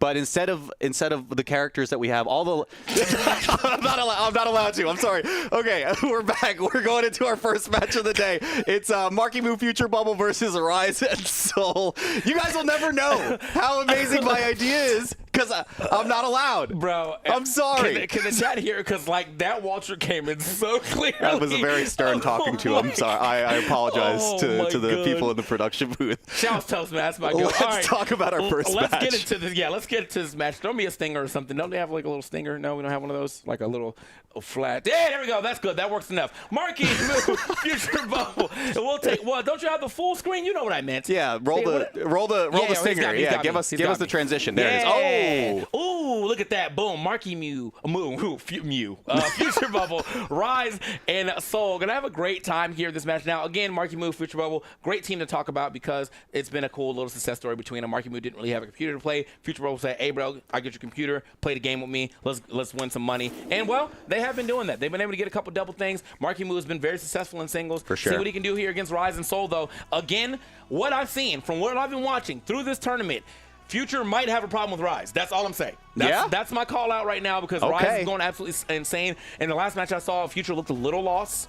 But maybe they had a little time to talk about it, and we'll be found again in this next game. Yeah, let's get into our quarterfinals right now. This is the big thing that I bring up, especially in a doubles format, right? Is like synergy and like, you know, being one with your teammate versus just having like two really good players, right? And I think Marimu and Future Bubble are definitely a team of just like homies who are very, very synergistic, and I think that'll only get better with time. Meanwhile, Marimu is just completely clipping Rise at the moment. But he spent all of his cooldowns and he ran out of all of it and then got the SD at the end. That was almost an insane clip. I mean, they're going to be the pinnacle. Oh my God. Marimu might lose another stock. Yeah, you got to give it. Oh! I'm ascending from downtown. That's what Marimu was going to do right there. Love to see it. But no, I think this is going to be the pinnacle of person playing in the front, person supporting, person allow person playing in the front to keep playing the game. That's all we're going to see right here between Marimu and Future. He's not really the type to get too far ahead of Marky, but that's because Marky is just an insanely aggressive player and is very good at guarding 1v1s, all that as well. I think he might have a little bit of a problem here against Rise. Okay, he got one ground pound. I might be giving Rise too much credit though. I only saw one match, but in that match he went absolutely insane off stage. So it could just be two people going insane off stage. Yeah, and I mean, as indicated by the very first attempted clip from Marimu, I really like the Onyx as well. You get so much leverage as long as you are correct on your dodge reads. Marimu's doing so much. That wasn't enough for a disarm. Rise still in position to try to shark the landing, but tries to interrupt. Onto Future Bubble, getting a little beat up there. Pushed off stage once again. Still hanging on to this weapon, importantly, is Marimu. Okay, no punish right there on Future Bubble landing, just like in the middle of them with after that dare miss, but nobody home to actually stop him. He's going to lose that stock. I mean, we are still in a position right now where as long as we don't take a huge team combo or a huge edge guard, we should be able to get back into this game. Hang on. Marimu goes way down there. This is huge. I think that was an insane overextension if you're Rise, but I don't blame you if you're Rise because your edge guards have just been so good throughout the whole day. Yeah, and unfortunately, you got to remember who you're playing against, though. That's Mr. Moo. Okay. That's one of the best out there right now, too, in the singles bracket. So, for sure, that just put Marimu and Future Bubble back into the game. But look at Future Bubble's damage right now. Already around 150 in the red. Has to play super careful, otherwise Marimu's fighting a 2v1. Uh-oh. Real problem. Okay, you see him over here on the left side. I don't know how he got that ground pound to hit, but he does manage to make it work. I think they're going to turn their sights and look at Future Bubble. It was a little hard to get that stock off. Wait, but Marimu's got space though. Oh, he caught the jump as well, but Rise fought his way out. Yeah. The weapon throw will potentially secure that, but it looked like Rise was giving an opportunity for Marimu to maybe catch a little bit more smoke. But look at that, Rise and Soul with the first game. Yeah, Rise and Soul. I mean, as I want to believe that Marimu and Future can overcome, but yeah, just that first part was a little unfortunate. For Mark. He kind of gave that stock up immediately. Goes, he gets it back in blood right there for getting that super deep ground pound. But it would, if he had started that game off with getting the edge guard, I know that would have shifted the momentum heavily into for favor. Sure, yeah. I think the last stock that they played to secure the stock onto Future Bubble was very like tactically sound as well. They were 2v1ing really heavy on top of Marky, and then it made Future Bubble feel a little bit awkward. Like, when do I enter to whiff punish here? Because I'm at such high damage. If I get hit away, I'll probably lose the stock. Yeah. All right. Okay, off stage again. I mean, like, I gotta be honest. Rise is poking the bear a little bit, right? You're kind of saying to Marimu, I want you to edge guard me. Let's see if you can do it. Marky is looking for you. I mean, he definitely swaps his attention over to Rise for a quick second, and now they're back off stage again. It's a duel. Marky going for the... Oh, that's big. That's going to be super huge. Oh my gosh, and Rise unarmed. Oh, tries the GCD line, but now both blue team members way downtown. Rise confirms it with the ground pound unarmed as well. He might be outclassing Marimu in edge guards at the moment. He absolutely did, and then Future tried to get down there and save him, which he kind of did, but it was right after the rest of that neutral layer hit that Marky couldn't even actually get a chance to like get his chase dodge out because he was already getting hit again. Future probably going to be off of that stock as well. They are out here one more time. Marimu getting himself a ground pound. And you know what's crazy? Soul showed so much respect. He's like, nah, I gotta let this play out. I think you'll be fine. I gotta let this play out, bro. There's a vendetta over here. Yeah, he is. Soul and Future Bubble, it seems, have just signed Oh my God, relax! Okay, no, Soul and Future Bubble have definitely... They signed a contract. They're like, when this happens off stage, I think we stop. Like, we just watch. I think we are spectators now. Yeah, we are definitely spectators right now. Oh my gosh, there is a heated offstage battle that is going on. All the while, Future Bubble and Soul are holding it down. Future Bubble, actually, they're both about even in terms of damage right now. So, I mean, any real confirm can just get the KO on either of them. There's the first one. Future Bubble strikes first. Could potentially get a little bit more damage onto Rise, but Marky misses the follow-up. Recovery, still has the weapon in hand, is Future Bubble. Able to just get a little bit of damage before finally falling off the left side. Marimu gets disarmed there on the way down. All right, Marimu is going to be able to make it back onto the stage real quick. Future Bubble finding some hits here on Rise. That's good. Marky is going to have to get back down to the stage one more time, but he is definitely super hurt, and you can see Soul just swinging for the fences right now. He definitely wants one of these stairs to hit something to push Marimu past that edge. Cannot find it yet. Great evasion for Marky in a target switch. That was, catches him off guard. That literally like made my neck crane to the left side. I was like so focused that like Marimu was going to just lock onto Soul and just try to get the 2v1 and force Rise into a weird situation. Like I explained before with Future Bubble playing on the outside, but Marimu just completely runs it over, gets the recovery onto Rise, and this is looking like a one game for the blue side.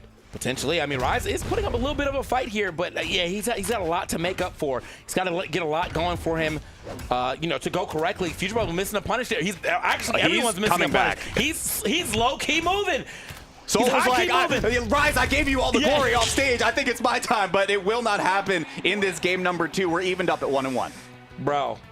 Okay. That was getting a little scary for a second for sure. My boy Soul was going absolutely foolish on them for a quick second until that final neutral light finally hit. But dang, he was moving for sure. Dude, half of the highlights are just going to be like them edge guarding each other for so long. So crazy. Hey, look, good effort from Soul to try to win that one back. But I think Future Bubble and Marky just had a little bit too much runway just in terms of how low of damage they were at when the 2v1 started. Yeah, if they were like both like an orange, I think that there was definitely a high possibility Soul could have, with that type of gameplay, he should have been able to take that, or at least get one of them off of their stock, right, and turn it to a 1v1. But with both of them being like just at yellow. Oh my God, brother. Oh. Okay. There is a vendetta. Like, why is it always on to Rise when these clips are happening? In comms, I know for a fact there was something that was, there was something that was said between both Marky's team and Rise's team where both of them said, don't worry, I'll handle this guy. Like, to each other, about each other, man. And again, Marky and Future Bubble are friends, too, so that probably is a real conversation where he's like, I got this, don't worry. Marimu pushes Soul way downtown, no movement to spend there, so Soul just packs it up early on their first stock. Okay. Marky definitely is starting to lock in. No, looks like Soul has been like, yo, let me get actually into this action myself. But no, Rise going to try to take front again. Future Bubble here on the other side. Marimu staring down Danger. Says, you know what, I can space this perfectly. Somehow hangs onto that stock. That seemed like it should have been a double. Ooh, okay. Just barely touching that small piece of wall, not letting his head poke past to get hit by that down sig. That's good. Future. Trying to maybe create a little space here for Marimu. Yeah, and it's a bit of an awkward situation, right? We saw one time where Marimu gets pushed way off stage. That one secures the KO, but it just allows so much on their timer for them to do exactly that to Future Bubble. Now they're offset respawns as well. This is pretty problematic for blue side. Uh-oh. Yeah, man, we got Future Bubble down to his last stock. Not a lot of damage here onto the red team. However, Soul almost going to the top. Marimu is going to try to make a big play out here. Oh, that could have been a real problem. He does manage to find at least the down sig, but it's still not enough to push him off the top. Still on this large top blast zone of Demon Island. Okay, just a Sair from Marimu forces Soul out of the engagement, but Rise is just picking up both with these strings, so it doesn't even matter. Oh. Signature from Marky gets whiff punish, loses the weapon as well. The pogo, oh, he actually kind of, it was like a delayed start run, but it still worked out for him. Put him in the area of Marky, just kind of waited out. I like this idea, maybe trying to get this stock off of Rise too. Rise, oh my. Oh, this is bad. Oh, this is real bad. Future, you got to get out of there, bro. Future, yeah, exactly. He's still alive just for now, but... Ooh, double chase dodge up from Rise as well. Really wanted to secure that one early. Okay, all Onus, focus your attention onto Future Bubble, right? Because it's just how does Future Bubble enter these engagements? Marimu says, you know what, let's force the 2v1 situation. Couldn't find the extending hit after Future Bubble catches him out of the skies. Oh, Future, yeah, he's definitely trying to play behind Marky the best as he can, but oh yeah, you saw Soul really marking the ground for a second, trying to get that probably sidelight Sair if he could. Wait a minute. Exactly the same situation as before. Now Future Bubble in red, and as soon as he tries to enter the 4-man stack, he just gets swatted into the blast zone. Marimu forced to fight the 2v1. All right. Oh, wait. Is he going to get him? He's like, hey, come down here. Come down here real quick. Like, yeah, let me show you something. Trying to potentially bait him off the stage. You know, Rise will definitely go down there and fight with him. He said, Rise, we had an agreement. Yeah, like, so what are you doing over here? Like, let's see. Okay, and then again, yeah, trying to dissuade Marky from picking up the weapon because Marky knows he'll get hit if he tries to go in there. Yeah. Signature will find its mark. Weapon toss forces Marimu down, and it's only a matter of time potentially unless there's a mix-up to be had here. Oh, okay. Gets his first hit. He's moving. He still can't grab a weapon, though. Weapon spawn, and it couldn't pick it up. That's so unfortunate. Oh, another chance. No, they're still starving him. My man has been, yeah, he's been famished. Hang on. Okay. He's moving, though. Hit both, hit both. There's no whiff punish there. You cannot commit to it. And there it is. Rise and Soul, one game away from beating Future Bubble and Marimu. Dude, I mean, straight up, he was definitely moving around, but, like, the numbers don't lie, man.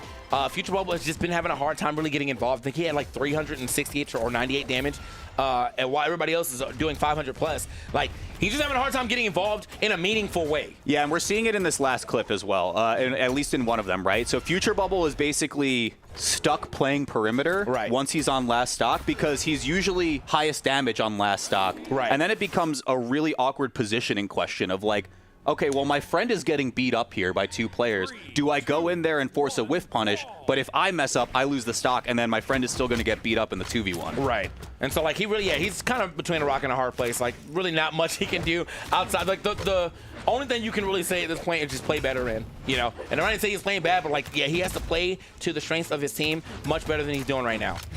We'll see. Maybe some more crazy offstage plays are in order if you're Marimu and Future Bubble, but you need to win 2 in a row now in order to claim this set.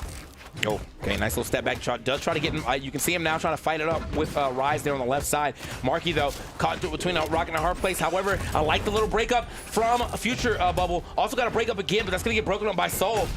The down sig, yeah. You're just standing too close to me. I don't care what side you're on. Yeah, with the fierceness as well. Soul finally getting into the mix as well. That looked like a sidelight from Soul to secure that stock. And now finally he's saying, you know what? I think I want to get KOs here. Uh-oh. Marky. Off stage. Finds the reversal. Down. Wait a minute. Is Soul going to try to do anything? I don't think he's going to get out there in time. Yeah. Marky tries to get another neutral air in there to try to drag him either further down, but that's what I'm saying. I feel like in some of these team combinations, I would expect your teammate to go down there, but it seems like Future is just like, all right, I pushed him, and now it's time for you to do the Marky show, but he might have to get a little more involved than he actually is right now. Let's see, Marky with the cannon online. We saw some crazy movement as well. Is there an edge guard for Soul? I think, again, just completely jumping over, going towards Rise, trying to force the issue. Future Bubble. Okay, healthiest of the bunch. Let's see if he can hang on to that for a little bit longer. Nice. Ooh. Okay, wait, Future, I mean, unfortunately, that's going to be Marimu getting sent out. Oh my. He's so far. So long. There's no movement. Yeah. Couldn't get past. The only way he's going to be able to try to get through that is if maybe he placed a perfectly placed neutral air in the middle of the ground pound where it's vulnerable, but that would have been way hard for him to try to line up where he was at. Oh, God. Okay, Marky do some damage to him. Yeah, how do you initiate now? You're playing from a stock behind. Soul loses his first stock, by the way. Jeez. Oh, work cut out for them. Future Bubble can we turn this into something? Yeah, really patrolling that space well. Just made that impossible for Rise to come back. Now you have to secure this. Okay, yeah, they couldn't get him past the blast zone, but I still like the fact we were able to get some good damage while Rise was off that, off of the stage, coming back. Okay, Rise a chase dodge over. Nobody's home. Still might be a problem though. Yeah, Marky does not have a weapon in hand. We are my doing mad gosh, I the just heard absolute nothing but damage. pinball. Yeah. Crazy stuff. Marimu is in a worse position than he was in the previous game. He needs a Herculean effort to make this one back. The weapon spawn, or weapon throw, excuse me. Forces the dodge. Marimu still got a little bit of movement, tries to reverse the situation, hits it off stage, gets the ground pound on one. Could he get one on Soul? This could change everything. What is going on here, brother? Look, it's a one-on-one. Marimu is way behind in damage, but it's not impossible. It's definitely possible because that's who's on this screen. It is Marimu. Now, he has to play absolutely out of his mind. Weapon toss. Gonna go up. Gets him back to the stage freely. A weapon toss here from Soul. I mean, a Sair could just do it at this point, too. It's really, really bad. Marimu has to play it so carefully, and he just does not have the damage left within him. Marimu in Future Bubble, unfortunately, falling this one out. But look at Soul and Rise taking this one. That 707 damage. Soul and Rise going absolutely foolish. Got to give it up this time, actually, though, to Future. He did actually get more damage than Marky here, even though Marky lived the longest. And he was actually involved in most of the match this time around. But, yeah, unfortunately, I feel like Marky was probably like maybe 40 damage less.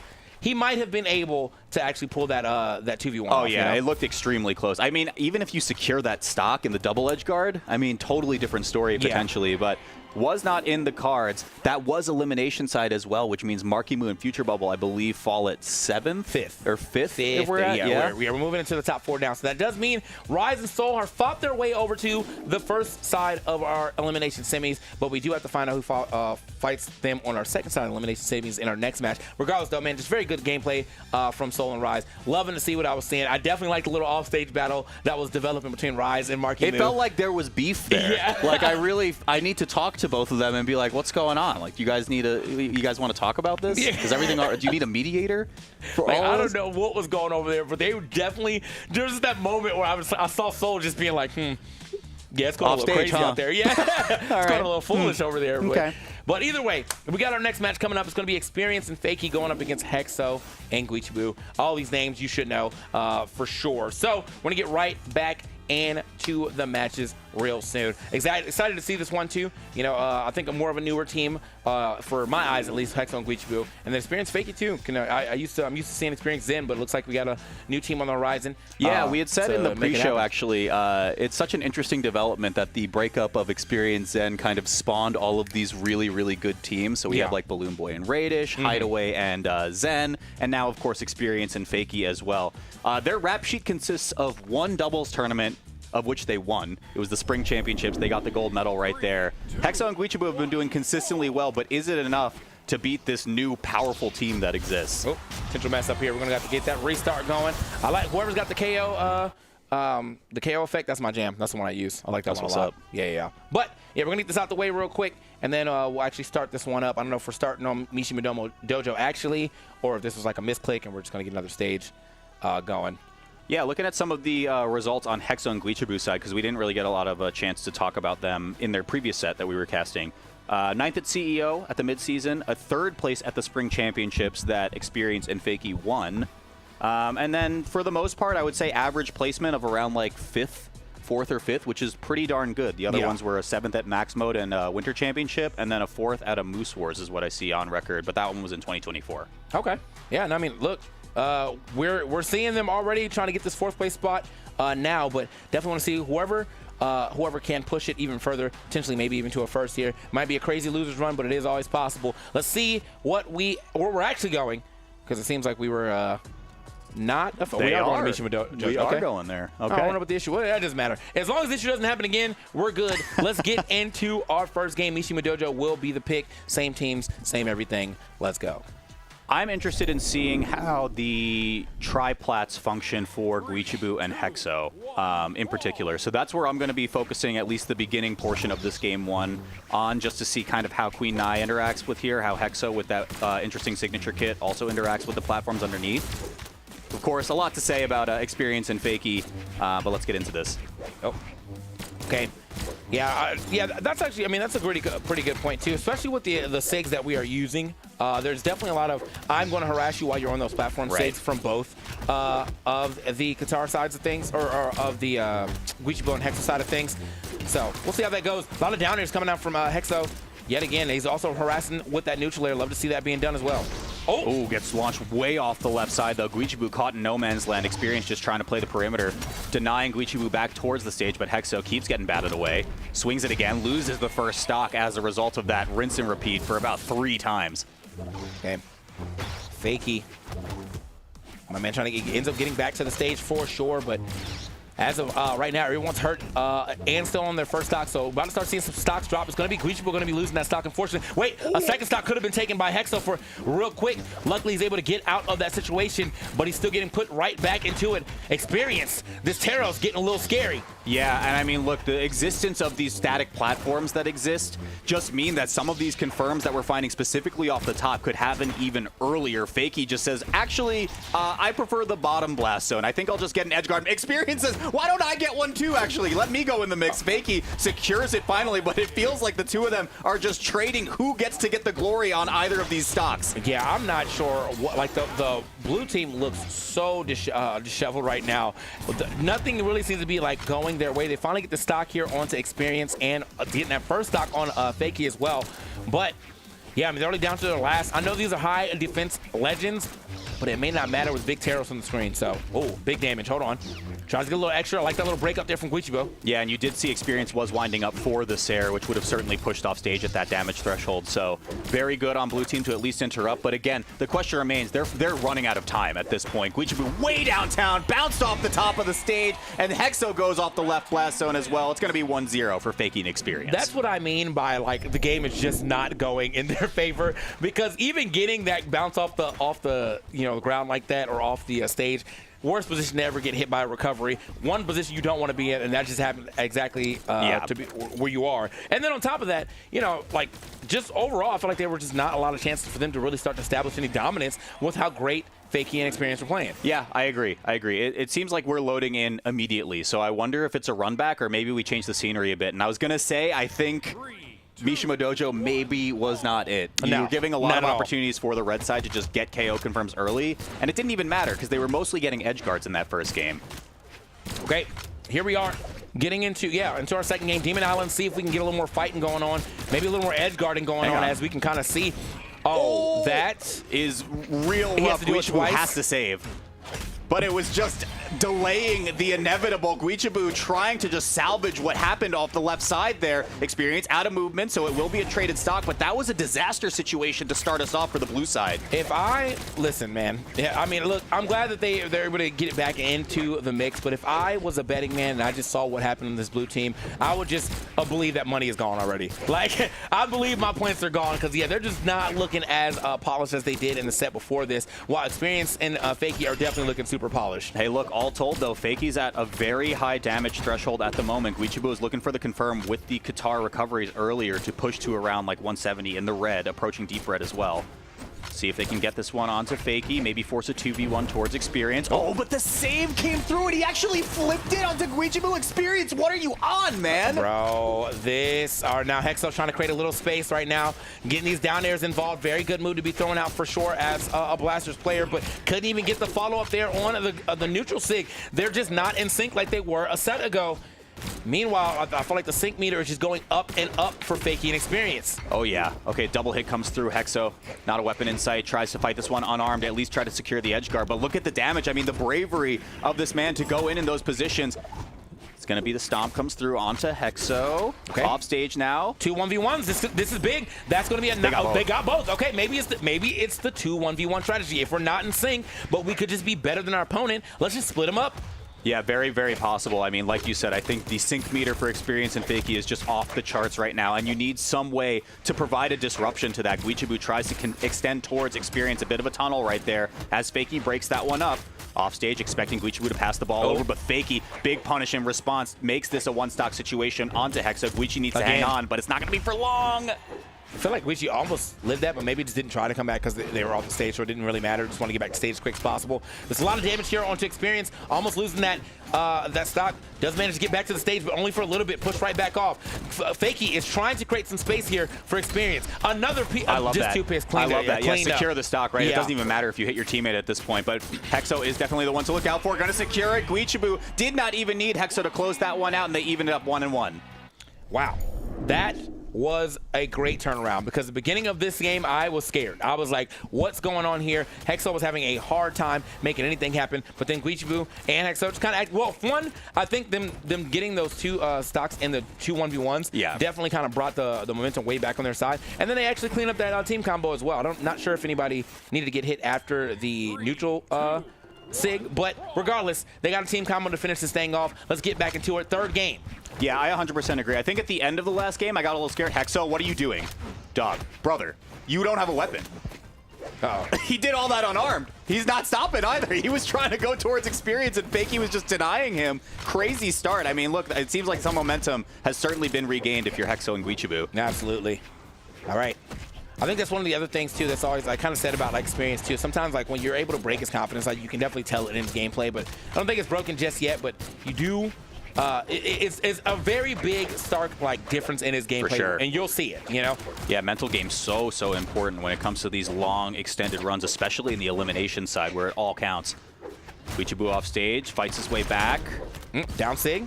Gonna send way over to the right side. Unfortunate for experience for sit straight up. Might have actually got that stock now. He's got to try to find the stock here. No neutral air, no side air gonna hit. Guichibu right back into it with the Katars. The Katars been going actually pretty insane so far too. So yeah, I really like that evasion from Guichibu as well. He does lose this stock off the top here, but Fakey's pretty hurt, so they can get one in response. And experience is already on 2, so blue team's still kind of in the lead for the most part.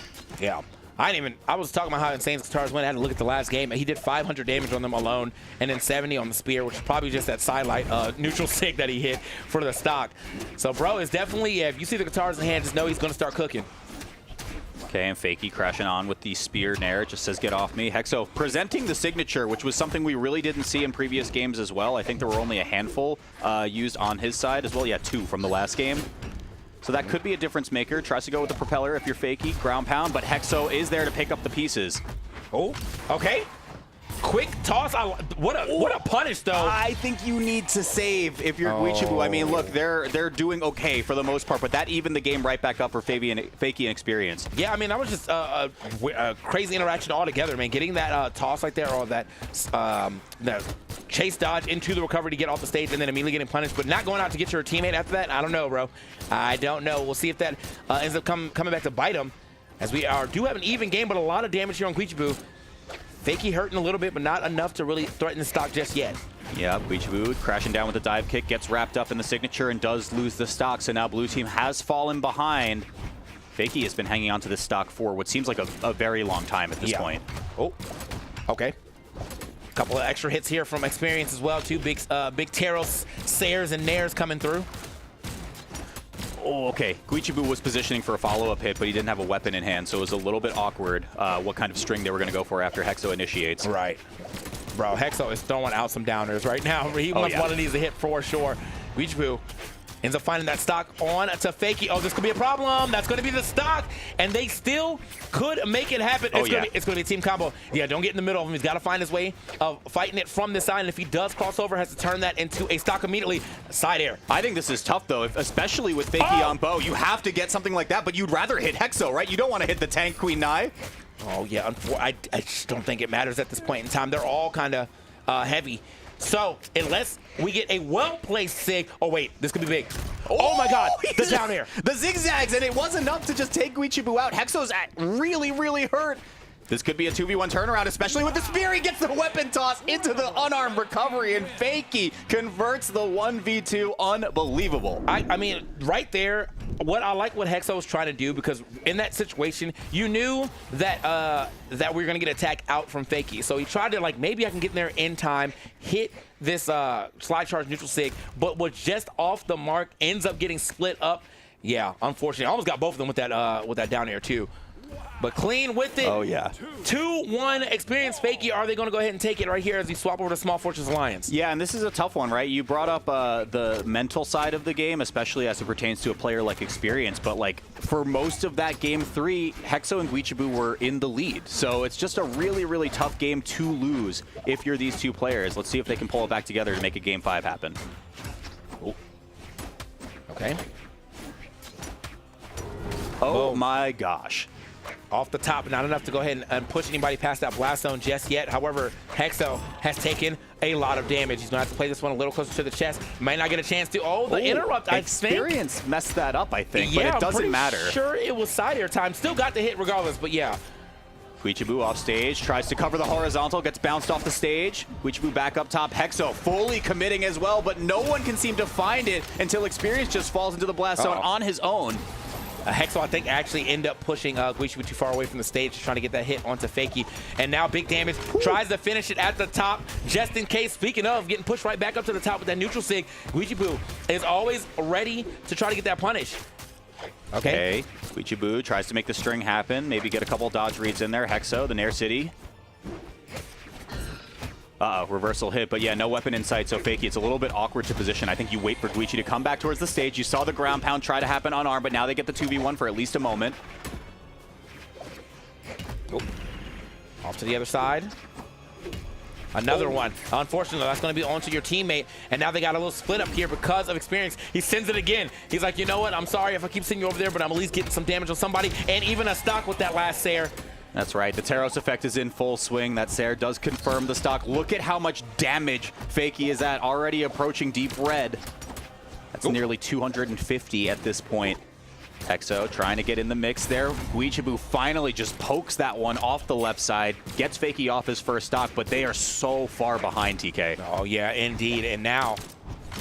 Oh, yeah, I'm not sure how they're going to be able to get this one back without making some crazy team. This might be a crazy play, though. It might be a second one to go. Guichibu just absolutely putting Hexo in the backpack for that edge guard. Hexo wanted to get in the mix. He said, no, this is my play. That's exactly what I was saying. I need to see a team combo for sure. And now Hexo is starting to get this little 1v1 win here on Fakey. Fakey does manage to make it back. Whoa, too much team damage here from Guichibu, though. Look, and those guitars are absolutely lethal. You're one dodge read away, and Experience knew it. He panic dodged to get out of there. Does not want to interact with Guichibu off stage after the madness he just saw. Hexo reignites the situation. Experience a get off me option, but Guichibu loses the stock off the left side. Hexo in trouble. Experience no movement. Oh my God, the movement was so sick from Guichibu and Experience, but you saw him trying to line up that ground pound. Couldn't do it in time, not before the recovery comes out. Guess where you're going? Bottom blast zone, and guess where you're not going? To top 3 or top 4. That's unfortunate, brother. It is unfortunate, but what a way to play the game here for Experience and Fakey.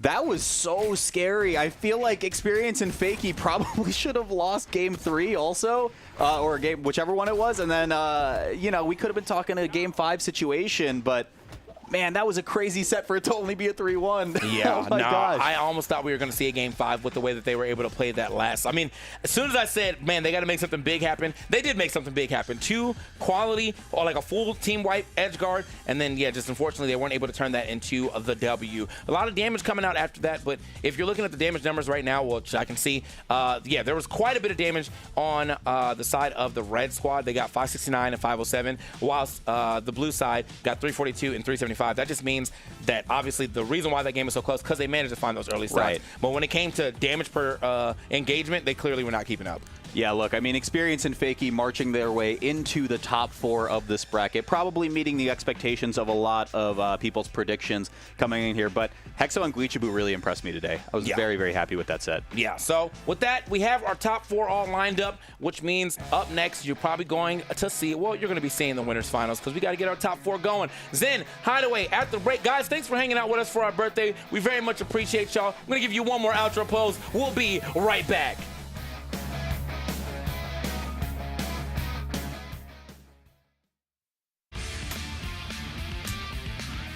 I'm Sparky878, and you're watching Brawlhalla Esports.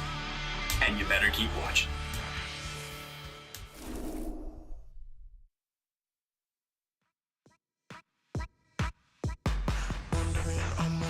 I'm wondering about you. I'm wondering what you do.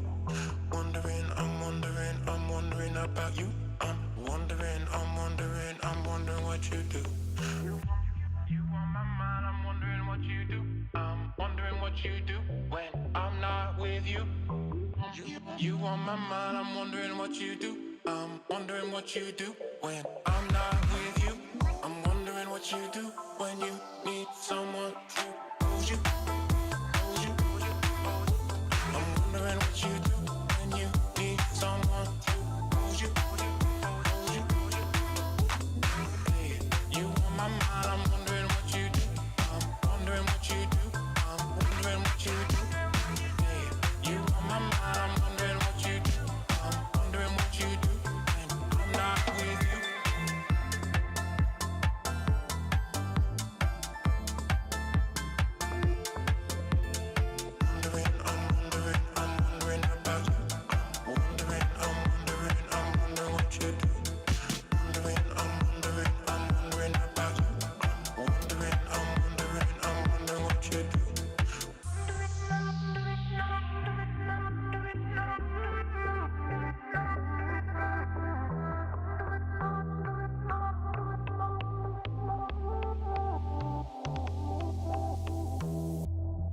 on my mind, I'm wondering what you do. I'm wondering what you do when I'm not with you. You on my mind, I'm wondering what you do. I'm wondering what you do when I'm not with you. I'm wondering what you do when you need someone to hold you, hold you. I'm wondering what you do when you need someone to hold you, hold you, hold you. I'm wondering about you. I'm wondering what you do. I'm wondering about you. I'm wondering what you do. Hey, you on my mind, I'm wondering what you do. I'm wondering what you do. I'm wondering what you do. Hey, you on my mind, I'm wondering what you do. I'm wondering what you do. And I'm not with you. Hey, hey, hey, hey, hey, hey, hey, hey. I'm wondering about you. I'm wondering what you do. I'm wondering about you. I'm wondering what you do.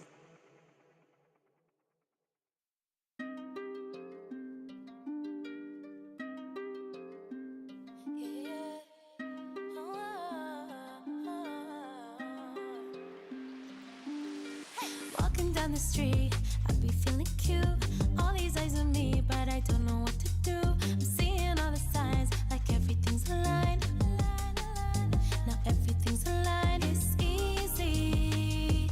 I'm telling you it's easy. And everything is dreamy. When you let go, what you can't control. I'm just playing life. I'm making up the rules as I roll the dice. No, I don't have to try or be too nice. All I do is win, win, win. I don't play it loud. I don't need to shout, don't need the crowd. Even though I'm grounded, I'm in the clouds. 'Cause all I do is win, win, win.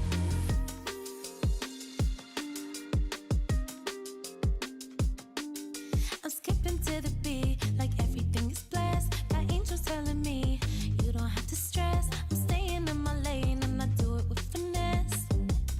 You know I do it with finesse. It's easy. I'm telling you it's easy.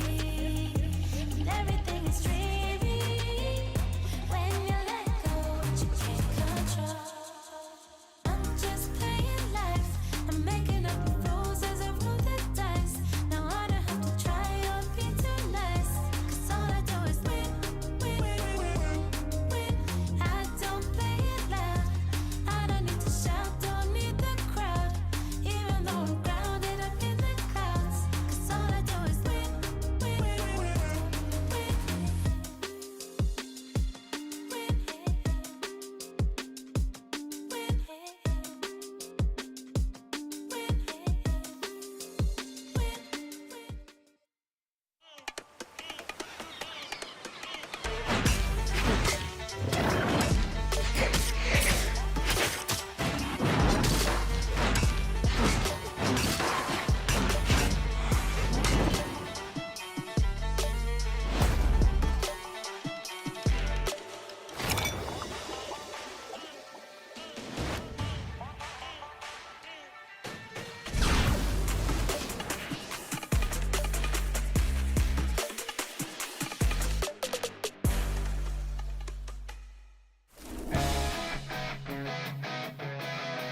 Boy, it's hot in here. It's almost like we're in the middle of a heat wave, PJ. Those new colors, so, see, they set me up for failure every time. How am I supposed to work in these conditions?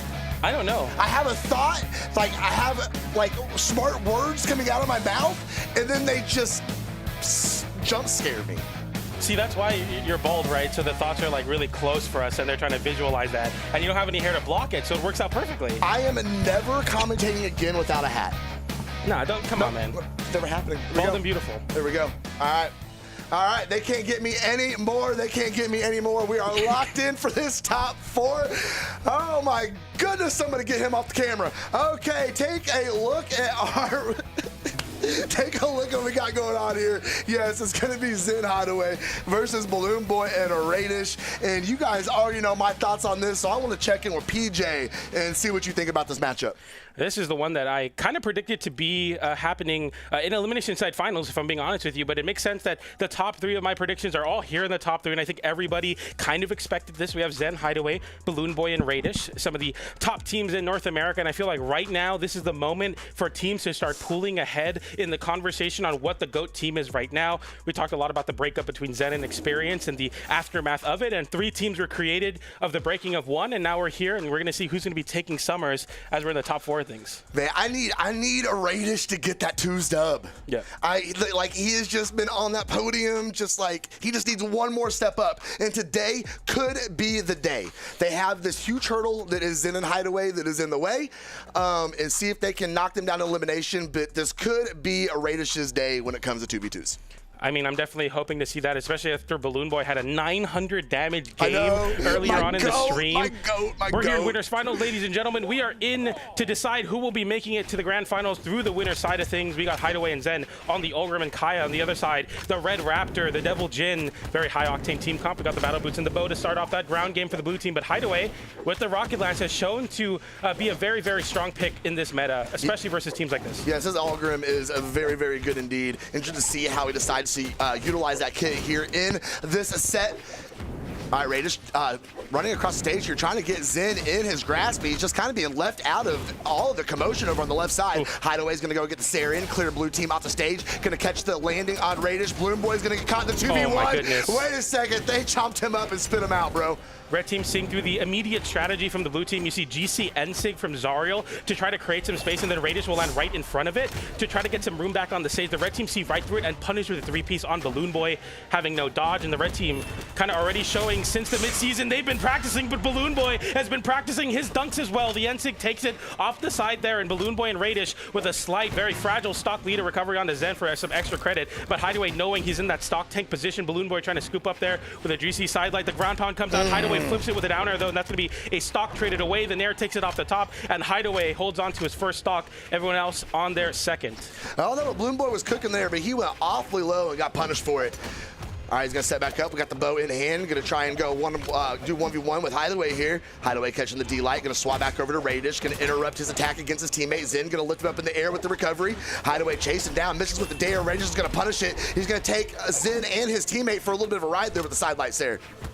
Zen, really, really smart, very evasive, especially versus this blue team comp that can easily find a 2v1 combo. We see the 2v1 combo there onto Balloon Boy, but gets interrupted by Raidish. Raidish on the orb has proven to be a little bit complicated for the red team to really pinpoint. We find an end light there, but Balloon Boy interrupts it, punishes the downsig with a ground pound. A side air comes out on the Hideway as well. Raidish going high to try to KO Zen off the top. Doesn't find it there. Zen with sweat beads lands back down with a side air. Balloon Boy getting juggled by Hideway. Raidish fighting back with a downer off the wall. The recovery comes in. The ground pound from Balloon Boy takes the stock off of Zen, and Hideway is scrambling and trying to find some safety versus this blue team, because when these games go to chaos, the blue team come out on top. Yeah, absolutely. Balloon Boy and Raidish are just more of a methodical team, in my opinion. And then we see the Sarah is going to send Raidish onto his final stock. Balloon Boy in this 2v1 situation, he's avoided all damage thus far. Could not get the D-Light in on Hideway. Hideway is able to continue racking up damage against his blue team, swapping back and forth at will.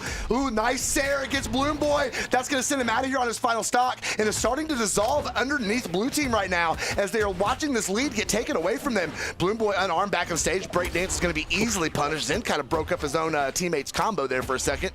Hideway fighting unarmed with that extra stock. He doesn't even want to give a moment for his teammate to be alone, even forfeiting picking up a weapon for it.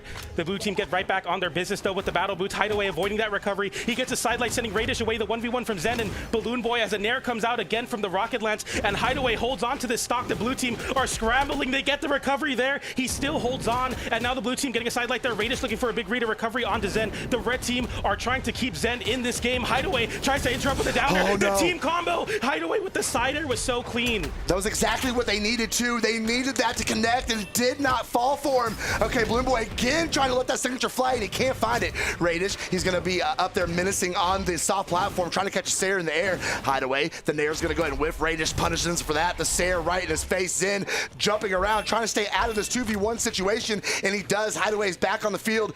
Okay, can he find a weapon? There it is. Axe in hand. Whiff on the Sarah, and catches Raidish with a neutral sig, and not enough to knock out PJ. Raidish needs finds this orb sidelight. Sider will KO anywhere except center stage. That Sider will find it, and we go to a 2v1 Hideaway with very, very low damage here. Not even really hit at all, but a 2v1 combo could easily be the end of this clutch attempt. But Hideaway looking to hold on, facing down Raidish and his former teammate with a recovery. He takes out his former teammate first, and now it comes down to a 1v1 Raidish, looking to prove to Balloon Boy that this pickup was worthwhile. He finds the Sider there, gets punished by the Endlight, and Hideaway in the 2v1 takes out his former teammate, takes out Raidish, and takes game number 1.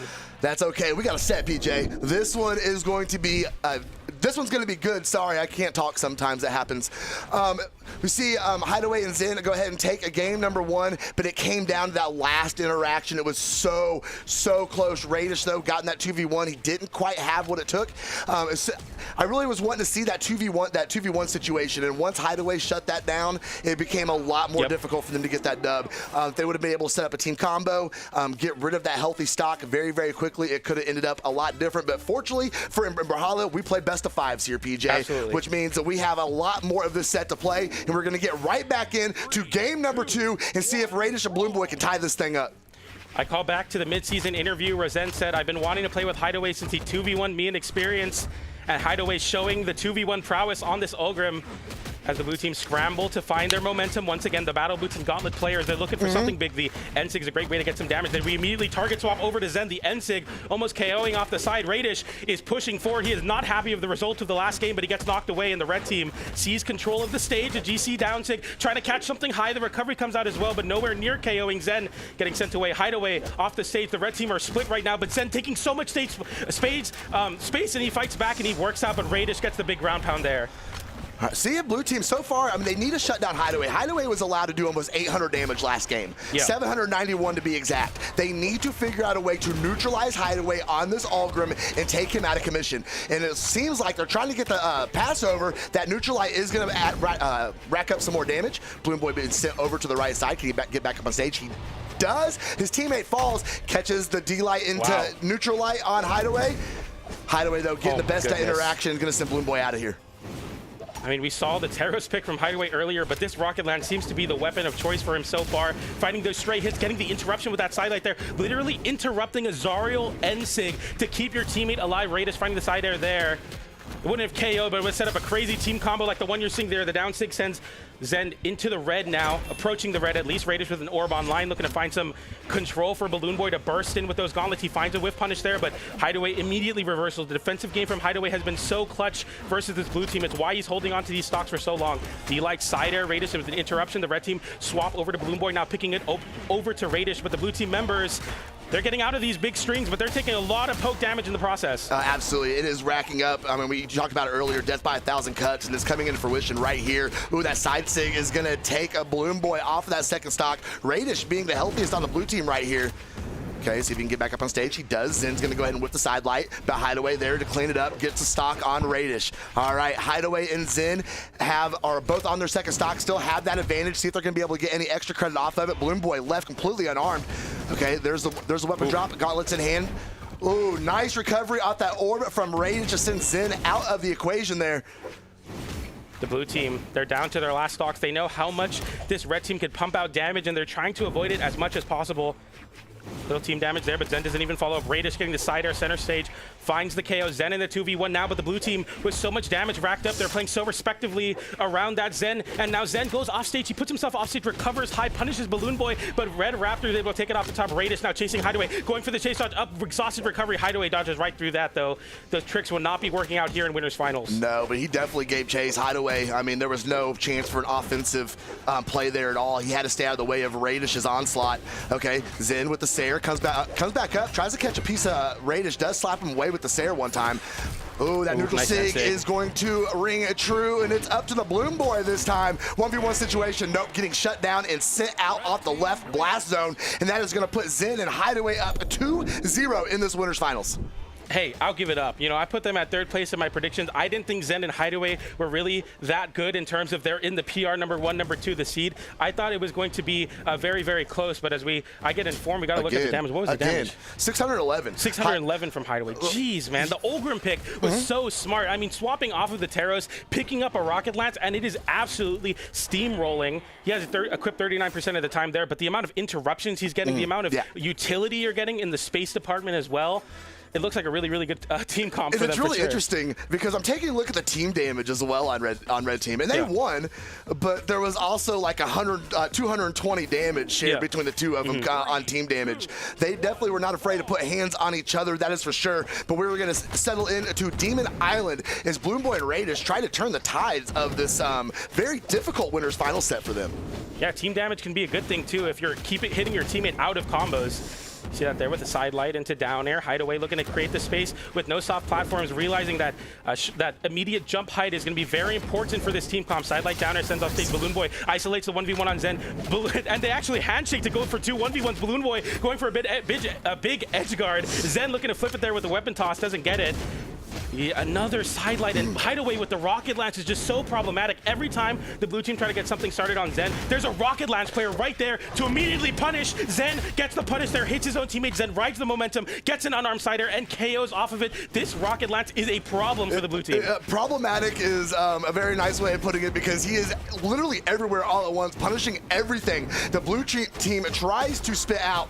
Okay, the dare is going to knock him back that time. Balloon Boy trying to get in there unarmed. Get him from the weapon drop. There we go. He got caught with another Sair, though. He cannot move. It's incredible. Every jump, every dash, you're put on notice versus this rocket launch. And Hideway knows it too. He's holding on to this one. GC side light nair, another side light there. Chase dodge forward. Raidish with a nice whip punish with that orb. Side air looks for the down air there. Gets put off stage. And now the blue team struggling to get back onto the stage. Hideway, even with all this damage racked up, he loses that stock, though. I was going to say he was playing so confident, but that side air into Ensig, into the orb recovery over onto Zen. And Balloon Boy and Raidish make this game quite a close one. The damage very much so built up on Raidish, so he doesn't have the most amount of defense stat to work out for, but Balloon Boy, little edge guard on Hideway there. Yeah, he was getting a little spicy there off stage. Blue team's doing a really good job at not letting that lead get out of hand. They've got the stock count back where they want it to be. Now it's time to work on that damage deficit. And it looks pretty much even except for Raidish being a bit of a wild card here as he is getting deep into that red on second stock here. 179 damage against him at the moment. Balloon Boy reaching up, whiffing on the dare. Nobody's going to punish it. Hideway slides into position, but he was not where he wanted to be. Zen trying to chuckle. Oh no, he slapped away his teammate as he was fishing out that second recovery. Balloon Boy unarmed again, catches a nair. There we go, finished up with recovery. Not quite enough to knock out though. Raidish looking for this orb to really start paying these dividends. You need to find the KO option. Side light, side air, recoveries off the top. Any of your KO options, we're seeing very deep side airs, and the side light, side air gets interrupted by Zen. Zen on that supportive role on the Kaya, showing through once again, keeping it impossible for his teammate to get KO'd. They get back to the ground, they get back, and they both find a KO. D-light recovery, unarmed D-light recovery, and the red team once again stifling the blue team. You can't even get away with it. Side light, side air on orb without it getting interrupted, and Raidish getting put in a really bad spot. Zen smelling blood in the water, goes for the down air there. Hideway forfeits his stock in the attempt to get a very early gimp on Raidish, but you still have that extra stock to work with, and Zen starts playing defensively. Sair kind of tapping Raidish back out of the sky. The orb recovery is going to come up and catch Zen, though. Not enough to knock out. Balloon Boy misses on the grab to cancel D-Light. That recovery is going to be good. See if they can get a quick 2v1 engagement against Hideway, but no, he does the incredibly smart thing, and he runs. And with no soft platforms, it's hard to refresh resources and really put up a lethal threat for Hideway, stalling up in the air, the product of this Demon Island pick. Balloon Boy getting juggled there. The down air catches Raidish. The nice D-light into chase dodge downward, realizing Zen was ready to interrupt. The respect that the blue team has to give the red team, as they're so good at jumping in and interrupting these team combos. It's so hard to match the damage of this team comp. Raidish trying to figure out a safe way to get into the engagement without being knocked off his last stock. He is so close to being knocked out. There's a good neutral stick against Zen. But a second, Balloon Boy gonna find his way back up. Can he get it? Can he get it? He does, back on stage. Nair against Hideway. He read for the Sair, wasn't there. Hideway with the break dance. There's Raidish, and unfortunately, I think Balloon Boy is gonna be very close to follow. Unless he can get something to break loose here, he can get rid of one of these stocks. That break dance was his chance, and it got stifled. And a quick 3-0 from Hideway and Zen as they get their run back from the mid-season championship. This time, the result will go to them, and they confirm their spot into the grand finals through the winner's side. I was very skeptical of this team coming into it. I didn't think they showed enough to be considered the top dogs in North America. But after that game, after Hideway put up another 773 damage game on that Ogrim pick, I can easily see the argument for it now. We see that game, 473 damage dealt just on Rocket Lance, more than Raidish did on any weapon, on both weapons, on all the weapons. They ran away with that game. What if Balloon Boy and Raidish had an axe? You think they need an axe? I think it might have helped a little bit. There was Man, we had a moment in that last game. Everybody was at 2 stocks, and everybody was completely red. Yeah. That was their opportunity. Yeah. You could have taken those stocks, worked on some extra credit, and carved that game for you. Once I saw at that moment Zen and Hideway keep that advantage, and they were first to strike and send them down to the last stocks, it was looking pretty dire for me. And you guys see it right there. 773 damage is crazy. He did over 650 every single game. 107 light attacks. I don't even think I've ever put that many light attacks out. And I play some very mashy legends, I'll be honest. I mash a lot. That's a lot of buttons to hit with a 44% accuracy as well, hitting around 46, 47 hits, and it's just enough to do it. And oh my goodness. I mean, his teammate had a 30% accuracy on 77 hits. It was really the Hideway show. No. He was hitting buttons and they were connecting. No, absolutely. Every button he pushed connected. That was an incredible display from Hideway and Zen. Hideway definitely, I don't want to say carrying that set, but man, he put out a lot of damage on the Allgrim. He was in the right place, right time, almost every time. With that being said, though, that gives us one team going into grand finals. We need to find out who else is going to be joining them. Of course, Bloomboy and Raidish are now settled down into elimination final, and we need to find out who is going to get an opportunity to fight them to get back up. We have Rise and Soul going up against Experience and Fakey. We got Seed 6 and Seed 3 respectively. What do you think, PJ? You know, obviously, I had I had Experience and Fakey winning the tournament here. So if you have to ask me, I definitely think that they have what it takes to do so. But I want to remind everybody, Winter Championship, they got second place Rise and Soul. This is a team that, although they're PR 10 and 13, they have a second place and a 4th place finish in the bracket. This is a team that, if you're not ready for, they are going to come at you with tournament winning force. But the blue team starting off very well here. You see the traditional Kaya Teros pick, the best team in North America in this team composition. Hideway swapping off the Teros as well for the Ulgrim pick. Experience the only one to do it on the hammer, still this deep in the bracket. Indeed. Soldo trying to thread in a dare there on Experience. Caught the gravity cancel, neutral light on Fakey, but both red team members being sent over to the right side. Experience whiffing on that Sayer, getting a little unarmed recovery punish on it. Rise coming back on stage, whiffing with the Sayer. Experience though gonna try and got half a Mafia there, couldn't quite get the whole thing. Nice GC downlight into recovery, but somehow Fakey holding on, avoiding that big down sig though, getting that Rayman side sig punish and catching Fakey landing with the side sig. Maybe this is the grand elaborate plan versus the Kaya Teros, is just have a disjoint like that side signature. We see another one there, find its mark, the unlight from Rise to interrupt and get that KO off the side. And now the red team with this very fragile stock advantage, as I can't even finish my sentence, as that Sider is able to close it out. And the blue team looking for that team combo Experience, going for that deep recovery. Couldn't quite get in the position where he wanted to be. Gonna send Soul up into the air. Gonna swap over to Rise. Ooh, a nice little pivot stomp there. Couldn't quite get anything after it though. Rise gonna come back down the stage. Gets caught with a nair from a Fakey. Soul gonna get right in there and break that up. Try and keep the damage off his teammate. Fakey gonna shut him down with the D-Light. Caught him with the gravity cancel, neutral sig, and what a team combo from blue team. Yeah, this is a very nice lead for them now. The red team had a slight lead early on, but this is definitely a much bigger one for the blue team as we go off the top, looking to find that KO off the top onto Soul. Soul getting sent off stage. Experience, chase dodging downwards towards the wall, putting himself in that win opportunity, as he likes to say with that hammer. Looking for those ways to get those stocks early. The recovery does find its mark onto Experience. Experience getting hit by the D-Light, but Rise couldn't find the side air as Jakey's able to put that spear in there between them, but that side air will close out that stock. We go down to last stock and Experience. Fakey trying to hold on, avoiding the ground pound. Pogo downwards. He gets his jump back. He gets his chase dodge. The down air as well. Another ground pound. Experience is just watching. He said, you got this, bro. You take the edge guard and you take the game. Oh my goodness. Experience literally walked up and said, I got to use the restroom. I'm going to let you handle this one. And he won the game. Fakey went and got the belt, bro. He went and got the belt. That was crazy. Oh no. Oh no. We're going to watch this again in super slow motion. You think you can edge guard me? Are you kidding me? Let's see it, Fakey. Oh. We see the ground pound. We see like Soul's like, all right, we got to save you now. GC sidelight, very smart to get a chase dodge back by hitting your own teammate. Another nair. It wasn't like the red team gave up, by the way. They were constantly fighting, but they just could not make it back. And Fakey saving his dodge to avoid giving the chase dodge back to Rise. Experience stood still. Cinema. Absolute cinema. Oh my goodness. What a way to finish that game. And we have an entire set ahead of us, PJ. We're going to get back in here to Demon Island, a game number 2. And see if Soul and Rise maybe have something to say about that.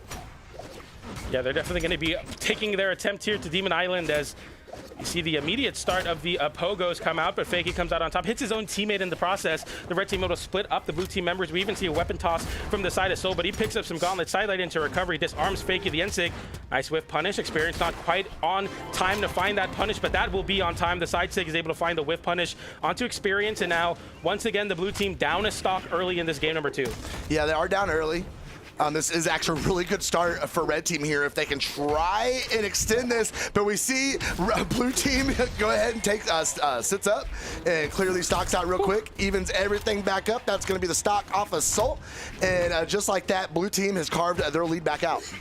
Absolutely, and you have to be so on top of it versus Fakey, because this is exactly the position Fakey wants to be in that stock tank role, letting Experience take a lot of that aggro, but continuing to tank out the stock sidelight leads to nothing. Experience in the 1v1 versus Soul, though the red team takes some time to get that nair onto Fakey to close out that first stock, but Experience's movement right now on the right side is so tricky. Fainting going back to center stage, ends up putting himself off stage, and the red team don't get any damage in that 2v1 scenario. A big opportunity gets wasted because of that. Wasted indeed. We see a blue team trying to posture up here and get red team in their clutches, trying to set up that team combo rather. Weapon throw down, Soul left with nothing. Sweat beads out. He got the dare to get his options back. Back up on stage with Axe, misses the dare against Experience. Okay, Fakey gonna get back up on that weapon. He's gonna go over the side with the spear, try to get some work done. He caught one pogo, whiffed on the dare, and now red team gonna set up the team combo. Soul missed the Sare. On a side sig on your own teammate, the blue team take the time to hold that center stage. Experience is hitting the end-light button as much as he can. That's 5 in a row now as we see Fakey send Soul very far away. Rise getting sent downward. Double downer is going to put an end to that stock, and now the 2v1. And this looks no better than the previous game as they're up 3 stocks to 2. But most importantly, in a 2v1, as Soul has one more stock here, but it is going to be quite difficult. I know we didn't mention it. He's swapping over to this Rayman pick, hoping to compete with this team comp by using some gauntlets to break the mold, break through the walling strategy this blue team can make for sure. But it ends up not really paying the dividends you want to see. The recovery does close it out off the top. If Soul can get this side air onto Experience now, and the down sick, he sets up a 1v1. Wait a minute, we changed the format. Singles was last weekend, but we get it right now in game number 2. The nair comes out from Fakey. The spear has been causing problems for the gauntlets, and Soul knows that. He swaps over to the axe here. And it's looking like a very close game right now. Yeah, this could go either way. I really do like how we literally swap modes right here. There was a full stock apiece when we started this 1v1 engagement. Oh, big whiff on the neutral light, and Soul's going to get a 2-piece on it. Fakey going to eat the weapon throw. It's only 1 damage. We're okay. The mode swap from these players, they immediately change it exactly how they play to swap over to this format, and they are currently playing that very parry play style as they're trying to avoid each other. They really don't want to throw out any whiffs because these weapons are very good at whiff punishing. Now the stacked game plan, down air into the end light, sends Fakey off stage once again, and he's looking for something big. Soul gets the down air into the nair, into the weapon toss, goes for the down air as well. Fakey, he gets a side air, he tries to get tricky off stage, but he can't get much. Soul swapping over to a different weapon. No, Fakey with the stock, with the weapon advantage, but the damage build is so big, and going for the exit, covering the cross up, the right read, the wrong time down, like into side air. It's not over for Soul yet, but he just needs one straight hit, and there it is, the side sig, and Soul, he doesn't do it with a quickness, but does it at the end of the day, clutching out that 2v1, forces the 1v1 fresh stocks, and wins it out. 813 damage. 813 damage. Rayman, by the way. Did everybody hear that? Rayman coming out absolutely swinging. Clutch the 2v1. Yep. I mean, he got him separated. He got rid of the 1 stock, set up the 1v1 engagement. Perfect clutch from Soul. And that is going to be a big way to bring yourself back into this set. I mean, it could have very easily been Experience and Fakey getting a swift 2-0, moving over into game number 3, but off the back of Soul literally carrying that game, changing the format back to the 1v1, and winning out that 1v1. That must feel great, by the way. Like, clutching like that on a stage like this. You didn't win the set, but you definitely put yourself in much better chances to do so. And I wonder how that feels. I know, right? I mean, it literally could never be me. and I'm sure that's going to motivate Rise a lot as well, as he gets a lot of activation on this Kaya right now. It goes for the Nair into the recovery. The red team and Rise specifically playing pinpoint accurate on this spear. He's not whiffing moves. He's hitting everything on the blue team. The Nair comes out from Soul into the recovery experience, scrambling to find the stage because he can't find anything on this hammer pick, and we see a big pickup from the red team. Double D-Light into recovery. It KOs off the top. The red team are unstoppable. That's another one. If you can close out this edge guard on experience, they don't go for it, but they are looking so good. The momentum fully swinging to the red team. Look, Soul inspired his teammate last game. Rise has come out in game number 3, and he is absolutely swinging for the fences with his bow. Another D-Sig is going to connect. They set him up off the top 45. 6 stocks to 3. They are absolutely cruising. Finally, a stop to the offense as they secure the stock on Soul. But Rise with the reversal. Can he get it against experience? Wow. Experience goes low, hits a Sayer. Can he get back on stage? He does. Everybody lives.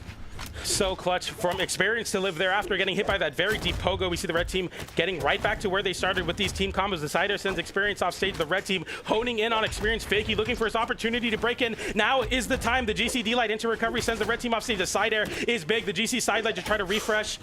Soul off stage, and the red team are somewhat struggling now. The blue team seem to take control of this game as they have so much stage control, and Fakey keeps running into the corner, realizing that he's on his last stock. He's putting experience to task on that point position. The Cider works out for the blue team, and this swap of pace has really worked out for them. It has. I mean, they really came out swinging. They kind of had blue team kind of a little bit confused at the beginning of the game, but blue team has adapted very quickly, and they've picked it apart and they've shut it down. Okay, the 2v1 is going to be good for blue team, but Rise is able to get back up on stage. He went for the D-Light. He would recognize that the threat was there. He jumped right back down and hit the neutral sig. The stock's even up here. Soul getting him the 2v1 combo. We go for a Nair there from Fakey. Maybe he just wasn't in the position he wanted to find himself in. Experience getting KO'd with that end light. Now the 2v1 Fakey holding on to the very narrow wall that this Demon Island left side can be. The down stick comes out as well.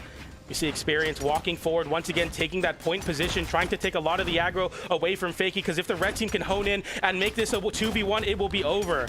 Oh, they are still continuing to rack up a very good damage against this blue team. Rise gonna go ahead and interrupt experience there. Save his teammate a little bit more damage. The Nair is going to whiff, and experience is going to get a 2-piece on it. Comes back to the stage. We see the Dare connect. Try to thread in the down sig. Got punished for it, and then caught his teammate with the signature. That's going to send Rise all the way out. Fakey gets back up on stage. Red team, it does have the advantage here. Rise is going to be your wild card as he is very healthy on the stock. Blue team is going to try and focus on Soul, get him out of here so they can force a 2v1 situation. That is going to get Fakey out of here, and now here we go. They can go to work. Yeah, I mean, Rise is so healthy, but it won't even come down to that, as the side light into recovery is enough to take it off the top, and we see a 645 damage game coming out of the side of Rise. It is they're just taking turns, like putting on exhibitions. My man was inspired. Yeah, he was. He came out of the gate swinging, man. He picked up a bow, and he was unstoppable. He wasn't whiffing moves. 56 at a time on the spear, 421 damage to 259 taken. He was flawless on the spear. Easy to whip punish that weapon if you're not on. He was on for sure. Oh yeah, that was so cool to see. I mean, Soul got that great clutch, and his teammate was like, you know what, hold my apple juice, I got this. Absolutely. And stepped right in and got the job done. We're gonna settle into Demon Island for this game at number 4. Oh, and Soul and Rise going straight to work. We have seen this before, BJ. Yep. We have seen this before. Nothing to empower a team like a big 1v1 clutch, and it really shows as the red team have so much momentum. We even see a fully charged side stick coming out of the side of Soul, and the blue team weren't even in position to really punish it. Experience a lot of respect avoiding that. We see a swap over to the Ulgrim, and then point that out as we were talking a little bit about something else earlier, but it's been working out for Experience as Axe. He wasn't finding anything on the hammer, so now a Rocket Lance will be swapped to very shortly here as that Cider sends Experience off stage. The red team swarming over to Fakey. The down air does catch Experience. He loses his stock Experience. Or Fakey in a bad spot now as he goes for the GC downlight, doesn't find it. The Nair covers the ground pound as well. Fakey, can you make it back? No, you cannot. Experience cannot risk going off stage to save him, and Fakey is on his last stock within the minute. The belt. It just keeps going back and forth, bro. I'm telling you, D-Light in the side light from Rise. What is the guy? What else is the guy? Oh, I thought he was going to go after Fakey. He was almost in range with the D-Light. Back on stage, Sweat beats out. Okay, Sarah from Experience is going to send him over and out. Soul sweat beats. Fakey got a hold of him, but they did not follow through with the combo. It dropped. Soul is left to come back unarmed. Sarah's going to slap him off the stage. He decides to go next. He wants to go ahead and get the fresh shot, get back in here and help his teammate. Very smart. Yeah, the downer sends Experience low as well, and it gives Rise another opportunity to get back on the stage and cause problems. The NSIG actually catches his own teammate in the process, but with Experience without a weapon and Fakey on his last stocks, it's dire straits for the blue team. The D-Light into side air sends Fakey off stage. Experience getting hit by the side air there, getting sent to the left side. The recovery, Fakey getting put back in the corner over and over again. The side air from Rise, it's not enough to KO, but the blue team are only just holding on. They're not even trying to win. They're just trying not to lose right now. They need to find their footing, and that NSIG will make it very, very difficult to do so. The charge up with the GC NSIG. It's an air, it's a sidelight, it's an NSIG. It hits his own teammate, but that Pogo will connect onto Fakey. The ground pound once again. It's a clinic, and Rise and Soul take the set 3-1. Wow. They did that. They did that right in front of us. It just happened.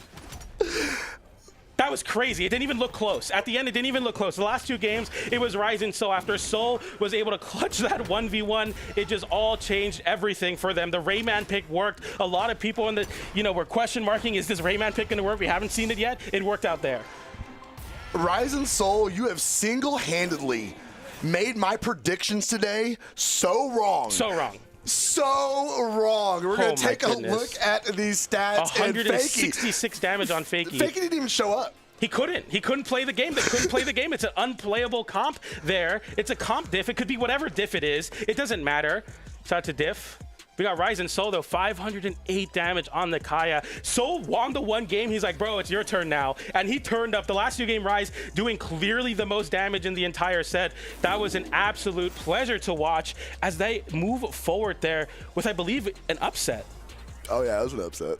That's another top three for them. We cannot deny them anymore. Man, I have been so pleasantly surprised so many times this weekend. Like, the tournaments are so good. I know I keep saying it, but I really do mean it. We see right there Rise and Soul, the 3-1 victory against Experience and Fakey. They are gone. That means, let's take a look. Before we go to break, I do want to take a look here because that means Rise and Soul have moved up to take on second seed Bloom Boy and Raidish that we just saw get absolutely demolished in winners finals and sent down there. So who is going to get the opportunity? Who is going to get the privilege to go back up top to try and win this thing? We're going to find out right after this break with Balloon Boy Raidish versus Rise and Soul. Don't go anywhere. We'll be right back. Oh, hey, I'm CK, and you're watching Brawlhalla Esports.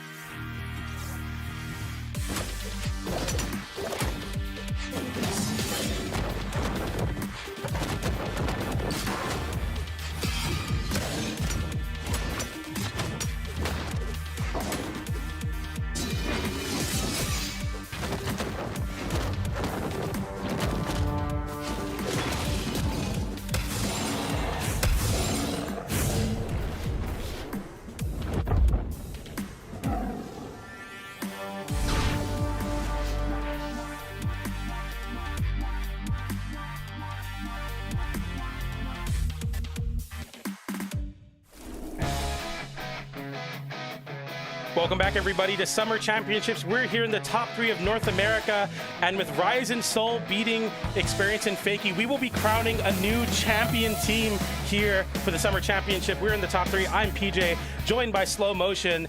You were talking about this being one of the most exciting weekends of twos, and I have to agree with you, man. This is crazy. I'll be honest, I love Brawlhalla all the time, but I enjoy ones more. Yeah. And I enjoy commentating ones more. But I think this is honestly one of the first events where this is twos has been the shine out for me. This has been great. Yeah, absolutely. It's been a lot of fun. I mean, like I'm kind of in a similar boat with you, but recently twos has definitely taken a very special place in my heart, and these two teams for sure have taken a very special place in the upper echelon of North America twos. We got Balloon Boy and Raidish, second place at midseason, a team that came out after Max Vote, a product of the Zen and Experience breakup. But now showing, hey, you know what? The other side of it's like we don't even care about any of that. We've been a partner for a long time. We got Rise and Soul as well, who have once again made their way into a top 3. Yeah, neither one of them. I mean, you see Soul just barely hitting the top 10 PR. I think Raidish and Balloon Boy should be very nervous. Yeah. Rise and Soul are on such a boost of momentum right now. They're literally knocking Goliath out of this bracket. Who sent them to elimination side? Let me have a look. I know here. somebody knows that. I don't remember. It was Experience and Fakey. It was Experience and Fakey. Okay, so that was their run. They just won the run back then. Yeah. They sent them down in upper quarterfinals. Okay. They beat them 3-1 and sent them down, and then Rise and Soul took out Marimu in Future Bubble, and then we saw them just take out Experience and Fakey, and now they're going up against Raidish and Balloon Boy. This has been a hell of a run for them. So they should just win the tournament is what I'm hearing. Bro, they haven't lost, and then they just beat the team that won them. They are absolutely on a crazy elimination side run. Of course, in the grand finals, we have the #1 seed in there. But before we get to that, we're going to be seeing who is going to be fighting them from the elimination side of things. We got the Red Raptor and Devil Jin Team Comp versus the Kaya and the Ogrim. Should be a very fun and exciting matchup. And regardless, we're going to be seeing Kaya and Ogrim for the rest of the stream here. Both of the team comps in the top grand finals and elimination finals will be playing it. Of course, welcome to North America. We got Devil Jin and Red Raptor to kick us off here on Demon Island. Game #1 of elimination side finals. Not going to complain one bit. I think we're going to get a lot of information from this opening game. I'm very interested to see what the game plan is from Raidish and Balloon Boy here to try and stifle this blue team of Soul and Rise. Again, lights come out there. Balloon Boy interrupting. Hit his teammate a little bit too much there. Soul able to follow up with the Rocket Lance. Naren, wait, okay, how did Raidish get KO'd? He just got side-aired. I don't even know where the damage build was. We were just kind of talking, getting settled into the match, but there is no time. Soul with the side-air that just completely KO'd Raidish. That was ridiculous. No, that's what just crazy. happened? Full disclosure, I looked at my laptop to look at the bracket for literally a half a second, and he was gone. Yeah, I was just exposition. We're just getting in the game. That was under 20 seconds, and he loses his stock. You find a stock immediately get traded out, though, as the sidelight side air into the side stick does connect. Rise holds onto a stock.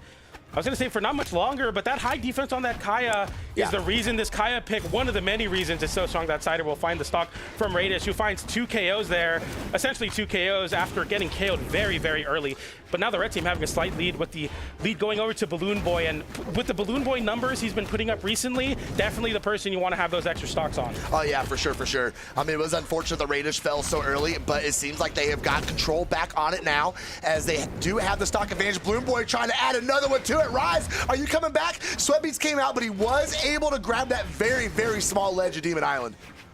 Balloon Boy dash jumping there, trying to get underneath Soul and find a way to scoop and continue to put a juggle on, but Soul getting a big side air there, hitting his own teammate, going high with the high ground pound, and Rise punishes Balloon Boy, who tries to fast fall to his teammate's side. GC down like ground pound, taps it in unarmed, and that was really, really clean from the blue team as they have a slight stock advantage, but Balloon Boy puts an end to that right quick. We see the ground pound there, and we see the caw come out there off the top of that N6. Shout out to Walt. Happy birthday. Yeah, giving him the beak for sure, and getting things a little more manageable for red team here. This has definitely been a back and forth game so far, as both teams have had a taste of the lead here.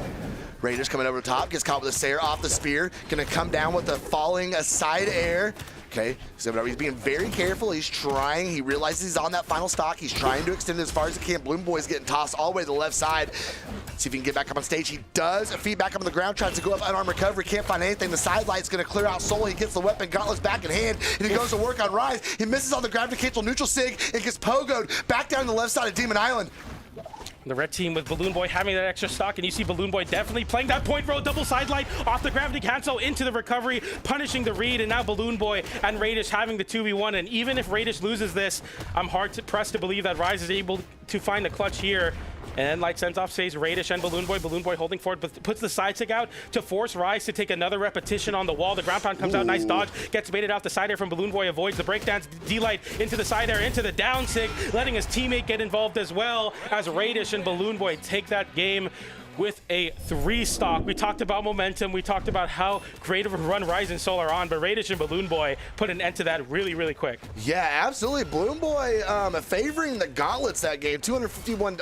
Okay, so this is interesting. He had the gauntlets about 11% more of what he did on the bow, but did more damage off the bow. Yep.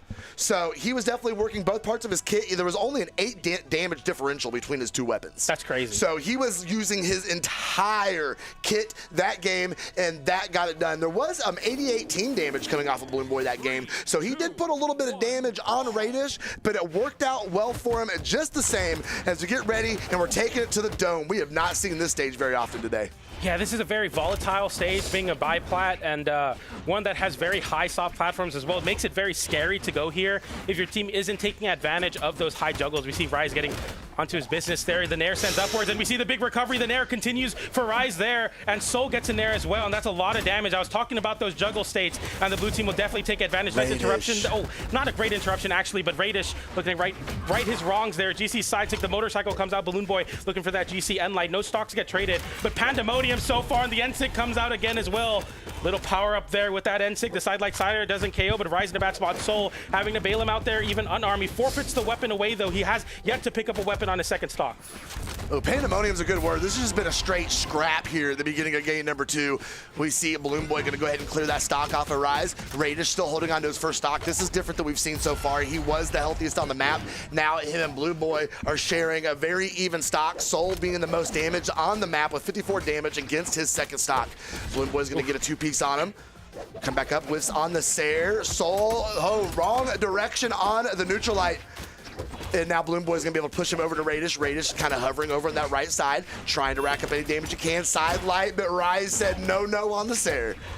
Big sider from Balloon Boy there on the bone. He flips it over to Rise. Raidish able to follow up as well to the ground pound from off the stage. When you think Balloon Boy is out of it, when you think he just has to recover, he is still able to find those team combos, and that's what makes this red team comp work out so well. Any hit leads to something big. Raidish going for that GC N-Sig there. Doesn't find it, but Rise getting put in a bad spot. Finds the ground pound. Balloon Boy in a bad spot as well. Rise just throws out 2 ground pounds, taps it in. GC D-Light into ground pound unarmed, and the blue team have a stock lead once again. It's a fragile one at that as the N-Sig comes out. That's 2 stocks from the Raidish N-Sig in this game alone, and we go down to last stock for everybody. It's actually an interesting stat because the Raidish is known for not really using those signatures very often. You know, he'll pull them out from time to time, but he's very conservative on that signature usage, and being able to connect 2 of those very effectively here in this game is nice to see. He's kind of floating over, looking for a good opener. The side air is going to be a good option. Reaches up with recovery, takes him in the opposite direction of the action. Balloon Boy going low.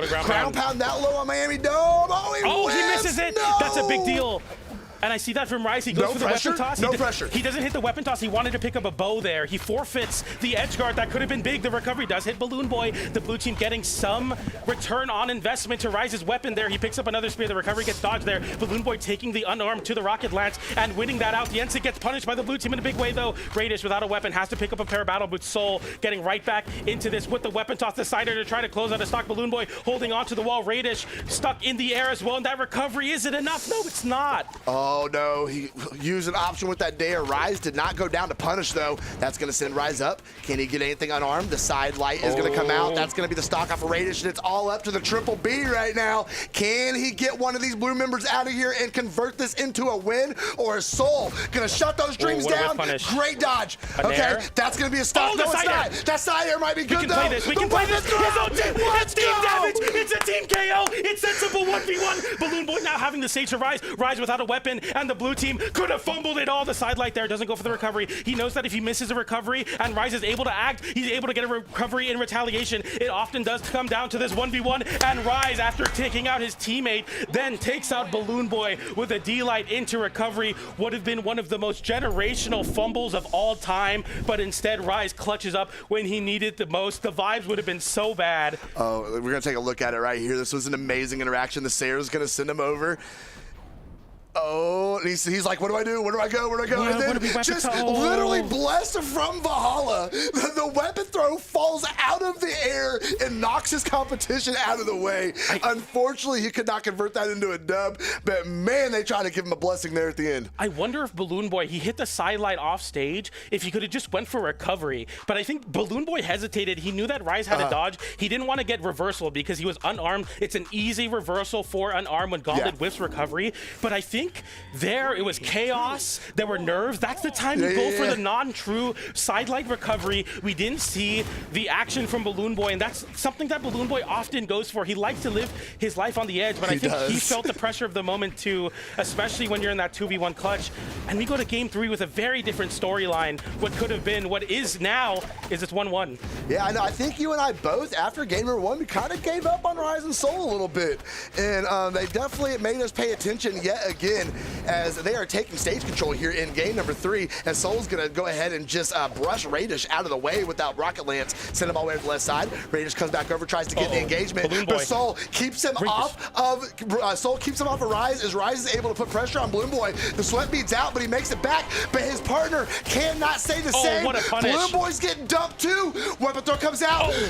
Gravity canceled, down light in the ground pound, and oh my goodness, they have got themselves a lead.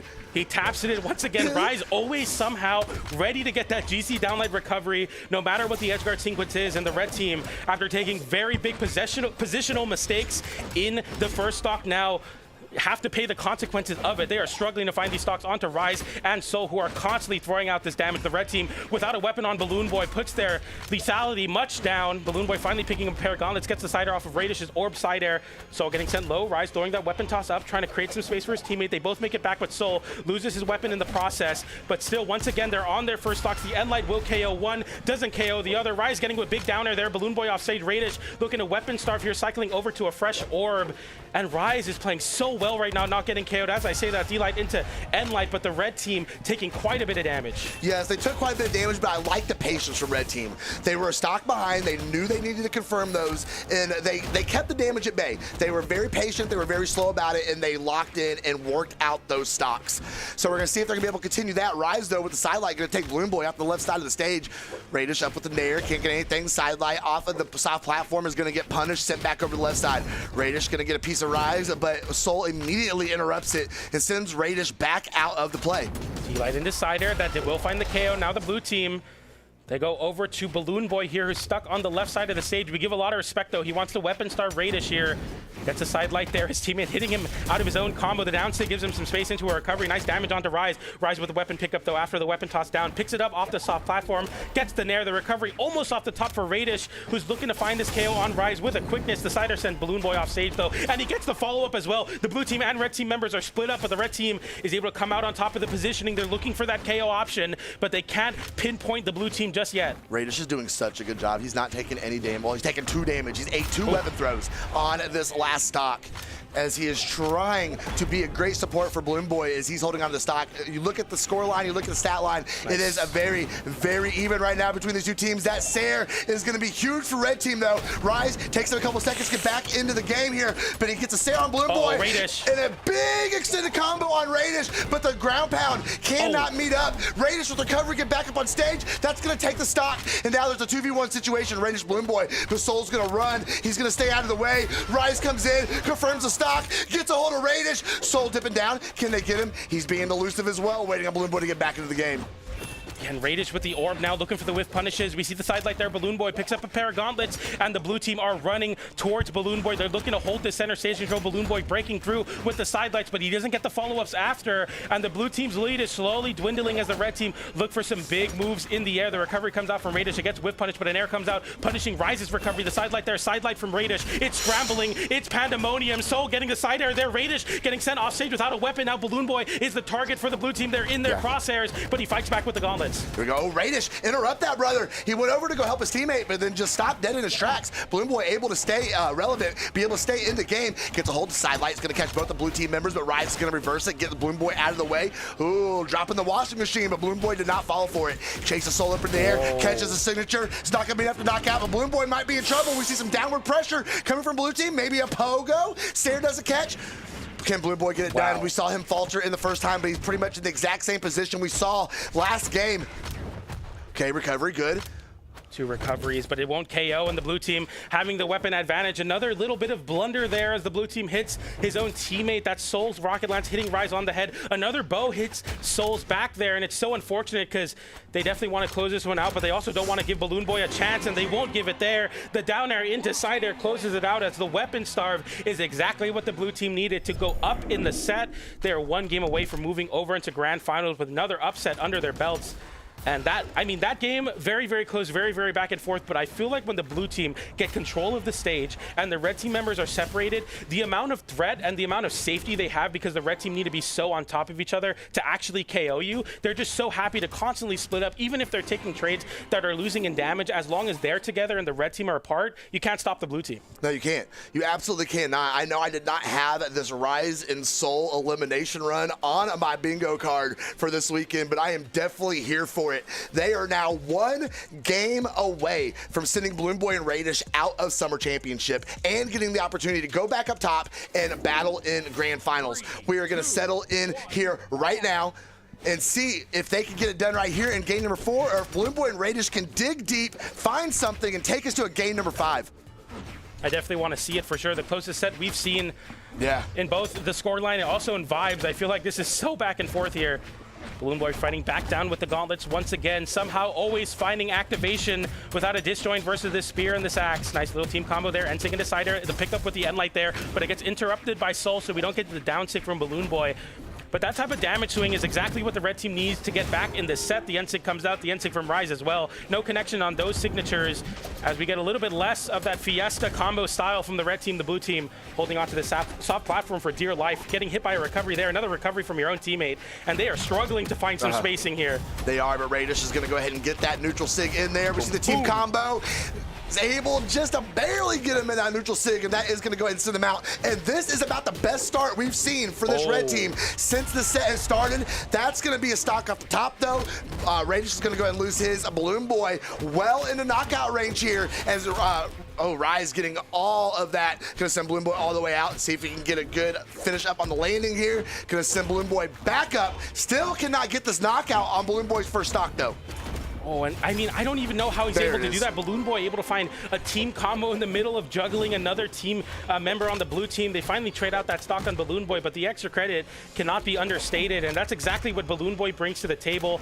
The clutch factor to hold on in these games and put out so much damage. The Cider hits Rise there. The down sig does clip both of the blue team members as the ground pound gets interrupted barely. Raidish sidelight Cider doesn't KO. Another sidelight Cider won't KO, but this hits up perfectly for the red team who look for these Ciders, look for these KOs. Soul makes it back though. That is the biggest burst of damage Raidish has had this entire set. Yeah. He is absolutely letting the orb fly right now and is getting a very good leave card out for his team. Now they've got Soul and Rise in a position where they can get a full stock advantage here. Balloon Boy with the ground pound. That's going to end that one. Soul, though, going to get the reversal on Balloon Boy. Balloon Boy, though, with the Sarah coming back down the stage. Okay, Soul's going to be allowed to come back up on stage. The dares are going to fly. Balloon Boy gets the recovery. That stock is gone. 4 stocks to 2. Balloon Boy and Raidish in the best position they have been in this set to take a game.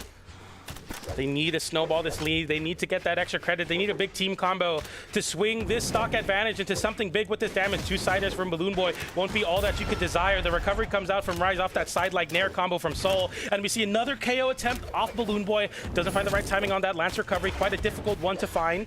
especially when you're crossing through your own teammate. Side air hits Balloon Boy off stage. Raidish in a 2v1 now, stuck on his last stock. The blue team immediately try to take his stock out off the top. They know what they need to do to steal this set away, to steal this game back, to steal this set to 3-1.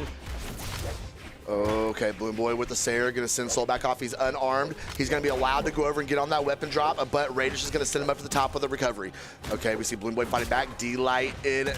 Oh no, Raidish, friendly fire. Rise is gonna go ahead and get the end of that one too. So I'm gonna tack a little bit more on there while you're in stun. There we go. Ooh, the ground pound's gonna whip. The D-Light is not though. Stays out of the way of the ground pound. Oh, he beats the motorcycle with the ground pound. Raidish cannot make it back, but Balloon Boy with the assistance so crucial. Side air comes out. Balloon Boy in a 2v1 once again, and Raidish is unable to make it back on the wheels, and it's gonna be up to Balloon Boy to ride off into a game number 5. If he can take this 2v1, and Balloon Boy is taking his time. 2 exclamation points come out of Pogo as well, taking the damage. He has to pay the price for putting himself in the corner, but he knows that as long as damage doesn't lead to KOs, if he can force this 1v1, his chances come right back into his favor. But Soul with the weapon starve, not weapon starve, but cycling over to an axe now, looking for really any hit to convert to some team damage. Balloon Boy playing so elusively, he knows that all he has is time. He doesn't have much more than that. The respect the blue team is giving Balloon Boy right now. Okay, Soul though, he was left with a pretty... Oh, he misses a side air. That's such a big drop. The end light comes out as well. The weapon toss. Soul in the 1v1. Balloon Boy having to go low, but the weapon toss works out in Balloon Boy's favor. The recovery comes out. Soul risking it all with the GC side light, putting himself off stage with no dodge, and it shades of what happened in the last official that Balloon Boy was able to take. It comes down to a 1v1 versus the Ogrim, and Balloon Boy with another vintage moment clutches it out versus the Ogrim. We gotta stop throwing our weapon away. That's exactly what happened in Winters. It happens again now to force game 5. Oh wow, I was a little concerned. The respect the blue team was giving Balloon Boy in that situation. They did not want to get caught in any of his shenanigans, and somehow they did anyway. Balloon Boy able to barely scrape through and push him and his teammate into a game 5 situation. We see the neutral sig that ended it all right there, and that gives them a fresh opportunity to be able to get this final game. So here we go. You heard it from Remix. It is game 5, and both of these teams' tournament dreams are riding right now. The winner of this game goes to grand finals. The loser of this game is 3rd place. I mean, that drop from Soul means so much more. That's the second time at an official that it comes down to that 1v1, and the blue team hopefully are saying, you know what, we're not even going to let it go to a 1v1 this game. We're going to take this game, and we're going to make it count. The D-Light into side air, instead going for the down air onto Balloon Boy. Nice target swap there from Rise, we go back to Miami Dome. We're taking a breath here. There's nothing crazy going on, but Balloon Boy in all of this action taking so much damage. He is. He got racked up on him pretty hard there, but we're going to see if maybe he can take it out a little bit. He is known for being able to extend this. Okay, though, the Nair from Rise, he's going to push Raidish off to the side as well. We see the neutral sig come out, whiffs, but it keeps red team at bay. A nice pass and catch from blue team there. Going to try and end Raidish's stock. They could not quite get it done. Everybody but Rise, though, is deep in the knockout range at this point. Raidish getting his weapon knocked off of himself there. D-Light into recovery will confirm as Balloon Boy is fighting for his life. He's fighting unarmed. He's throwing punches both ways. He's throwing kicks out, siders. He's trying to make anything stick on the blue team to hold onto this stock. Raidish trying to find some activation in the game. We finally see Balloon Boy's first stock get extinguished, and the blue team now swarm over to Raidish, who hugs this soft platform for dear life. The N-Sig is a great way to catch that cross-up. Now will KO. That should be a nice and easy confirmation as well. Now another 2v1 on the side of Soul. Balloon Boy seeing that there, going for the recovery into GC sidelight, doesn't find it. Rise coming back down, though, should make it a little bit more difficult for the red team to get started here, but the blue team taking out a lot of damage there because of the desync spawns. Oh my goodness, this you can cut the tension with a knife right now. Raidish dancing around with those boots. Okay, a little friendly fire from Soul, passed on to Rise. Balloon Boy trying to stay out of harm's way here, reaches up with the recovery, stays out of the way. Ooh, the D-Light whiffs. Wow. This is just absolute chaos here in game number 5, PJ. I do not know which way it's gonna fall. Raidish whiffing the Nair, gets punished. Rise swaps over to Balloon Boy, trying to get the fade away, turnaround recovery, and caught nothing but air. The downer comes out from Soul, and Balloon Boy going off the top, trying to find it with a GC down signature, but the GC N-Sig won't KO Raidish. The ground pound sends Balloon Boy off stage. Both the red team members stuck. The down sig disarm. D-Light side air, but a recovery from Raidish keeps his teammate in this game. That would have KO'd off the side, but the unarmed recovery will not be enough. Balloon Boy finding back there. Raidish picking up a pair of battle boots, and the red team members are so fragile here. One hit away, but that Raidish recovery might have been a big deal. That will KO off the top. That boots recovery will not, and Balloon Boy in a 2v1 once again for a moment as Raidish lands back down. The recovery won't KO Ogrim with so much defense. The signature comes through for Rise, and now both Balloon Boy and Raidish on their tournament stocks. All right, it is very important for blue team right now to channel in and get this extra credit. They need this bonus damage. They need to put themselves in the best position as possible when they inevitably do lose these stocks. Nair against Bloom Boy, sidelight punish. Bloom Boy looking for more, misses the Sair. He gets caught with the neutral light. Can he get back up on stage? He does. He catches the D-light onto his own teammate, goes down for the ground pound, but he's gonna get pogoed to absolute eternity. The ground pound whiffs. Can he get back up? He does. Okay, Ryan's trying to get back up on a weapon, but nothing to be found so far. They have such a big stock lead. The red team are swinging with their KO options. We see Raidish with a desperation recovery. Another one there trying to whiff punish. That unarmed recovery will not KO the high defense Kyle. That boots recovery doesn't KO, but that will send off the stage with that side air. And now Soul in this 2v1. He's looking to get active here. He's looking to take as much damage onto Raidish as he can. The side air into ground pound. Raidish doesn't hit his dodge. Balloon Boy goes for it all, but it does not matter as Soul takes it there and redeems himself from that 1v1 disaster. Game 5. It goes to him with a double KO. Oh my goodness. I apologize, Rise and Soul. I was not aware of your game. I was not aware. This has been an elimination run for the ages today.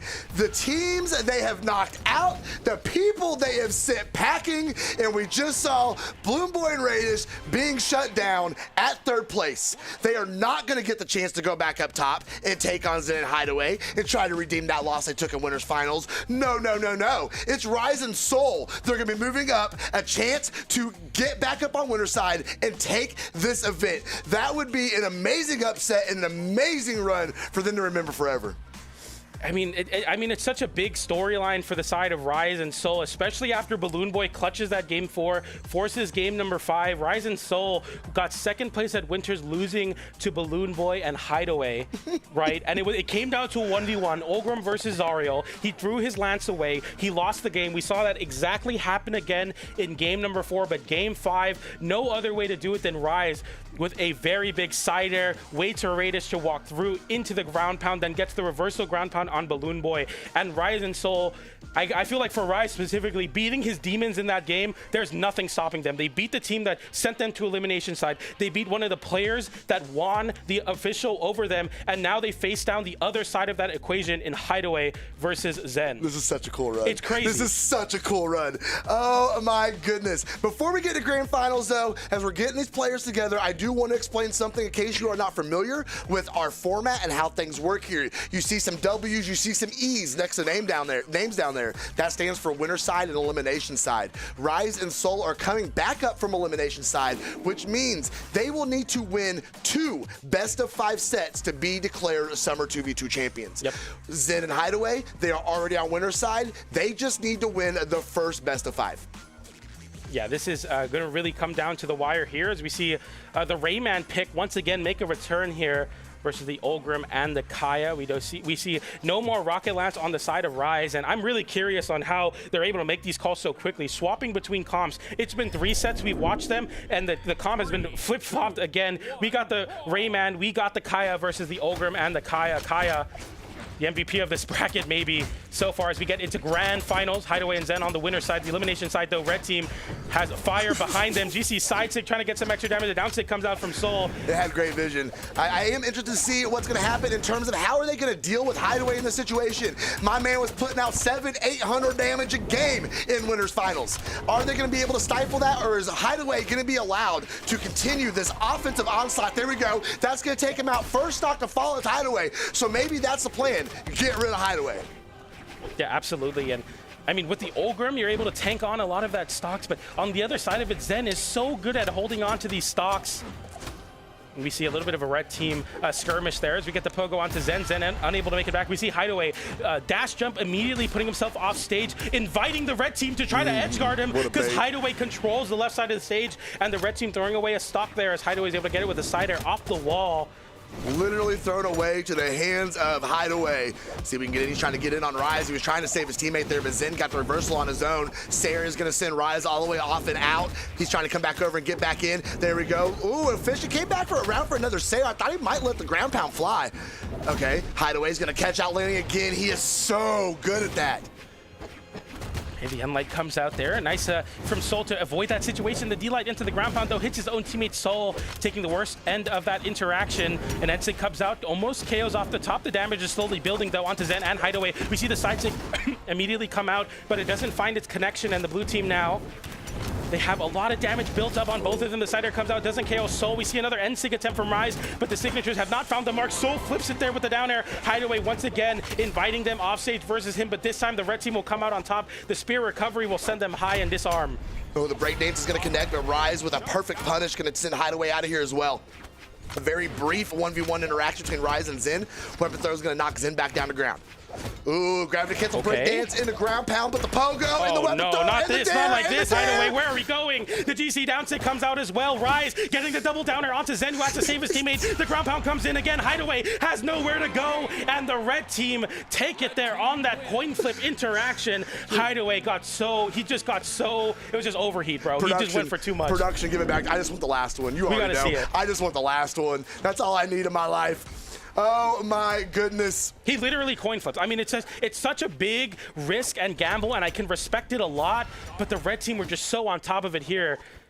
Wonder if we're getting, yeah, I mean, this is just the latter half of it, and Hideway just gets put away. We saw like a big open up with the unarmed, and he started the stock unarmed and ended it that way too. Rise and Soul, 549 damage on the side of that Kaya. They are looking very good. Zen, with a question mark there, under 300 damage. He obviously did pretty well in that game, but if the red team can get away with this, they're going to win this tournament. I can't take the smile off my face right now. This is so cool to watch. This is one heck of an elimination run. What a redemption for this team.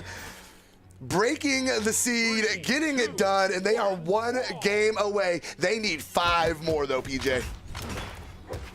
I mean, you have to, it's very easy to look at it that way, like the stretch goal is to win this tournament, but they have to take it one game at a time because, I mean, once this blue team gets going, they are the #1 seed of this tournament for a reason. The best team in the PR number 1 and 2, 3rd place at midseason. As Rise and Soul once again finding themselves in a familiar spot here, fighting for that first place. Sider comes in onto Hideway. Hideway having to avoid that downer. The downer from Rise hasn't really been doing all that much on this bow, but that's a big bow extension. As I say that, a 3-piece sends Hideway off stage, and we see the down stick come out. Hideway getting sent far away. He's feeling confident. He's hanging out over there off stage, staying right in between both members of the blue team. Recovery's going to be good. He charged the side sig with everything he had, but to put Zen out of position, and then he had to take a punish from Rise. Zen, okay, I like that from Hideway, landing with the side air. They're feinting that he's going to go to his teammate. Instead, goes on the offensive, forcing Soul to respect Hideway on the wall, and that recovery from Zen is going to be able to KO off the top. They have Zen with a stock advantage once again, but as you were talking about, if the red team's goal is to take out Hideway, it's been working so far. Hideway on his second stock already. I mean, I don't know. I'm not a pro player, but if I'm looking at the stats from what I saw in Winners Finals, I'm going to be like, no, we got to get that man's out of here. We got to get him gone, and Zen being taken off his first stock finally makes the scoreline look a little more even now. Side light there, looking for the second one, but they can't find it so easily. The blue team with the defensive game are going to make this look a lot harder than these other teams Rise has ran through the elimination side, but they are able to do a lot of their game plan here, especially with Soul on these gauntlets. Rise going for the 1v1 in the Kaya mirror there. He gets the worst of the situation, but gets right back to assist his teammate, who doesn't have a weapon right now. Side air comes out from Hideway, and then once this rocket lance goes online, it becomes very hard to stop. We see a swap over to the axe. We're looking at Soul and Rise. We're just looking at their health, and I see why he swapped. He wants the axe in hand. A little more knockout power there, and we see a trade being done between red and blue team. The stat line and the stock line being very, very even right now. We see Zen coming up with the top recoveries coming out. Rise is going to go ahead and break it up, trying to get a piece on Hideway with the nair. He does it. Hideway hits a Sair, sends Rise all the way off the right side. Soul coming over to relieve the pressure. Catches Hideway 2v1 opportunity, but Rise is going to catch Zen, send him up to the blast zone. Hideway, though, peeling Rise off that soft platform and bring his feet back down stage. Rise with the only one on their second stock, everyone else on their last. Hideway getting caught in a pogo there, but the recovery off the top from Zen, and Zen getting the big shutdown onto the other Kaya in this equation. Soul getting disarmed. The side air comes out, and we immediately see the target swap over to Rise there, who takes a lot of damage. That side air will KO from center stage, and Hideway and Zen. This is what we expect from the #1 seed, from the winner side grand finals players. They have a clean 2v1 here. Rise, I mean, yeah, this would be one of the greatest comebacks if we can win this game here, because this is going to be almost impossible to deal with versus this team. The side air punishes. Every whiff gets punished ×2. And anything really that you make a mistake on, as the exclamation points come out, the end light sends him back off stage, and it's all but a formality as we go into game #2 with the red team falling there. The blue team even it up 1 game apiece. Trying to 1v2 against that Kaya and Algrim, you're literally staring at a double thick brick wall. Yeah. Like, I mean, what do you do? What can you do? There's nothing to do. So we see that is going to go ahead and put Zen and Hideway tied back up. The adaptation was a little scary if you're Soul and Rise, because Zen and Hideway, they did what champions do, and they adapted and they adjusted. It kind of started to get away from Rise and Soul. They lost the edge. They were losing that aggressive spark that they had to get that unanswered damage, and literally blue team took it away from them in game #2. So we're going to see if who is going to be able to steal the momentum back, or if this is just a situation where blue team is just taking over at this point. Yeah, I mean, the seed #1 of the bracket for a reason. 3rd at mid-season. The adaptation, the top player adaptation at that, as Rise and Soul here.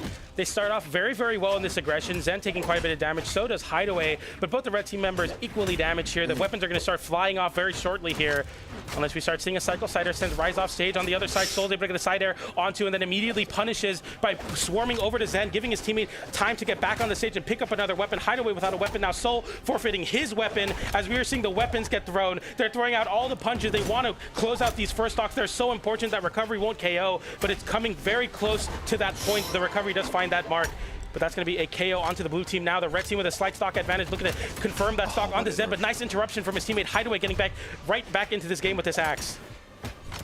Okay, an arm recovery is going to go ahead and connect against Rise. Zen fighting with everything he has on arm. Hideway is going to go ahead and clear the stage with the down sig. That is going to send Zen down and out from that bottom 45. The Dare is going to connect on Rise. Fade away Nair. Oh, he's going to focus himself on Hideway, but Hideway passes him over to Zen, gets the confirmation, but Hideway drops the Sayer, cannot continue the team combo, and that allows red team to get back in, set back up, and try and turn things around here. Honestly, though, even though the team combo didn't drop and all of the chaos, so Soul taking a lot of damage there. Rise going deep with that bow. Ground pound on the other side. D-Light into recovery from Zen onto Soul, as Soul's put in a really bad spot there. The ground pound interrupts that end light, and Soul taking so much damage, getting sent so far away. Rise very healthy in this stock, all things considered. That side air, that stray hit will be able to take it. The recovery comes out as well, and you are now holding on to the stock, using the down air to mix up your drift, stall in the air a little bit longer, hold on for your teammate, because this could easily be a last stock situation for this red team. Oh, it absolutely could. You remember, red team does not have that extra set as a comfort, but there we go. The signature is going to take care of Hideway, and there goes Zen. And Rise and Soul have a 3 stock to 2 advantage, but Soul has 93 damage against him, and Rise is well in the knockout range. So are they going to be able to extend this? Hideway is going to go ahead and clear that one off with the Sayer. We come down all to last stocks. Rise healthy, Hideway fresh stock as well with the rocket lance online, looking for that landing downer, trying to get something started. An end light from Zen onto Rise. Rise avoiding that nair. Zen is trying to get these juggle states going for those pogos to interrupt the grounded state from the red team. But the red team, once they find their footing with these gauntlets, it gets very scary. They stack on top of each other, taking a bit of team damage in the process. The side air comes out as well, but the blue team haven't let anything really stick. The red team continuing with the weapon toss there, but both red team members get sent off stage. The down air comes out. Hideway with a chase dodge up. Both the red team members have to hold on. Rise makes it back to the stage first, but can he find anything here? The recovery comes through. It KOs Hideway. Now the 2v1. Can Zen clutch this out, or the red team going to take this game? Ooh, I don't know. That nair, that neutral sig is going to be enough. That's going to send him up, and somehow Rise and Soul scraping out another win of a 2-1. 1 game away from resetting this grands against the #1 seeded team, Zen and Hideway. What an amazing run. We take a look at these replays, see how it all worked out for him. Ooh, great signature usage from Rise there, and we see the team combo send them up, and away. We're gonna get ready for game #4 here. No legend swaps. I don't really think we'll see any this late in the game. and we are gonna bring it back in and see what happens here. This is absolutely insane. Just the focus from this red team is unmatched right now. I mean, the question starts to arise where if the red team have enough in the tank to make this reset a success, and there's no better way to conserve energy than just immediately start the grand finals. They don't want to go into, or grand finals reset, they don't want to go into a game number 5. They don't want to extend this as long as they can. They want to keep it nice and short, and they're going to try to do so here. The side, or the downlight from Rise, they're trying to catch Zen. Hideway has been winning that axe mirror there on the left side of the stage as Soul takes quite a bit of damage, and I feel like that's been the problem with the red team comp, is that Soul is taking too much damage in these situations. The sidelight comes through from Hideway there, and end light as well, and the red team sending Zen into a really bad spot. The weapon toss as well. Oh yeah, Zen somehow, some way threading the needle and getting back up on stage there. Rise, a turnaround, a neutral sig could not get it. Hideway's gonna go to work on him with the lance though. One nair's gonna connect, the Sayer's gonna connect, the stock is gone, and they're going to work. There we go. A little trade gonna take place there as Hideway is also punished. Sent off a stock. There goes Zen. Are they gonna get Soul now? Hideway's in a 2v1 situation. He's getting absolutely juggled by Rise. Soul with the nair. The D-light is gonna miss. He swaps back over to Zen just to have Zen get a hold of him. Rise reaching up with the recovery, can't find anything. Sweat beats coming out, and we still see the nairs flying. Rise getting sent off stage, and the ground pound will confirm that stock. Zen looking for another confirmation on that downlight, unarmed as Hideway has the axe and he's racking up that extra damage. But I feel like Zen in the driver's seat in a lot of these situations. I want to see Hideway start taking some control here, but he's playing very supportive on this Ogrim. The side air comes in, sends Hideway off stage. Rise swarming over to try to assist his teammate in that edge guard, but he don't get much more. A side air as well. The ground pound comes in, it disarms Hideway. The recovery sends low. Both the blue team members stuck off stage, but some team damage on the DC. Downlight punishes, and the red team lose all their momentum. The blue team thanking their lucky stars, holding the center stage. The down air comes out, but a side stick from Soul makes up for all of that mistake, and we get now a very strong position for the red team with that down tick, sending Zen too far to recover. No, he touches and gets a side air reversal. A double side air reversal. The ground pound comes out, and the blue team fall there. The red team fall there, and now a 2v1 ensues as Soul dips low there, trying to hold on to this game, but it's not going to be so easy as the team combo comes in. We see a drop from Hideway, very uncharacteristic, but it doesn't matter. Have you ever tried to help out and just make things worse? Yeah. That's exactly what just happened there. Rise came over to the side of the stage, he tried to help out his teammate, and all he did was make things worse. Cost the stock, and there at the end, cost them the game. We are all tied up 2-2. A lot riding on this for both of these teams, because the last thing Zen and Hideway want is for this to get reset and have to do this all over again. But Rise and Soul have come so far. They have fought so hard, and they are one game away from resetting grand finals against the #1 seeded team in North America. They got to get it done right now, and we see 263 damage on the side of Rise, just not finding the activation needed. But the blue team doing very even damage here, 467, 439 respectively for Zen and Hideway, as Zen is taking a very aggressive position on the Kaya. You expect to see the rocket lance, the one to create that space, but as we go into game number 5 on Miami Dome, we look to see if we have another set waiting for us, if this will crown the champion. The team that caused so much drama, that caused so many other teams, can they make it happen here? Can they cash in the victory? It's going to come down to this game, at least for them right now. What a fun stage for game number 5 in this situation. I cannot think of a better stadium than this. Okay, Hideway coming back up on stage. The dare is going to catch Rise. Oh, very nice. Little passive catch to himself off that bow.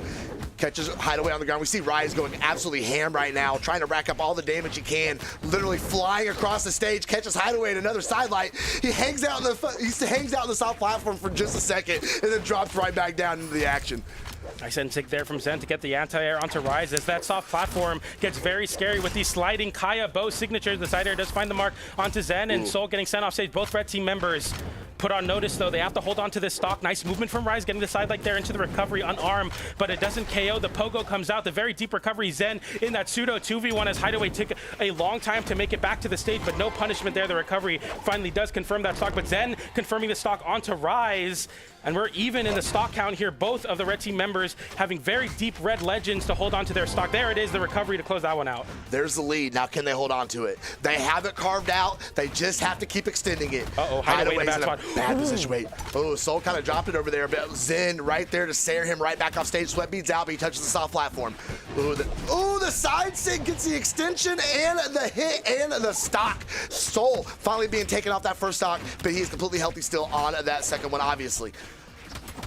Okay, the N-Light into double N-Light, and interruption from Zen, immediately taking that supportive role now as Hideway takes a lot of the aggro from the red team. Nice little two-piece from the ping-ponging of the blue team. Downlight into Cider, avoids the Cider Soul, just trying not to take as much damage as he can. The Nair, the recovery, he misses the recovery, but a GC sidelight. Hideway is hitting buttons on the axe right now, but they're getting stuffed out by Rise, who hits 2 sidelights and a Cider, but he hits his own teammate, and it closes out the stock. Unfortunate team KO there, Yeah. but a Cider punishes the side 6. Soul holding on. Not the moment of the set where you want that to happen. You needed to hold on to the lead, and you somehow just lost it. Okay, Rise, spear in hand, Soul unarmed. Ooh, Zen catches him. Not enough to go ahead and confirm, not enough force. But Soul still left without a weapon. He's just going to let the breakdance fly, hope for the best. And the best is going to be the loss of his stock, as Hideway and Zen are in a very, very good position here. Ooh, but that works. Rise hits a neutral sig. Go ahead and take Hideway on his final stock. It was looking like it was starting to fall away from him, but that puts him in a much better position. Yeah, it's definitely not over yet. Zen having that extra stock, but that side air almost enough to KO. The red team swarming over to the side of the Hideway, the weapon into the Nair there. They immediately try to target swap. The side air catches Hideway trying to dash center stage. A nice sidelight from Zenda, who holds on to the stock and plays very aggressively here, picking up on that sidelight with that recovery. Zen still in this game on his second stock, playing like he has no worry in the world, but that recovery will meet it there. And we try to go off the top with the recovery. A recovery from Hideway there. The weapon toss saves him, and he avoids that 2v1 scramble with Soul and Rise with the damage deficit, as Zen is in a great spot here, picks up a spear, sidelight into recovery, doesn't hit the recovery there, and the blue team know they're a couple hits away from taking this tournament. The Cider sends both of the red team members off stage. Zen needs to be very careful, though. He needs to make sure Hideway stays safe, and just like that, Zen and Hideway are your summer championship 2v2 champions. If I can get the words out. Sorry, I get excited. It kind of, you know, we're emotional up here, you know what I'm saying?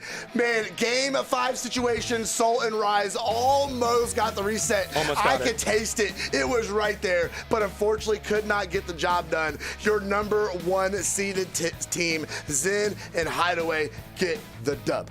And they make it happen in a big way. You know, I'll be honest, I was a doubter of this team comp as well. Zen and Hideway, they're the number 1 seed, they're PR number 1 and 2, but do they have what it takes to actually win a tournament? Not get second, not get third, but actually take one in there. It all pays off, as Zen and Hideway proved to all the doubters that said that Hideway was throwing, leaving Balloon Boy, that Zen was throwing, leaving Experience. It worked out here, and they cash in a championship, because at the end of the day, all that matters is getting those W's, and they are your summer champs. Congratulations to them. What an amazing tournament that gets ended there with Zen and Hideway taking it all. Man, I mean, I hate to say we could have predicted it, you know what I mean? But a great accomplishment for them. But man, Rise and Soul impressed me today. Absolutely. That was one of the best elimination runs I have seen in a long time, but unfortunately just fell a little short and could not get that reset. But you see it right there on the screen, Hideway and Zen, your 2025 North American Summer Double Champions. Yeah, we see the storyline here as Zen and Hideway beating a lot of great teams in the process, getting the run back win on Balloon Boy and Raidish after Balloon Boy and Raidish were able to take it over them at midseason, bowing out at 3rd place at that tournament, at second, getting 2nd place in the previous one. But Experience and Fakey didn't even have a shot at the top, as Zen and Hideway were just coasting in that grand finals. And in that very close game 5 set, they were able to close it out versus Rise and Soul, who took a crazy elimination side run, beating the people that sent them into elimination side 3-1, then beating Balloon Boy and Raidish game number 5, and it came down to the wire once again. But now the argument, or now the conversation shifting, obviously Zen and Hideway, your best team in North America, but are we going to start respecting Rise and Soul and putting them in the top 3? I will. Because this is their second time, like this is their 3rd time, I believe, this year, if I'm not mistaken, making it into the top 4, 2nd at Winter Championship, 4th at Spring Championship, another 2nd place under their belt, quickly solidifying themselves as one of the most consistent teams in North America. Got my respect today for sure. They played absolutely out of their minds. But we have the saying in Brawlhalla that all these events lead one place, and that is BCX, PJ. Take a look at the ticket prices. $15. We figured out that is half the price of one the boo boo. So you guys can get your event access all weekend long, $15. Competitor sign up is going to be $55, and then $80 get you that VIP access, including private lounges, snacks and drinks, and that wonderful behind the scenes tour on Tournament Sunday. Yeah, it's definitely an event that is going to be really cool. Obviously, we're at the new venue as well, so make sure that you are getting your accommodations set. We're not at the same place we were last year. You're not going to be able to rent out that same Airbnb or hotel reservation. Make sure you are up to date on where it is. But $15 for a 3-day event, it's just a ridiculously great deal. BCX, so much more than just a tournament. It's a celebration of Brawlhalla, and you know it's about to go crazy with year number 10, as well as the competitors. And if you got that extra money to spend, I think the VIP experience is going to be an absolute banger. You'll be backstage, able to see how everything runs, the machine that it takes to run these Brawlhalla productions, as well as dedicated line. I know you're going to be able to get some keepsakes from the event, a title in game, and a really great experience, all things considered. A really, really great deal and bargain for BCX. Make sure to check that out there, brawlhalla.com/BCX. Get signed up. We're going to be there, and we hope to see you there.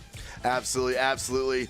As we wind down, I do want to remind you guys, make sure you join us tomorrow for the post show. It will be PJ and I. We're going to be breaking down the weekend, going over all the top moments, all the top highlights, breaking down the winners, talking about everything with you guys. So make sure you join us tomorrow for that. I believe we're trying to get an interview set up. Yes, is what we're kind of stalling on. If anybody out in chat's kind of wondering, like, why are they just yapping? Yeah. This is why. We're trying to get an interview set up with your guys' winners today, and get them in here and maybe pick their brain a little bit. I really want to know how they felt going up against Rise and Soul in that grand finals. Yeah, absolutely. There's a lot of great storylines that come from the team in Zen and Hideway, but at the end of the day, they prove that they are the best, and they had that energy going into midseason. We saw the interviews there. Zen clearly giving his praises and flowers to Hideway, saying, I've always wanted to team with you since you were 1v2ing me in experience. He's put a lot of respect on Hideway's name, and it finally pays out here, getting a win. Nothing else matters but getting that W sometimes, and they get it there. Really big shout out once again to Zen and Hideway. Rise and Soul, once again, another top 4 placement for an official, the second place. Now, personally, I'm like, well, when is it Rise and Soul's time to get in the spotlight? When are they going to punch home their ticket? With Zen and Hideway looking this good, it may never come. I don't know. I mean, Zen and Hideway looked fantastic, but it came down to the wire there. It could have gone either way. We almost got the reset. They proved they could get the job done. They took 2 games in that set. It literally could have gone either way, but I think Hideway and Zen just dug a little deeper in that game number 5. Were able to get it done, and the 608 damage coming off of Zen in that game did not hurt. Yep, absolutely. We are currently waiting for the North American champions to see if we're going to be getting them on the interview here. And it's been a really great event, all things considered. And once again, we're going to be on the pre-show on Monday, getting the recap. Sorry, pre-show, post-show. Yeah. We're going to be recapping both Southeast Asia MENA as well as the Royale. I know there's a Royale coming up here, summer Royale at that. We got a lot of qualifiers from that week. So if you missed it or you need a couple extra points on your viewership rewards, trying to get that Craving Ramen title, I know we all are here as well. You're going to be wanting to tune in for that tomorrow. But yeah, I mean, this has been a weekend of twos that I've been extremely happy with. I mean, I feel like the level and quality of the twos matches has been incredibly exciting. Oh, it's been so much fun indeed. While we're trying to get this interview together, do want to invite you guys, if you're looking for something to do to fill your time in between now and the Royale, wanting to keep things going, I encourage you to head over to beardedbrawls.com, check out our active ranking queues, where it's a private matchmaking queue. We have leaderboards, everything going on over there. So if you're looking for a new way to compete, get over to beardedbrawls.com and check that out.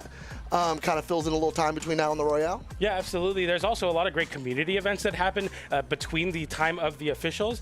So it's going to be very important to link your Challenger Mode account. Make sure to hit ! bracket there. But it looks like we're going to be getting an interview with Hideway. Welcome to the show, Hideway. I don't know if you're there right now, but Hideway just won the tournament, if you guys weren't watching. So what's up, Hideway? Hey, what's going on?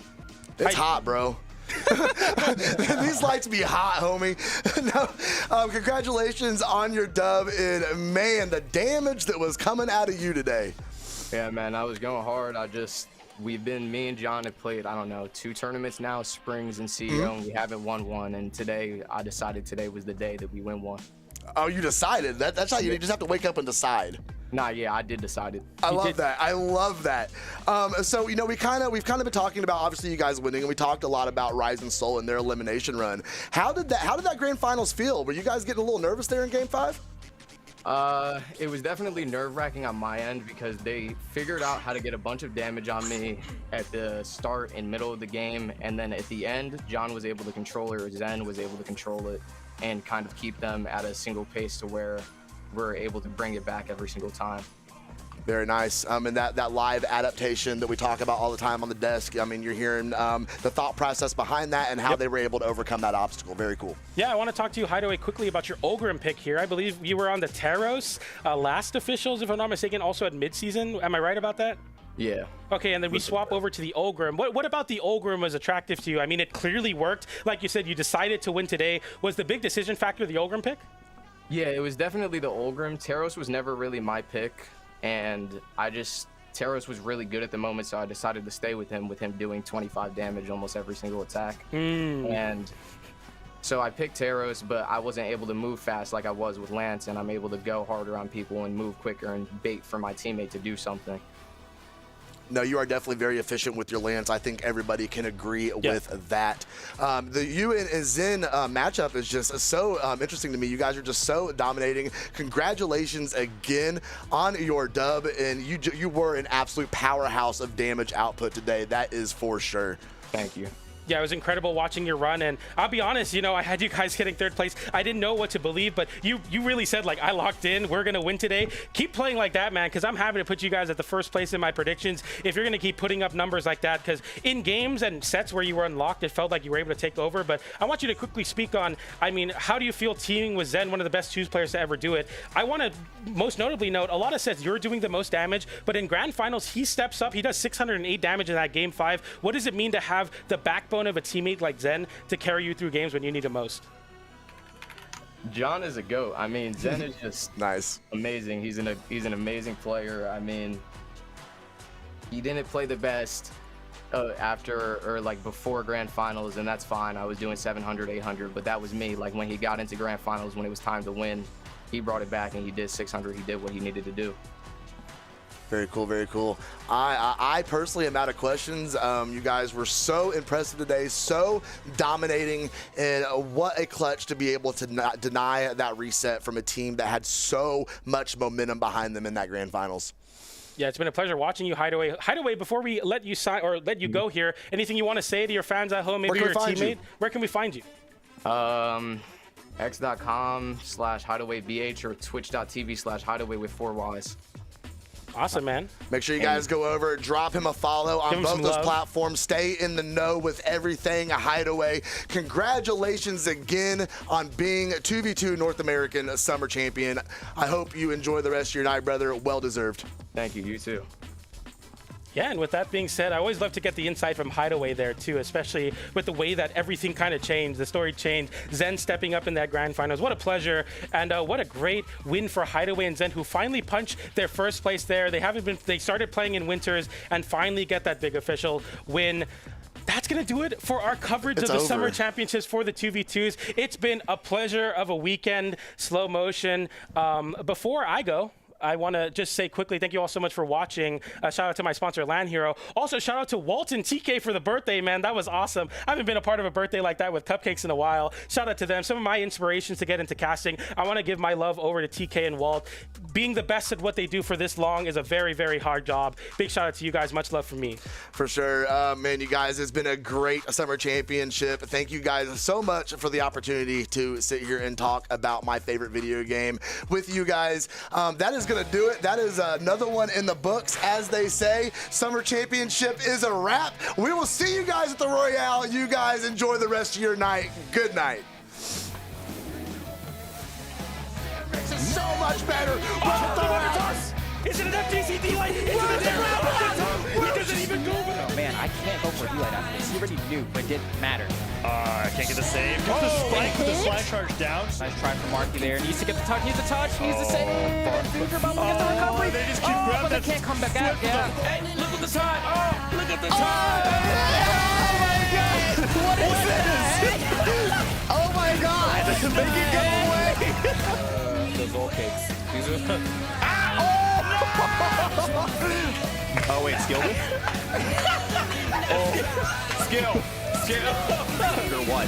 Oh my god, Rise with the pickup as well. Been going low. What is happening? There's frosting all over the desk. I don't know what's happening here. He still finds it. The pinnacle. Oh my God. Marimu might lose another Wait. stock. Yeah, you gotta give it. Oh! I'm ascending from downtown. Those new colors, see, they set me up for failure every time.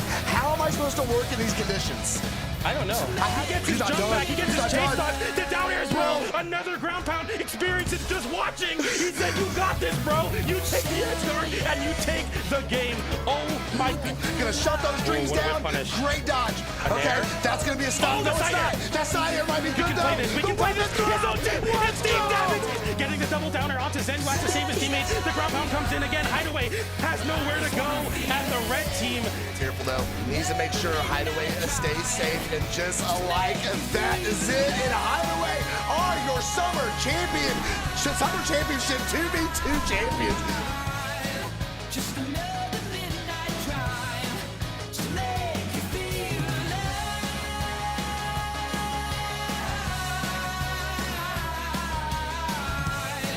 Just another midnight drive to make you feel alive.